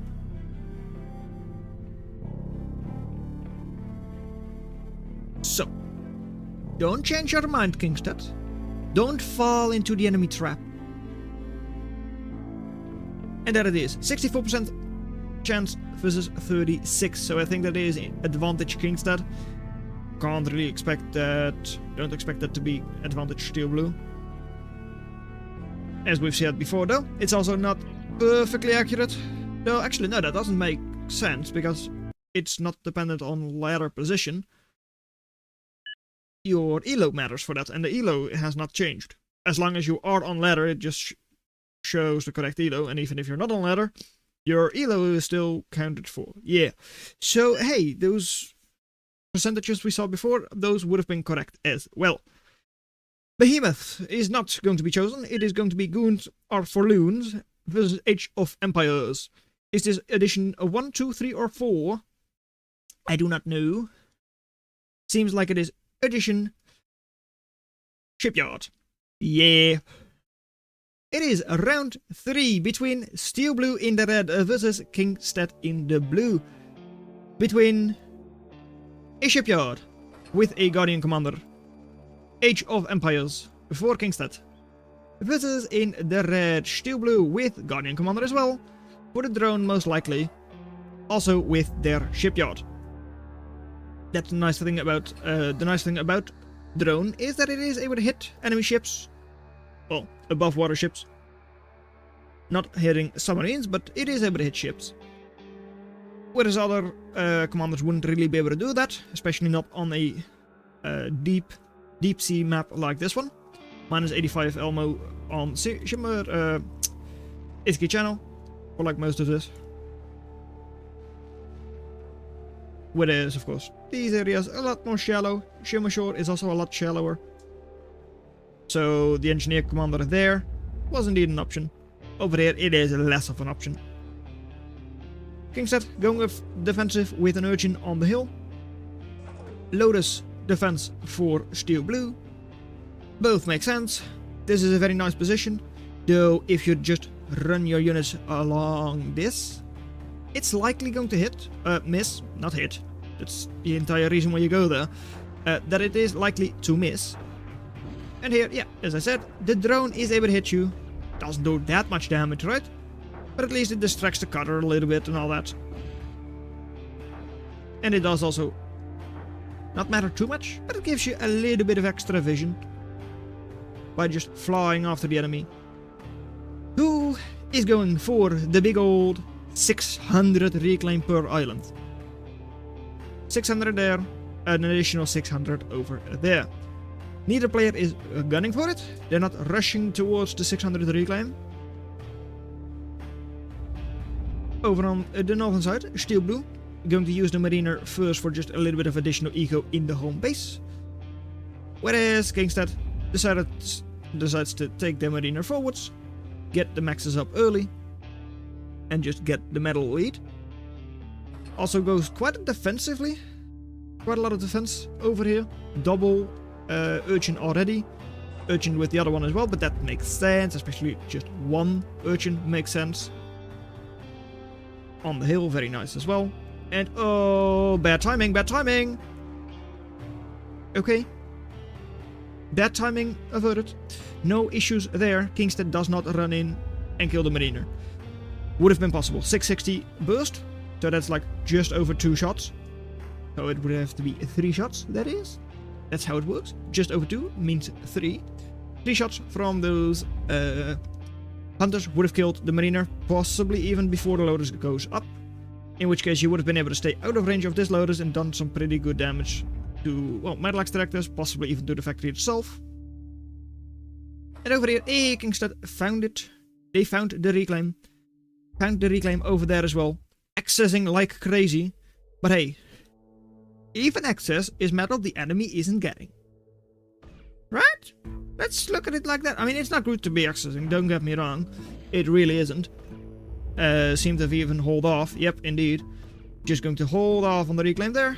Even though they have, yep, already reclaimed 80 there. Over here, commander is also holding off, I say. Well, it wasn't. It's first built in the water, out of the water, in the water. Urchin. It is a Schrodinger's urchin. Because it is on the beach, yet it is in the water. Right at the shoreline. And Kingstead defending the reclaim. Is of course very important to have all of that reclaim for yourself. You don't want to give it to the enemy. And on the other side, well, Corsair to defend. Not really a whole lot that is... Razor? Razor. Razor. Right? Might have been a misclick. I would assume it is a misclick. Corsair, a little bit distracted by the drone from Kingstead. Not a big deal. And over here, oh no! You're standing on the shoreline, which is in the water. So the torpedo was able to hit you. Still, Mariner is getting up quite a bit of the reclaim. Yeah, you're building your nice little picket now. It's a little late for that. Picket also has a super low DPS. So the Mariner can just sit there, reclaim, move out, survive. Without really having to care about the picket. Otherwise, it just waits for its Corsair help. So you decided to add some additional reclaim to this island. Not really, not yet. Would require Kingstead to either terraform themselves a little bit or build an urchin on the island in order to kill the commander. For now, it will just be a submerged caretaker. That's the nice thing. You can, of course, reclaim through land. And for now, yeah, reclaiming that lasts a little bit. But it is an idle commander that is not going to do anything. At least for the next little bit, it's not going to. It can dig itself out of the hole that it dug for itself. Then there isn't enough DPS or damage there to really stop it. But for now, it is safe. Hey, that's the good thing. It is safe. Over here, double urchin. Yeah, against this many units, double urchin even isn't really enough. Mistral will be cleaned up as well. There it goes. But hey, 840 value killed, 220 additional lost. Not a great fight for Kingstead there, but hey, it is still like 500 reclaim, which does even the fight a lot more. Steel Blue in total 74% attrition. Not really great. Not really great indeed. Mariner is moving forwards. Next Mariner coming out as well. Steel Blue is now the one accessing. Total access. It's not as bad as I thought it would have been. Right? Just 250 for Kingstead. Just 250 for Steel Blue. However, they are still accessing. Nah, just barely not. They are. Kind of. A little bit. But yeah. Okay. Not too bad, but look at the eco for Kingstead. Eco over there. Urchin here would be massive, yeah. But as I said, you would be able to dig yourself out of the hole if you really wanted to. Right, it's not as if these units can really get there in time. You can dig yourself out. I was about to say, as it has just done, but no it hasn't. And then just move on back. It wouldn't be a bad thing just to get out of there. Urchin there would be nice, would put a little bit of pressure on Steel Blue to do that, to get out of there. But hey, I don't think the commander would really go down if you had built an urchin there. Is this a 99% urchin? No. Oh, was that trying to shoot at the enemy commander? Oh, that's a shame, if it was. Anyways, over here, well, Mistral does get a hit off on the hunter. And Corsair also going down. And over here, well, Kingstead once again moving through. Does have the long way around. Have to go the long way around if it does decide to go to the back side. Doesn't. Smart play there because it would have been cleaned up otherwise. And this side, all of a sudden, Kingstead being pushed away. But still, look at the reclaim. Another additional 900 reclaim there. The reclaim over here is all not gone either. 1.6 thousand. Juicy reclaim. And here, hey, forces from Kingstead still disrupting the reinforcements from Steel Blue a little bit. Seawolf 1v1ing Hunter, no issues there. But 2v1, it does get cleaned up. Next Seawolf is coming in. But I still feel like with double the eco, like there should be no way for them to come back. But I mean, maybe if all of a sudden this this commander disappears and these mariners disappear as well, which would give an option for Steel Blue to get 2000 reclaim, then sure, there would be an option. There would definitely be a chance then. But look, still double the eco, still double the total value. Army value, 220 value on the field, that's funny. You have army, what's that? Almost 10 times the value. So, yeah. I said almost, it is now over 10 times the army value. That's no joke. It is kind of funny, but it's no joke. Right, well, all of that army value from Kingstead is moving in. And is somehow not at 200% attrition. Well, it's just barely staying stable, like under 100%. Ultimate Hunter micro there from Steel Blue. But yeah, look at the minimap. This feels over. And that's because it is over. Because neither of these two loaders are able to hit those sea wolves. And a single urchin isn't enough. Goodbye urchin. A goodbye Steel Blue. You are over. However, you do still have the commander. The goons. The goons for loons. It's GG. Steel Blue loses and it's 2-1 for Kingstead. Ahead. Kingstead ahead and wins. That's the entire story. Kingstead ahead and wins. Funny story, right? Steel Blue though was able to do a lot with the value they had. Was able to take good fights. Comparatively. So, with semi-final now concluded, that means we are moving on to the final and or the third place match.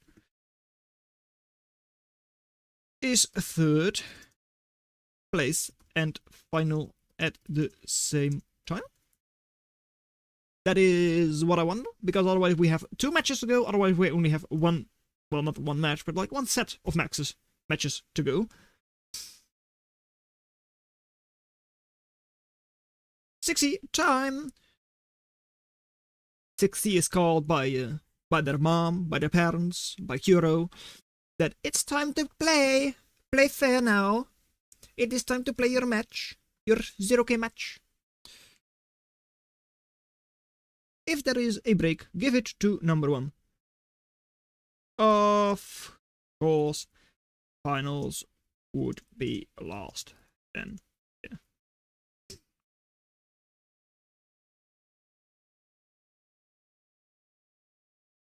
That does make sense, right? It does. However, I do wonder what's going to happen with that. Are we going to see both of them get played out at the same time? I kind of hope we don't, because it would be nice to just be able to cast both of them, get the entire the top 3.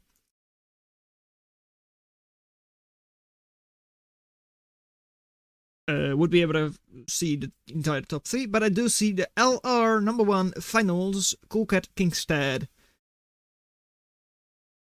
Seems like they start at the same time.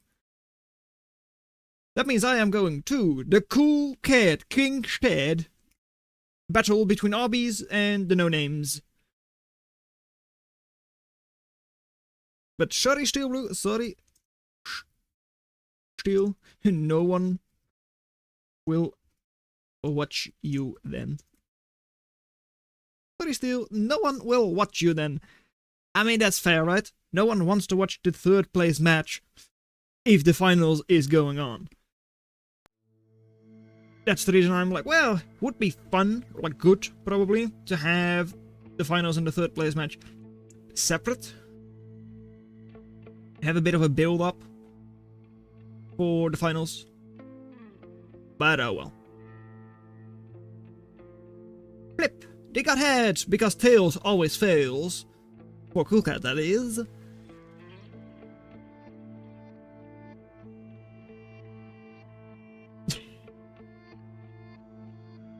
Now that we all did. Yeah, we all watch you play C. Ha ha ha ha. Hey, okay, right. So, Kingstead versus Cool Cat. It is Kingstead that is going to be starting with all of the banning and all that. Because they won the coin flip. They flipped a coin and they got heads, which is their side. Yes, it is. Ban them. This is best of 5? When in the hell did this become best of 5 now, man? Best of... okay, sure. It's going to be a while before we actually finish off the tournament then. Nice joke. Yeah, that's what I thought. Nice joke, best of 5. But oh well, I mean, if it is best of 5, then it is best of 5. Sure. Just kill them quickly then. At least put more than 7 maps. I've been Iski Shimmer. Oh, it is Cool Cat who starts with banning. I've been Iski Shimmer. I've been Iski Shimmer. Every single time I've been Iski Shimmer. That's all the ban. Especially early game. Early on. He is loser best of 3 or best of 5. No one saw that coming. Those were Kingstead's favorite maps. They just beat Steel Blue on both of them. Not playing those shit maps. Ah. Oh well. Right, let me just check on there.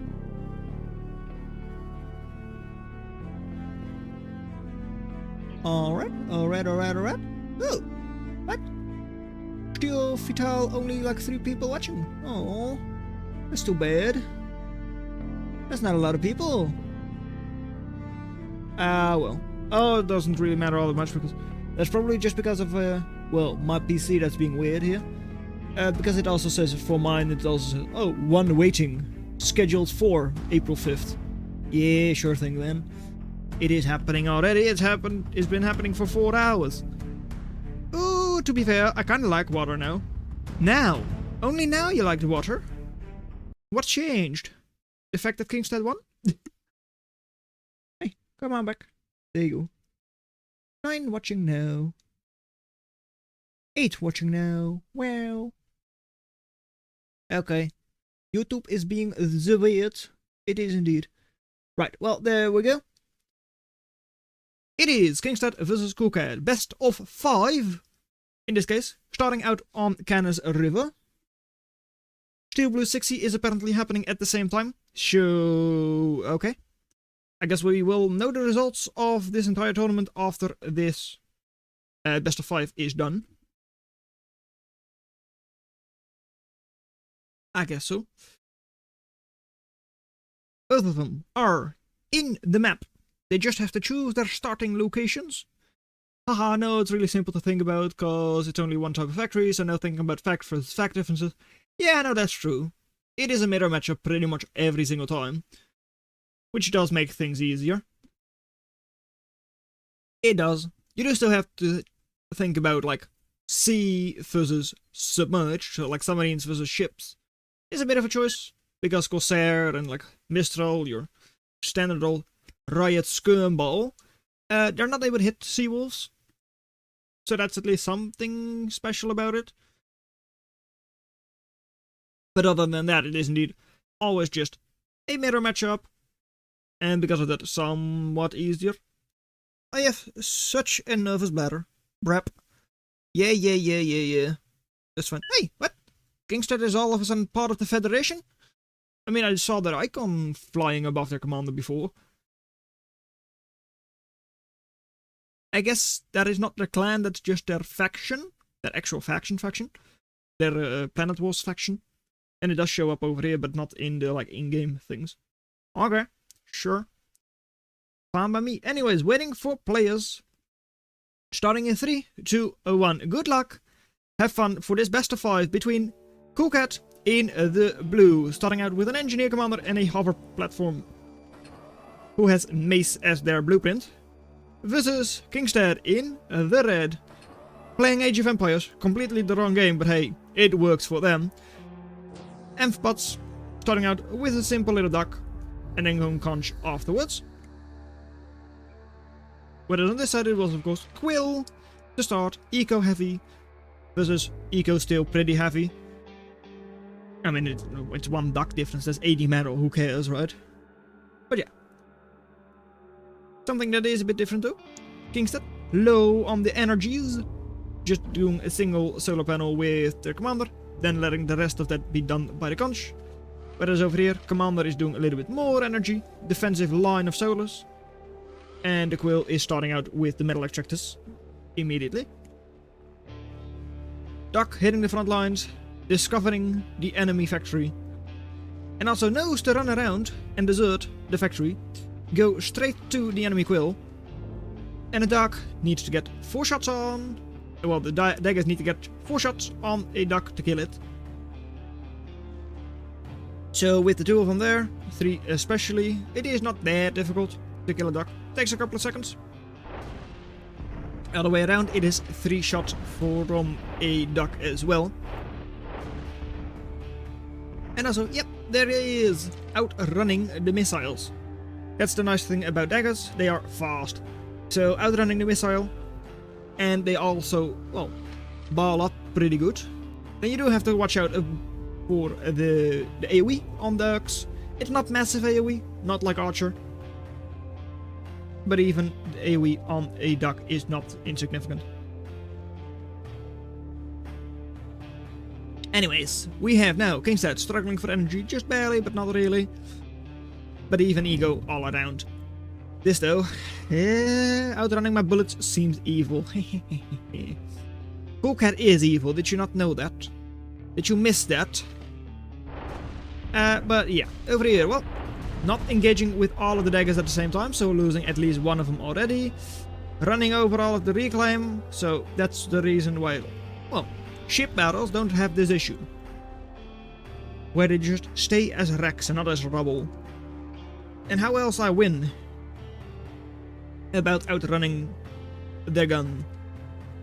And over here, well, more ducks are ready to go. Nice thing about daggers, or like hovercraft, rather than other vehicle plants, they are of course able to go straight over the river. Rovers having to go around through their choke point, tanks, same thing, even cloak bots, bandits, whatever, shield bots, all having to go around, taking the long way, taking the easily defended locations. But both amphibots and hovercraft are just able to cross the middle without any issues. Kingstead only remembering this game like at the start of the tournament. Start of the like 3rd match, I think, for them on this map now. Super low HP daggers, and as you can see, yeah, AoE is not that massive on ducks, even though they were all super low HP and quite close together. Ducks weren't really able to AoE them down. Not able to kill more of multiples in one shot, even though they would have been able to do that. Sure. So yeah, as I said, doesn't matter all that much. Here though, eco going down, and seizure. Not anymore, or it just doesn't do that on my side. Anyways, daggers are running through. Yeah, there is one duck. One duck would be cleaned up quite easily. I mean, you do have the alpha burst for that. So you're in range and duck is not gone. Lotus by now is up, so you need to keep running. Limpet to slow down daggers. All of a sudden the speed advantage compared to those ducks is gone. And over here you could snipe this little extractor. 6. Yeah, you would be able to do that then. You need 6 indeed. And over here, well, Lotus should be able to clean up at least one of them. No, not even that. Too bad. Max does get cleaned up. This position, yeah, is barely worth anything right now. Because, of course, yeah, half of us are able to cross the middle. Kingstead ahead in eco though. Even though they, of course, are also missing all of this. They do have this back section. They do have a disposition, which in some ways should have been for the enemy. It's a bit closer to your base, but it's on the other side of the river. Yeah. Especially in this matchup, it really isn't just their side or whatever. But yeah, sure. A lot of value here though. 1,000 value sitting idle. And not ideal. And over here, Quill is soon going to go down. 4 ducks. And ooh, this position is quite strong. Not really that strong. It looks very strong, but for some reason, pretty much every single game, the northern player gets this position. I don't know how.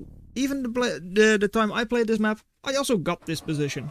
How? I don't know. I just moved my commander there and I got the position. And then I got pushed away. Just like I believe Kingstead was also pushed away from that position last game. So it looks kind of strong. And you feel like, oh, maybe if I just build a couple of defenses there. No, you just get pushed off of the hill. Of the plateau. For some reason this really isn't as strong as it looks. And over here. Ducks being a little bit annoying. Doesn't heal up nearly enough.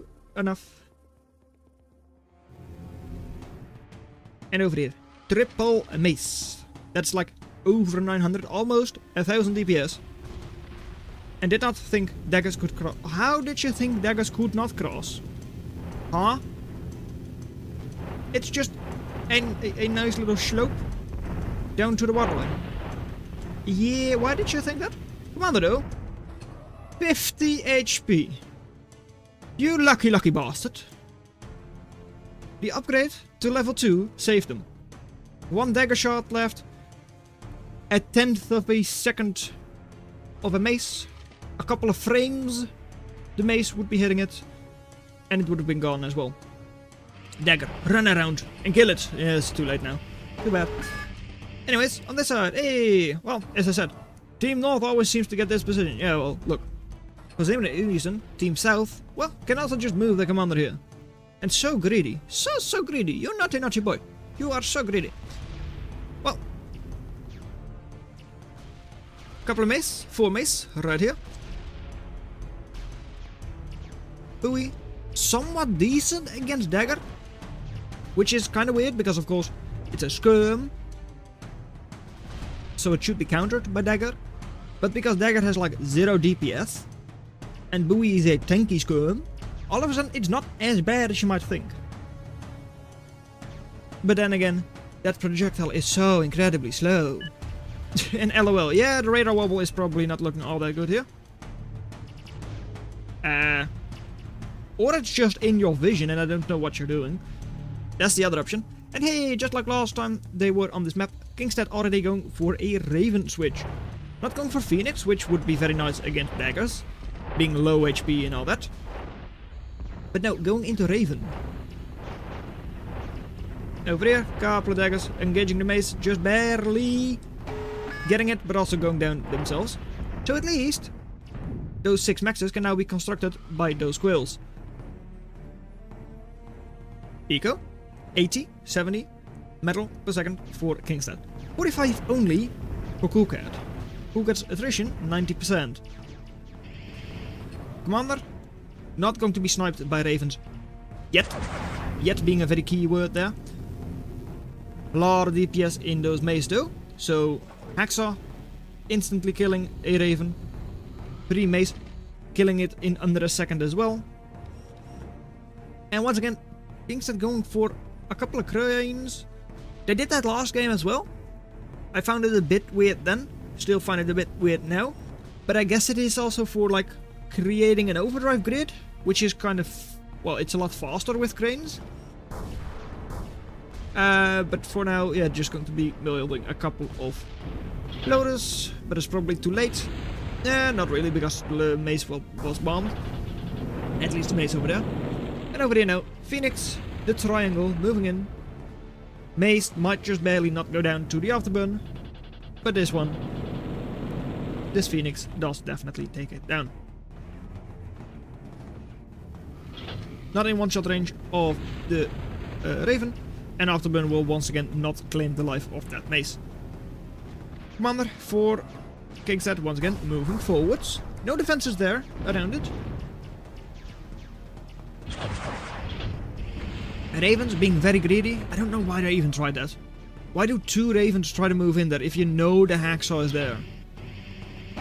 Yeah, I don't get it. You're still 2 shots off. Next hacksaw is being constructed. Yeah, okay. King's, I don't agree with your reasoning there for like trying to snipe that commander with that few planes. Like, if you had like 6 planes, I was like, yeah, go ahead. Go for it. But like, going in with like 1 at a time, doesn't make sense. Over here, Scalpel versus Bowie. Scalpel, the incredibly slow turning skirmisher, versus Bowie, the incredibly slow projectile that can be dodged by pretty much everything except for Scalpel. Yeah, weird matchup indeed. And hey, there they go. Nicely done. Ducks will get burned alive by their own Phoenix. Hacksaw gets destroyed by the Raven. Once again though, Kingstead is very good with the eco. Once again, a couple thousand more made. No access. So yeah, 3,000 more. 3,000 more value. Army value, they are technically slightly behind. Which is also partly because, well, double Phoenix. Phoenix are expensive units. Oh, already over 1,000 invested in just a Phoenix. And of course, this isn't cheap either. 3,300 worth of, well, Riot Skirm. What is Kingstead over here? Only a couple of daggers. And of course their own Air Force, which is also expensive. Burning everything alive. Geothermal not being used for the overdrive grid. Whereas over here the grid is pretty much all being used. Super low wind, 0% wind, so all of this is struggling. At least they do have enough energy to keep up with the production through the geothermal and the fusion and all that. At least I believe the fusion, right? Yeah, right. So like, that's not going to be an issue yet. Overdrive will slow down quite a lot though. Ducks all being burned alive by the Phoenix. So even though it was looking really, really bad for Coolcat, at least part of this game, all of a sudden with like 3-4 more cow takers that might just barely go down. One of them does, this one. Oh, just barely does, and these 2 also do not go down. Okay. Was way closer than it... Well, not that it should have been. It was very close. Commander though, yeah, once you're in this position, I am going to agree with you. That is a very strong position behind the enemy. Especially because you're denying another like 4 to 6 maxes. In which case, like, yeah, they've got reclaim, which is very strong. Yeah, 50 versus 90 though, 70. But with, yeah, Halbert, Ravens, Commander should be cleaned up. Still though, if it was able to get this position and hold it, it would have been a very strong position. It's just that it is overexposed and it should be cleaned up. Even though you have pickets. Pickets are fun and good units, like buildings. Not against Halbert. Armored up, as long as they are not in an active fight. Right, when they're armored up, they take a lot less damage. Only a third. So the alpha damage from pickets all of a sudden pretty much useless against them. But for now, because you only have like 4 halberds moving in, for now they will, or like the commander will stay alive. But it will not be for long. Because once the ravens rearm, 2 shots and the commander is dead. The mace moving in, scalpel gets a shot off, there goes. Goodbye commander. That's 2000 reclaim. That, well, will pretty much guaranteed be for Coolcat. I don't really see a way that that reclaim is going to be for Kingstead. Especially not because they don't have a commander anymore. They are upgrading their geothermal up north. So they will get very nice overdrive, especially in a couple of minutes, or like seconds, I don't know how far it is. But even right now they are already having a lot more overdrive than Coolcat. How far are you along? 97%, well, I really shouldn't even have bothered to look there. 0 flail, 0 angler. I mean, if you have swifts, it does make sense, right? That's already pretty much all the flex anti-air you need. But yeah, especially for like Coolcat, who doesn't really have swifts, it could be very nice. Especially because the air force from Kingstead is quite large. Also nice about, well, swifts cannot be hit by the enemy air units at all. Whereas angler or flail, even though it's probably not exactly a good fight to take with your ravens, they can take it. And with this many ravens, all of a sudden taking down a flail or 2 is not really going to be that expensive for you. Goodbye to all of those quills. A lot more burning. Not sure, yeah, some of these are definitely still going to die. And the halberd push on the other side. Still all quite healthy. Ducks are running past. How much are they able to do? Ducks, not really doing a lot of damage, but there are quite a couple of ducks close by now. Still. Not that, but this. No, not that, this. 11. 125 damage each. So all of a sudden, yep, that fusion is gone, airpad is gone. Reload on those airplanes will be a lot slower. Burning all of the caretakers, a couple of the planes as well. Not ideal. OMG, what chaos. Yeah, this is definitely chaos. On the other side, halberds once again moving forward, giving it a bit of an opening for your scalpel as well. Loaders getting burned alive by your own Phoenix again. But all of a sudden, with most of those halberds being cleaned up and all that, army forces, army for Kingstead is looking quite good. They are accessing, because a lot of their production has gone down. Airpad has gone down and all that, right? A couple of caretakers. So all of a sudden that's not as good. Eco is still amazing for Kingstead, even though there is a lot of reclaim that Coolcat should also be getting. Yeah, not that much army value over here. Could all be cleaned up by the ducks. Ducks are able to dodge the slow projectile from halberd quite well. So even though halberd doesn't die, the ducks don't die either. These halberds will be raiding. Will be taking care of, well, probably both of these maxes. Yeah, even though they're running past, they will do that. And then into the geothermal, not defended from this side at all. Air Force is all being sent there. At least that's good, because you can clean up those halberds. You do have enough for that. And a couple of them do tag it. Alright, there come the precision bombers, the ravens. But yeah, look at how many shots from ravens you need. Halberds are also like fast enough that the ravens like kinda barely sorta miss. But yeah, 1450. Do that times 3. That's how much damage the ravens need to do in order to deal with halberds. Where are you going, halberds? You're on a mission. A mission to destroy, but I don't know what you want to destroy. That geothermal though, that could have gone down. It would have taken a while, it would have taken you 10 shots. But it would have been a very good target for you. Like a fusion sounds good, but it's not as expensive as a geothermal. And it's closer to all of the reinforcements and all that, so I don't think this raid is going to be all that effective. Only a single halberd is left. It does do good damage. It's in the correct position, but yeah, because it's not armored up, all of a sudden the ravens don't need to do like almost 4,000 damage, and it's cleaned up. Dante, once again, just like last time, Kingstead going for the Dante push. First one is up, second one is coming in shortly, 20 seconds more. Not pushing it out as quickly as they were able to do last time. And 6000 HP, that's still a lot, but there are also quite a good number of helmets here. So, it's close, but for now, the Dante will still stay alive. It's still just like, what? What's happening? It's an even trade. It is an even trade where all of the reclaim, 2000 reclaim, is for Kingstead.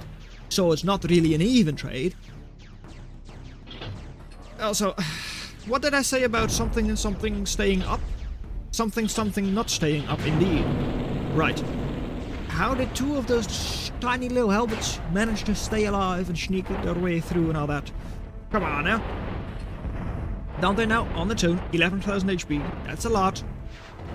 Having to face off against 21 helmets on its own though. Not really what it wants to do. Because even though it does a lot of damage, spread out helmets, armored up. Yeah, helmets still soak a lot of damage. They dish out quite a lot of damage as well. Is it enough for 11,000 damage though? Especially with all of the Ravens and Phoenix helping the Dante out, and I can't even see the Dante. Is the Dante alive? No, it isn't as expected. Ducks, coming from the other side of the river, will be cleaning up the geothermal. Not nearly as important as it was on the other side, because this was of course an advanced geothermal. But it's a geothermal nonetheless. Eco 150, 100 reclaim though, so take it with a grain of salt. Versus 50. But even then, 100 with like less reclaim, then it's like 100 or 80 versus 50. Yeah, still not really what Coolcat wants. Army value, still a lot more value for Kingstead. Total value, story is even better for Kingstead at double the value. So yeah, gunship plant is also up. Not sure what they're going to be producing from it. I really don't know. Is it going to be for like dropping scallops in the enemy base? Would be an option. Is it just going to be for Qrow? A game ender that you see quite often? Or is it going to be for something like bland, like a harpy switch or something like that? We could see that. Don't know if we will. Don't know if we will see any gunships by now. Because the next set of helmets are in the base. Gunship plant should stay alive. I don't know why it would go down. It seems like in this case all of the helmets will be cleaned up. One is left, but I assume Kingstead is the one to clean it up shortly. It is, good. So indeed, gunship plant does stay up, and it is going to be Qrow. Alright. Standard old boring game ender Qrow. It's expensive, as I said, game ender. Look, game has ended. Qrow was coming in. GG.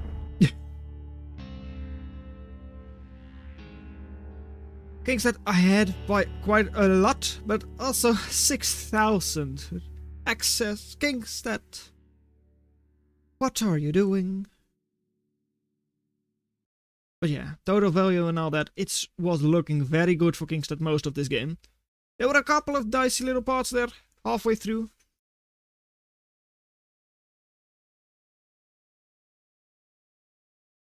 And yeah, Kingstead.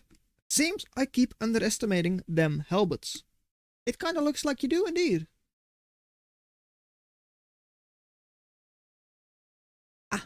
So it seems like Steel Vital is casting the third place match between Sixy and Steel Blue. So that is good to see. That it is at least being cast by someone.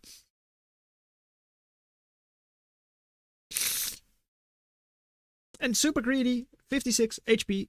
Commander, glad I morphed extra armor on him. Yes, indeed, I assume you are glad about that. Okay, so. What's next? Well, next up is game 2, because remember this was only game 1 out of the best of 5 for the final.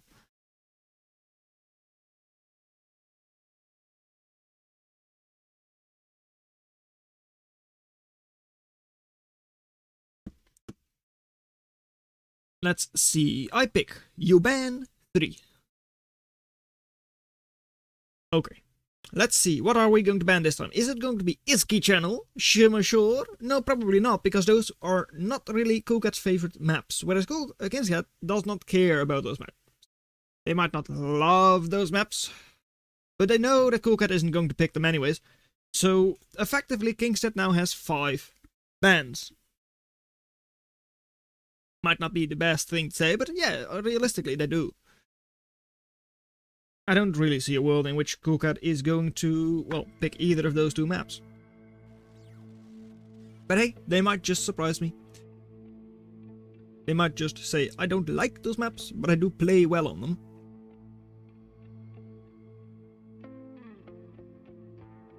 And it's going to be Copper, Wanderlust, Prestige.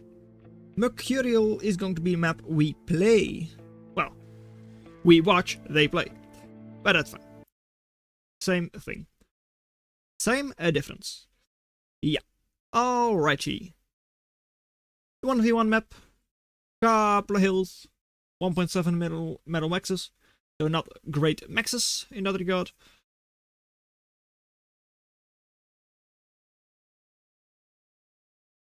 Recon commanders are an option. Jumbots, spiders, rovers, shields, everything is possible. And yet, people end up hating the map. Wow, because it is a hilly map.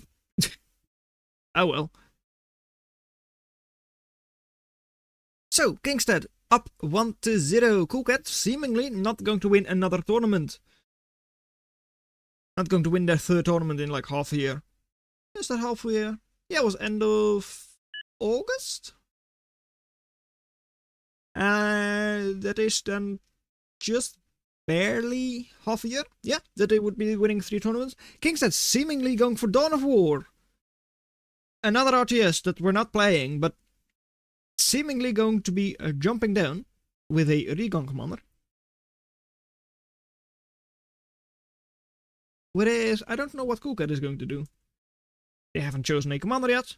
They're thinking very hard what they're going to play, because they haven't seen this map before. They haven't played it in their lives, ever. They don't yet know what to do. Kingstead do. They know what to do. They say, I take my recon commander. I jump it down. I build base. Coolcat is going for Blade Master Shinobi, who is a Shinobi ninja that is going to jump down into the shadows, yet build a rover assembly up north, well, up top. So it's going to be rovers, 4 in the red, Coolcat, 1, 2, 3, 9, 12, 39, versus in the blue, rovers as well, but on the low ground, it is Kingstead, also with that recon commander. So, Fencer rushing. Interesting. Is it going to be a true Fencer rush, where you're also going to send your commander forwards and all that? I mean, you are holding your Fencer back, you're building another. Commander is moving forwards. Okay. Seems like it will be a true Fencer rush. That's going to be an interesting one, because the base for Coolcat is of course completely split. Because if you target this isn't actually under any pressure. Not really. I mean, maybe the wind generators are, but at least the factory itself isn't. So, but they're also, but they're also not sending their fences forwards, and they're also getting up more eco, as in they're making a mason. Huh? Okay, there they come. Finally. Maybe this is a well-calculated plan that because the fences are faster than the commander, they'll just catch up at the perfect time? Maybe. Very slow unit? Question mark. Oh, no. This one. Very slow unit. It's my mom. She's so fat, she doesn't move that well. It's 3-4 slow units. 1, 2, and 3. Commander double fencer. All of a sudden that Ripper doesn't look too good. Because you're sending a riot into a skirm. I mean, could Kingstead have had it any better? Commander to deal with an enemy recon commander, so that's an even trade just there. Dodge, super low HP, so even though you are technically the counter to skirmishers. You can't really get in close. Ripper, too slow to really do anything. Commander with DPS weapon as well, so should be good there. Ripper not able to use its AoE, and now it's Commander versus Commander. Wow, WTF, Kingstead already wins. GG, that was game 2. It's over. Sorry. Fencer Rush. It's been a hot minute since we last saw a Fencer Rush. I'm pretty sure last time we saw Fencer Rush was... I don't know, Chungus versus Goda on Z during the last Fight Club? Last Fight Club of the year, I believe? I think that's the last time. Might be. The Fight Club I cast, at least. Not the last one, that was. Last one I played. Yeah. But I think that was probably the last time I saw Fencer Rush. But that Fencer Rush was not effective. Speed equals win. The speed is key. Indeed it is. All of a sudden, Kingstead up 2-0. This might just be over before the best of 3 losers final. Or like the best, where do you call it? 3rd place battle. Because that one is currently 1-0 for Steel Blue. And it's still early game in that match. I'm just quickly watching the stream from Steel Vital. Yeah, they're a minute and a half into the other match, at least on the stream. Where, well, Steel Blue is actually kind of behind. Is Emfbots versus Rovers on Canis River. At the same time, though, we are only less than 2 minutes into that match, so everything is still up for grabs. There are a couple of raiders, but that's about it.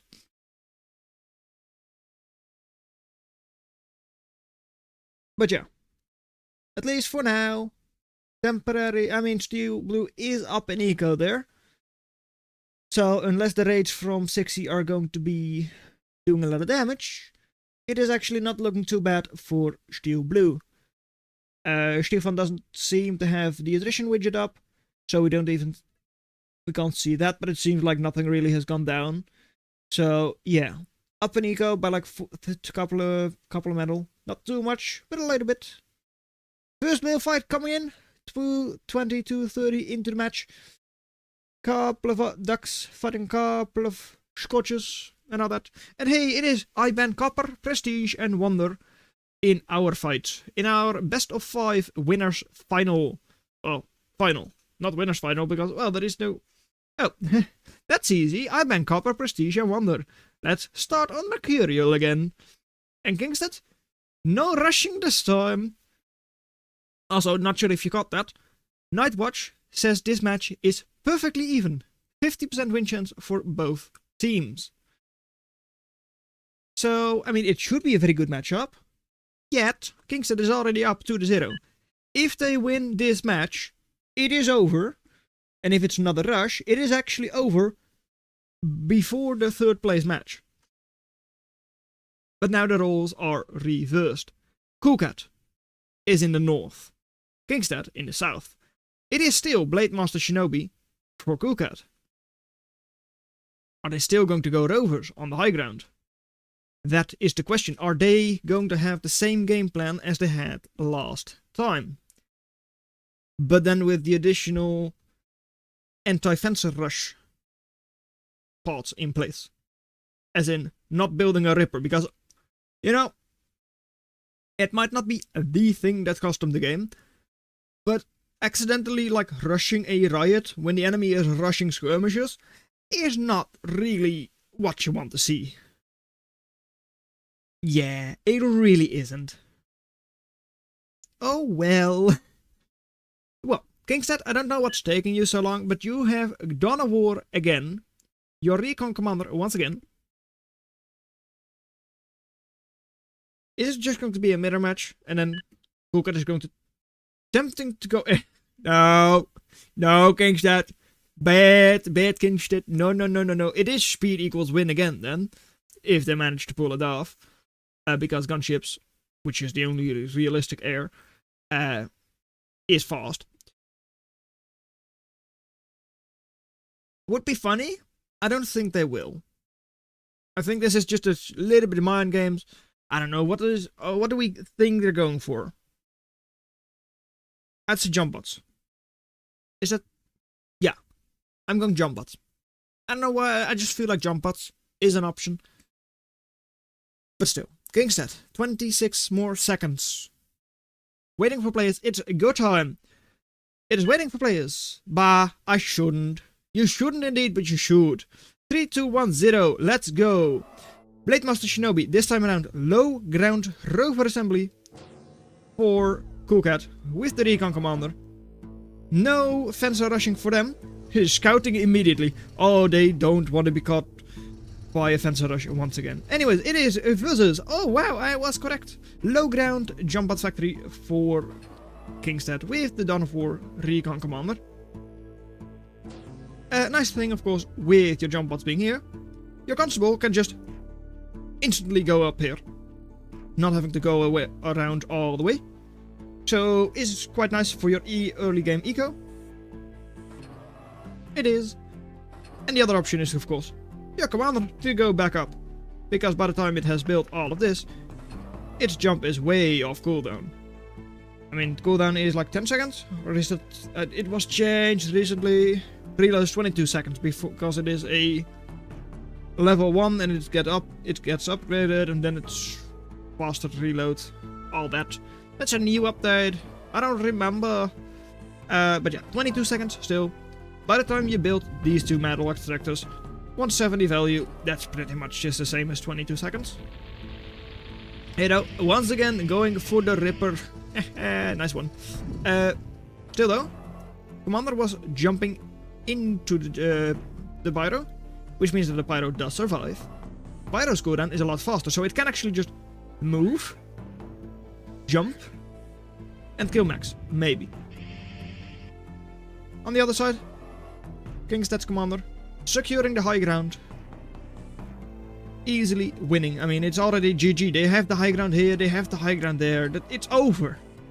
It is so over. They don't have scouting on the fences though. They know about the Ripper, not the fences.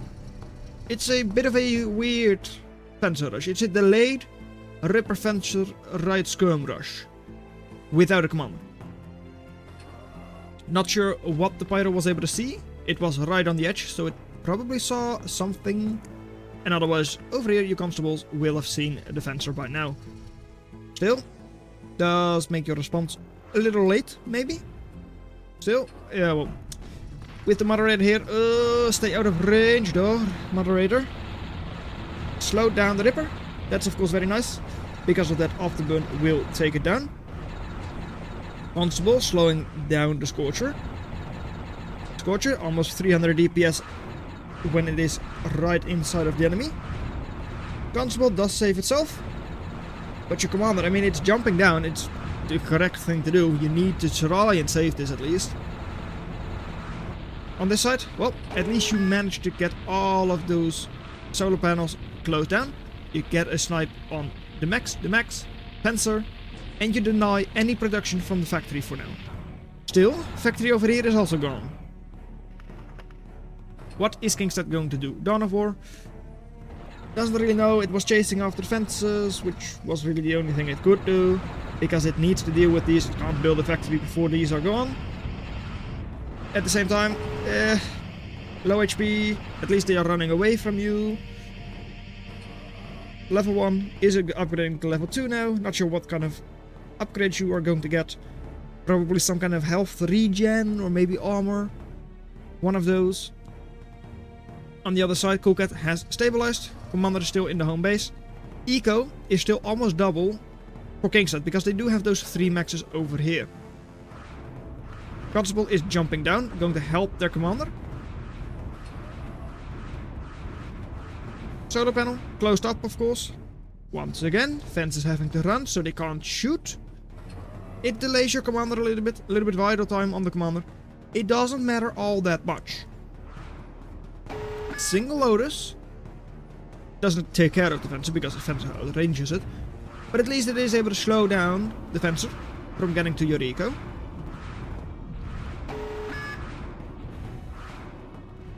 But it's still going to be a bit of a difficult one for Kingstead. 90% attrition, that doesn't look too bad. Eco, I mean, that looks good as well. You're ahead in eco. But you are really behind. Total value, well, it's kind of close, right? Army value, that's not, they don't have a lot either. Yeah. The fact that your base is gone, your factory has been destroyed, is a bit of an issue. Lotus is now also gone. That means the eco will all be cleaned up. Fencer is coming in. Commander is not going up there. Constable isn't either. So 25 eco because of that slight amount of reclaim. By now, Coolcat has also gotten up 13, 14 eco. Doesn't sound like much, and it isn't. But it's enough. Because it evens it out. And without a factory, that is... yeah, I want to say no shot that Kingstead wins. Because I really just don't know. I don't know how you could ever get back from this. I mean, your factory is like halfway done. At least those metal extractors were up most of the time. Right? So you still invest like 30 build power. Not really, because you don't have the energy. You really might want to just focus those. Not sure. But level 2 commander, it is moving forward. What kind of weapon? Machine gun. Okay. But you're facing off against the Ripper plus level 1 commander. Yeah. Yeah. Over here, because not... well, the pickets are not both engaging. Fencer was able to take care of at least one. The other one does clean it up. But now the next Fencer cleans it up. Yeah. Commander v Commander. How strong is that Ripper Fencer? Also, Commander from Coolcat does outrange the one from Kingstead. And the extra DPS from the Ripper, from the Fencer, pushes the Commander away. It's a good try, and they do manage to get the Commander, or like the factory, back up. They're building more eco. 28 eco though, versus 14. Super low HP Commander, versus one that's like double the HP. Yeah, your like jump is slightly faster now? No, it isn't even. Okay, don't know what was special about. Was it the jumping speed then rather than the reload? I don't remember. Anyways, the Commander 500 HP, say goodbye. Most likely, yep, there it comes. Yours is on cooldown, so goodbye Commander. That sounds like GG. But still, Kingstead tries. And you know what? Trying your best is what you should be doing. Especially in a tournament where, well, it is for first place. So Kingstead didn't hear no bell. 26 versus 33 eco, but 15 of it is reclaim. Pyro, almost no damage dealt to it by the Fencer. This Fencer now does deal quite a bit of damage to it, because this one stood still in time. Was able to take advantage of its range. Max gets cleaned up. Ripper is being outran. Pyro, jumping away, does not get away. So you manage to get up, well, get rid of a couple more maxes. But that is about it. Kingstead eco is still like 14 to 16. It's 30 to 40 eco on Coolcat side. Still doesn't feel like they have a lot of eco. It feels like they could have a lot more, but yeah. No. Is this second match? Yes. Third, sorry.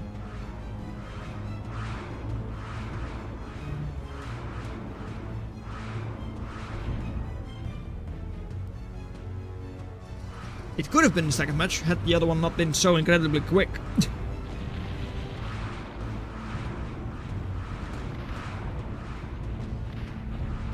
Anyways, this one will be over. I mean, it really will be. Like, Kingstead don't fight on until the last idle constable. Okay, there it is, GG. Right. First time, Mercurial, rush from Kingstead. Second time, it is a semi-rush by Coolcat. And both of them go down to the enemy's rush.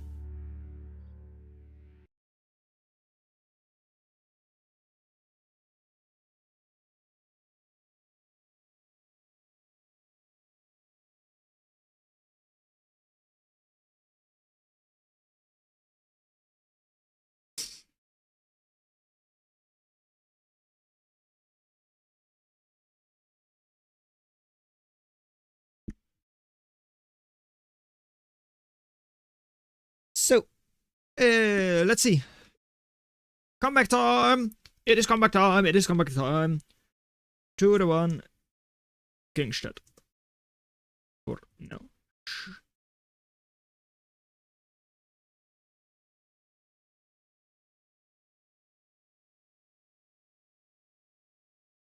Yeah, 2 to 1 Kingstead for now. It is 2 to 1. Yes, indeed it is. So comeback time. Banning the 2 semi-amps and cannons. Okay, so it is not going to be banning Iski and Shimmer. It is going to be banning Shimmer and Iski. Okay. Original, cool cat. Original indeed. Not under your copy-paste anymore. Stop banning my favorites. Cool cat. Kingstead, you didn't even know cannons existed before today? Well, you kinda did because you had played it before, but you kinda forgot about it again. And the other two, yeah, you beat Steel Blue on. So I guess I can understand why it is your favorite. But I really don't know if you like playing those. I don't.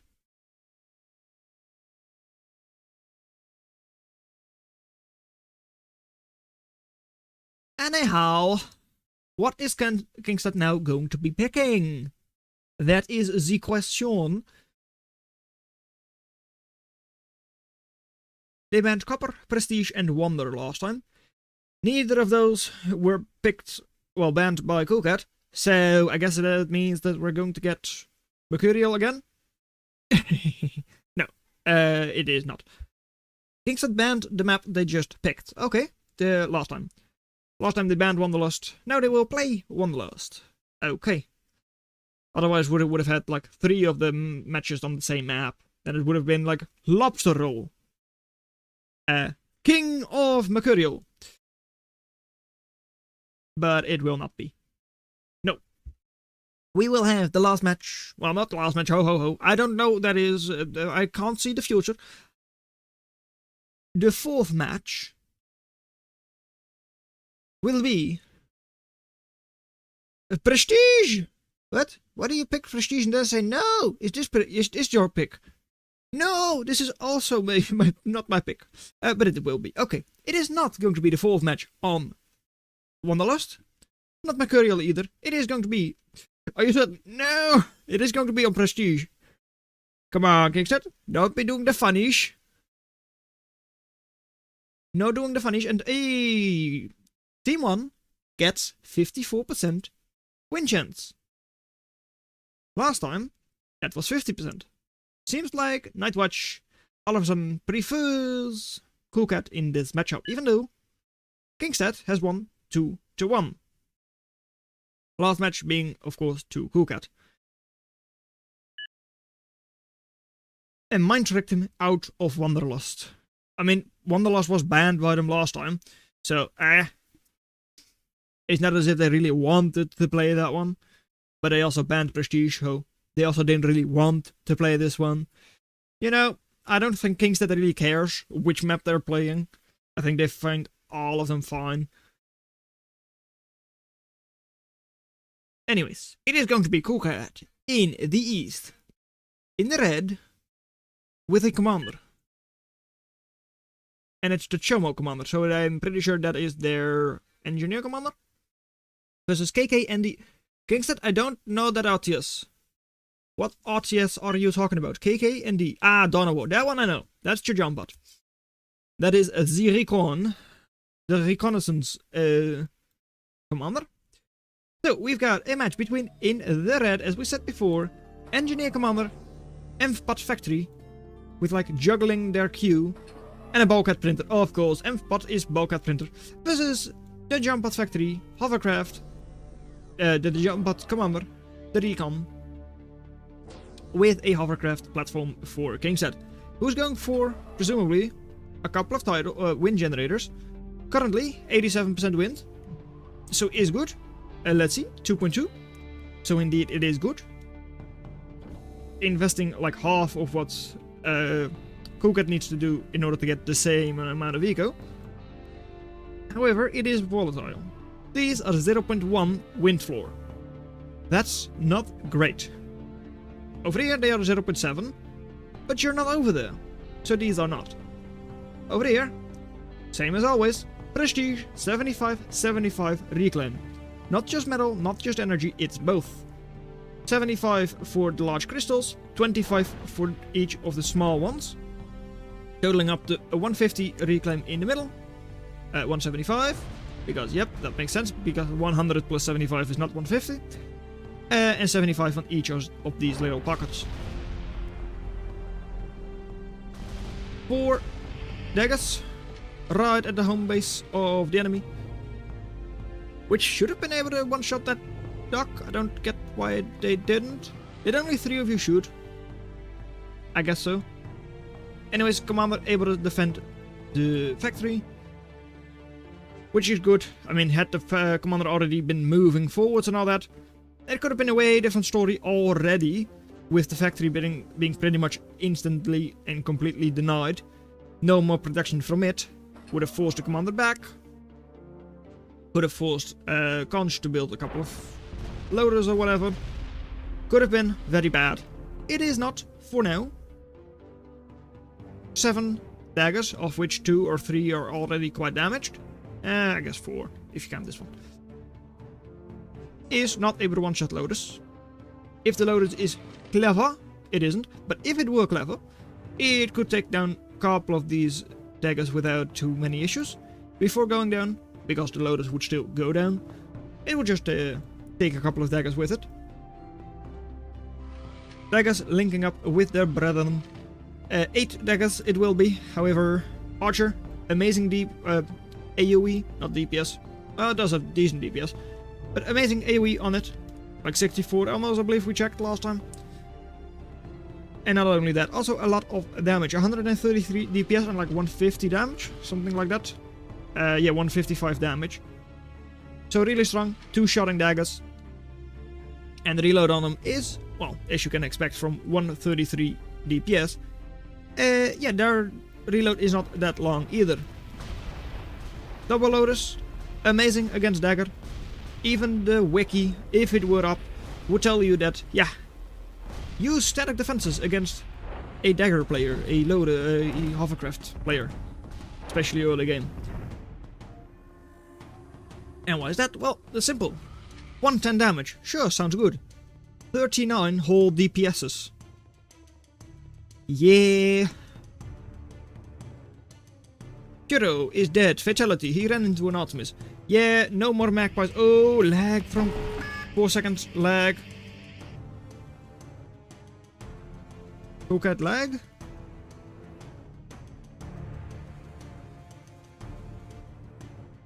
Two to one. Who's third? Who is third? Well, I believe that is Steel Blue. Yeah, indeed. Steel Blue is third. Okay, seems like the lag from Cocat has gone away. However, it is looking scary. Once again, Kingstead with a bit of a rush. A lot of reclaim, 320 reclaim there. Really strong. Mace forwards, not really something a single scallop can deal with. I mean, it gets outranged by the mace, it gets out DPS'd by the mace. And the same goes with those archers. So, Commander, over here. Chomo X Logics.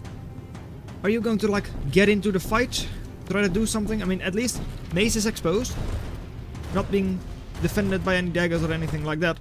So it does get damaged quite heavily. Doesn't go down, which is important, of course. But it does get damaged. Should be healed up. Will be healed up. And 4 lobsters, or scallops, which will be lobbed, are soon available. 4 of them is easily enough to, like, take care of that commander. Especially if it is on cooldown, but it is not for now, of course. It could easily kill it. And the mace just running around for now.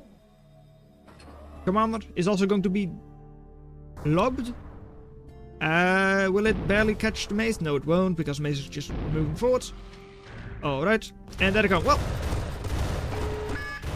Commander jumping away, that is the correct option. However, it doesn't jump very far, and all of a sudden it is gone.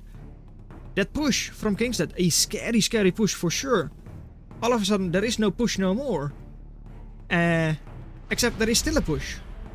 A general hovercraft push. Still 9 daggers. That's almost 1,000 burst. Running away, not exactly great because you're not engaging anymore. Keeping out all of the eco, 7.7 only for Cool Cat. Couple of solar panels were shut down, all of the maxes are gone. 6, that's what your starting eco is for Cool Cat. But they do still have a lobster. They do still have a lobster. I was about to say they had a lobster, but no, it is not able to one-shot a lobster.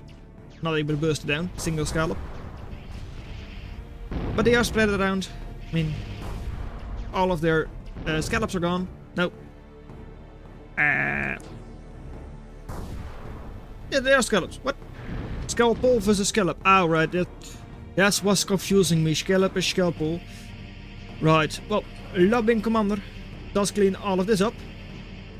Can also 1v1 a mace. So that is good for them. Especially with a slow down mace because of the buoy. Wow, dodgy mace!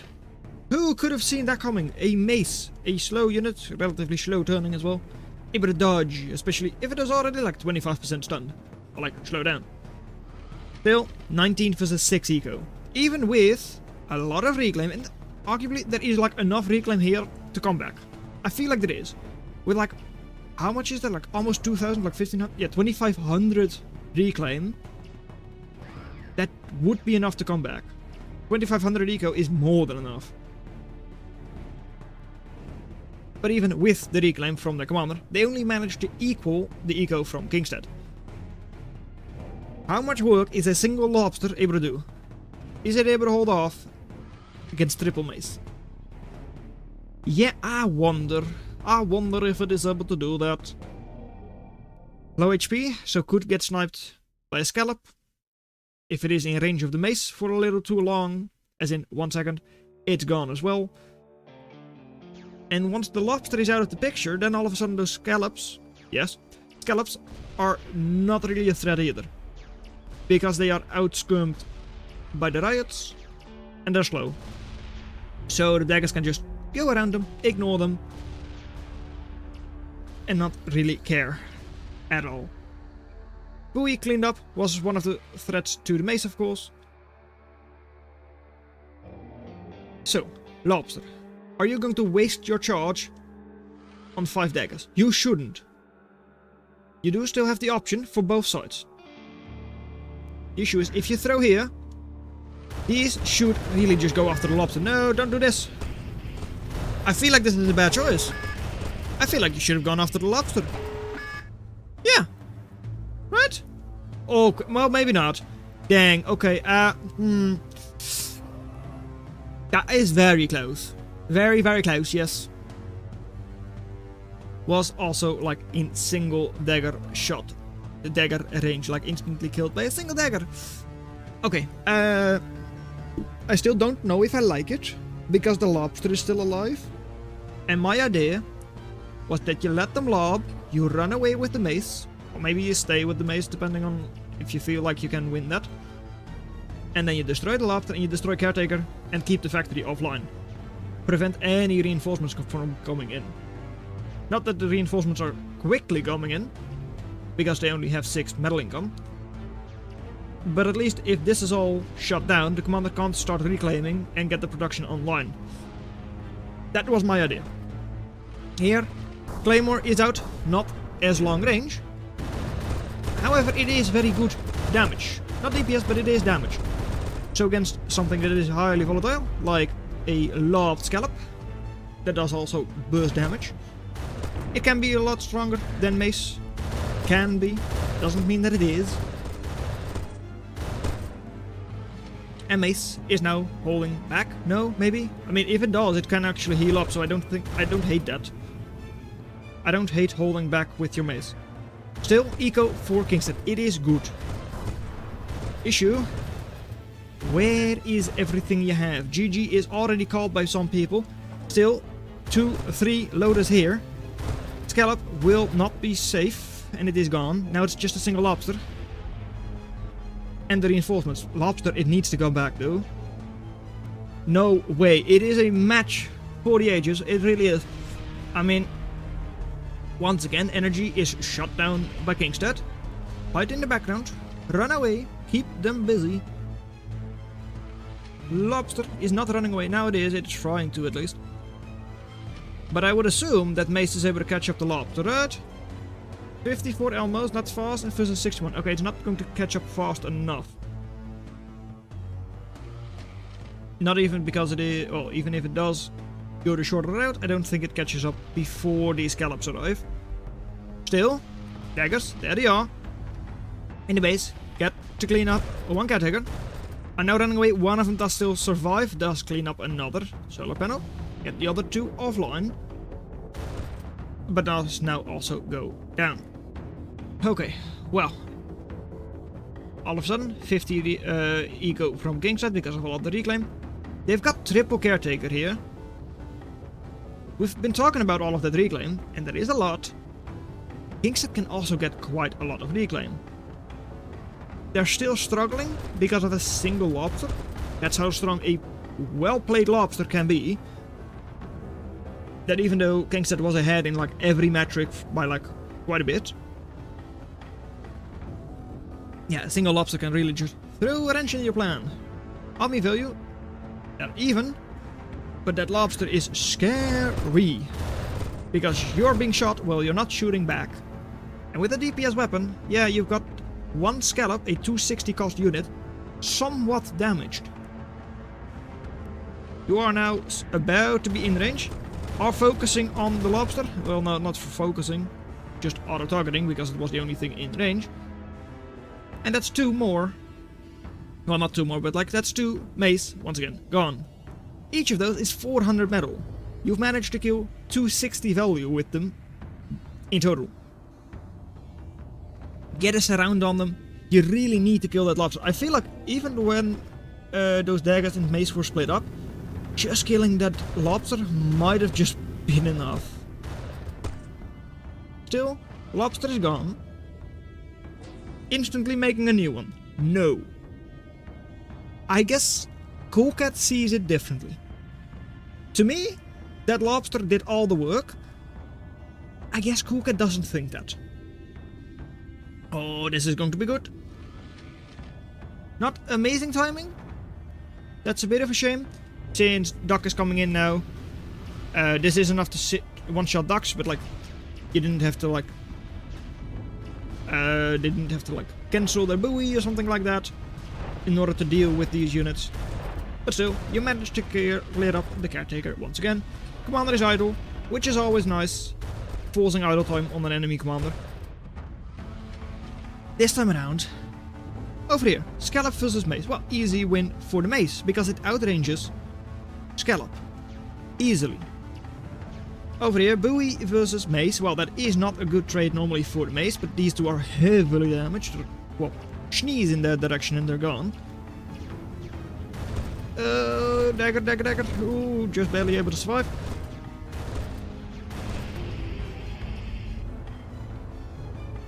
A little bit more than sneezing. This one though, yeah, I sneeze and it's gone. It really probably should just sit there, I feel, but like, oh right, my bad. This is live, so I shouldn't be drawing, or at least I don't feel like I should be drawing. Just another RPS win. GG. 3-1, Kingstead wins in a very weird matchup. It really is a weird matchup, but base extraction they were just ahead, overdrive way ahead, and reclaim they still managed to get a whole lot.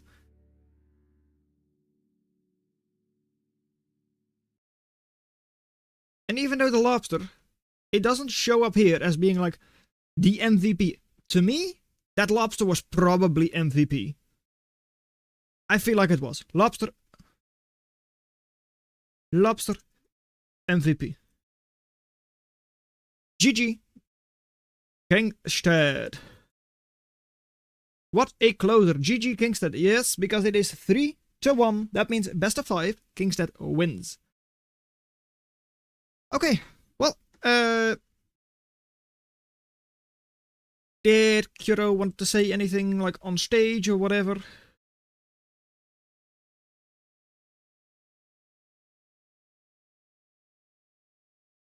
To jump up stage or something, or just finish it. Cool Cat didn't either. Lol. Cool Cat didn't sign up, Kingstead didn't sign up, and yet both of them made it to the end. Speed win from Jaybird, the last one. Okay, so yeah, didn't really miss anything there. Nah, y'all good to go. Okay. So, welcome, well done. You made it to the end. It is over. We've got finishing results. Kingstead, number 1. Cool Cat, number 2. And Steel Blue defeating 6C for 3rd place. We missed that one, but it was caused by Steel Vital. So, good job everyone. Was a very fun tournament, and also it was a lot shorter than the other one. That's a good thing. But that is what I'm going to leave it off. I'm going to stop right there. Don't really think we have anything where we can say, like, go there or something, right? Don't think so. Yeah. Yeah, I don't think I have anything that I want to promote or say, go there. That's him. What is him? That is Kingstead. Kingstead is the winner. It is. They are. Well, okay, I suppose I probably take him on C, but every land match is glaive win for him in under 2 minutes. Well, that's the thing about tournaments. You didn't have to face Skell. GG, you win. Good luck next. But yeah, as I said, I think that is about it. I don't think there is anything else. Qrow, of course, sadly had to drop out from casting. They were having like technical difficulties. But we did have Steel Vital cast a lot of other matches. Was also just playing a couple in the meantime, during the breaks and all that, but yeah. Fun tournament, should do this again at some point. But that is indeed where I'm going to leave it off, unless we have someone who is urgently wanting to say something. Doesn't seem like they do. In which case, a 3, a 2, a 1. Players are not ready, so stop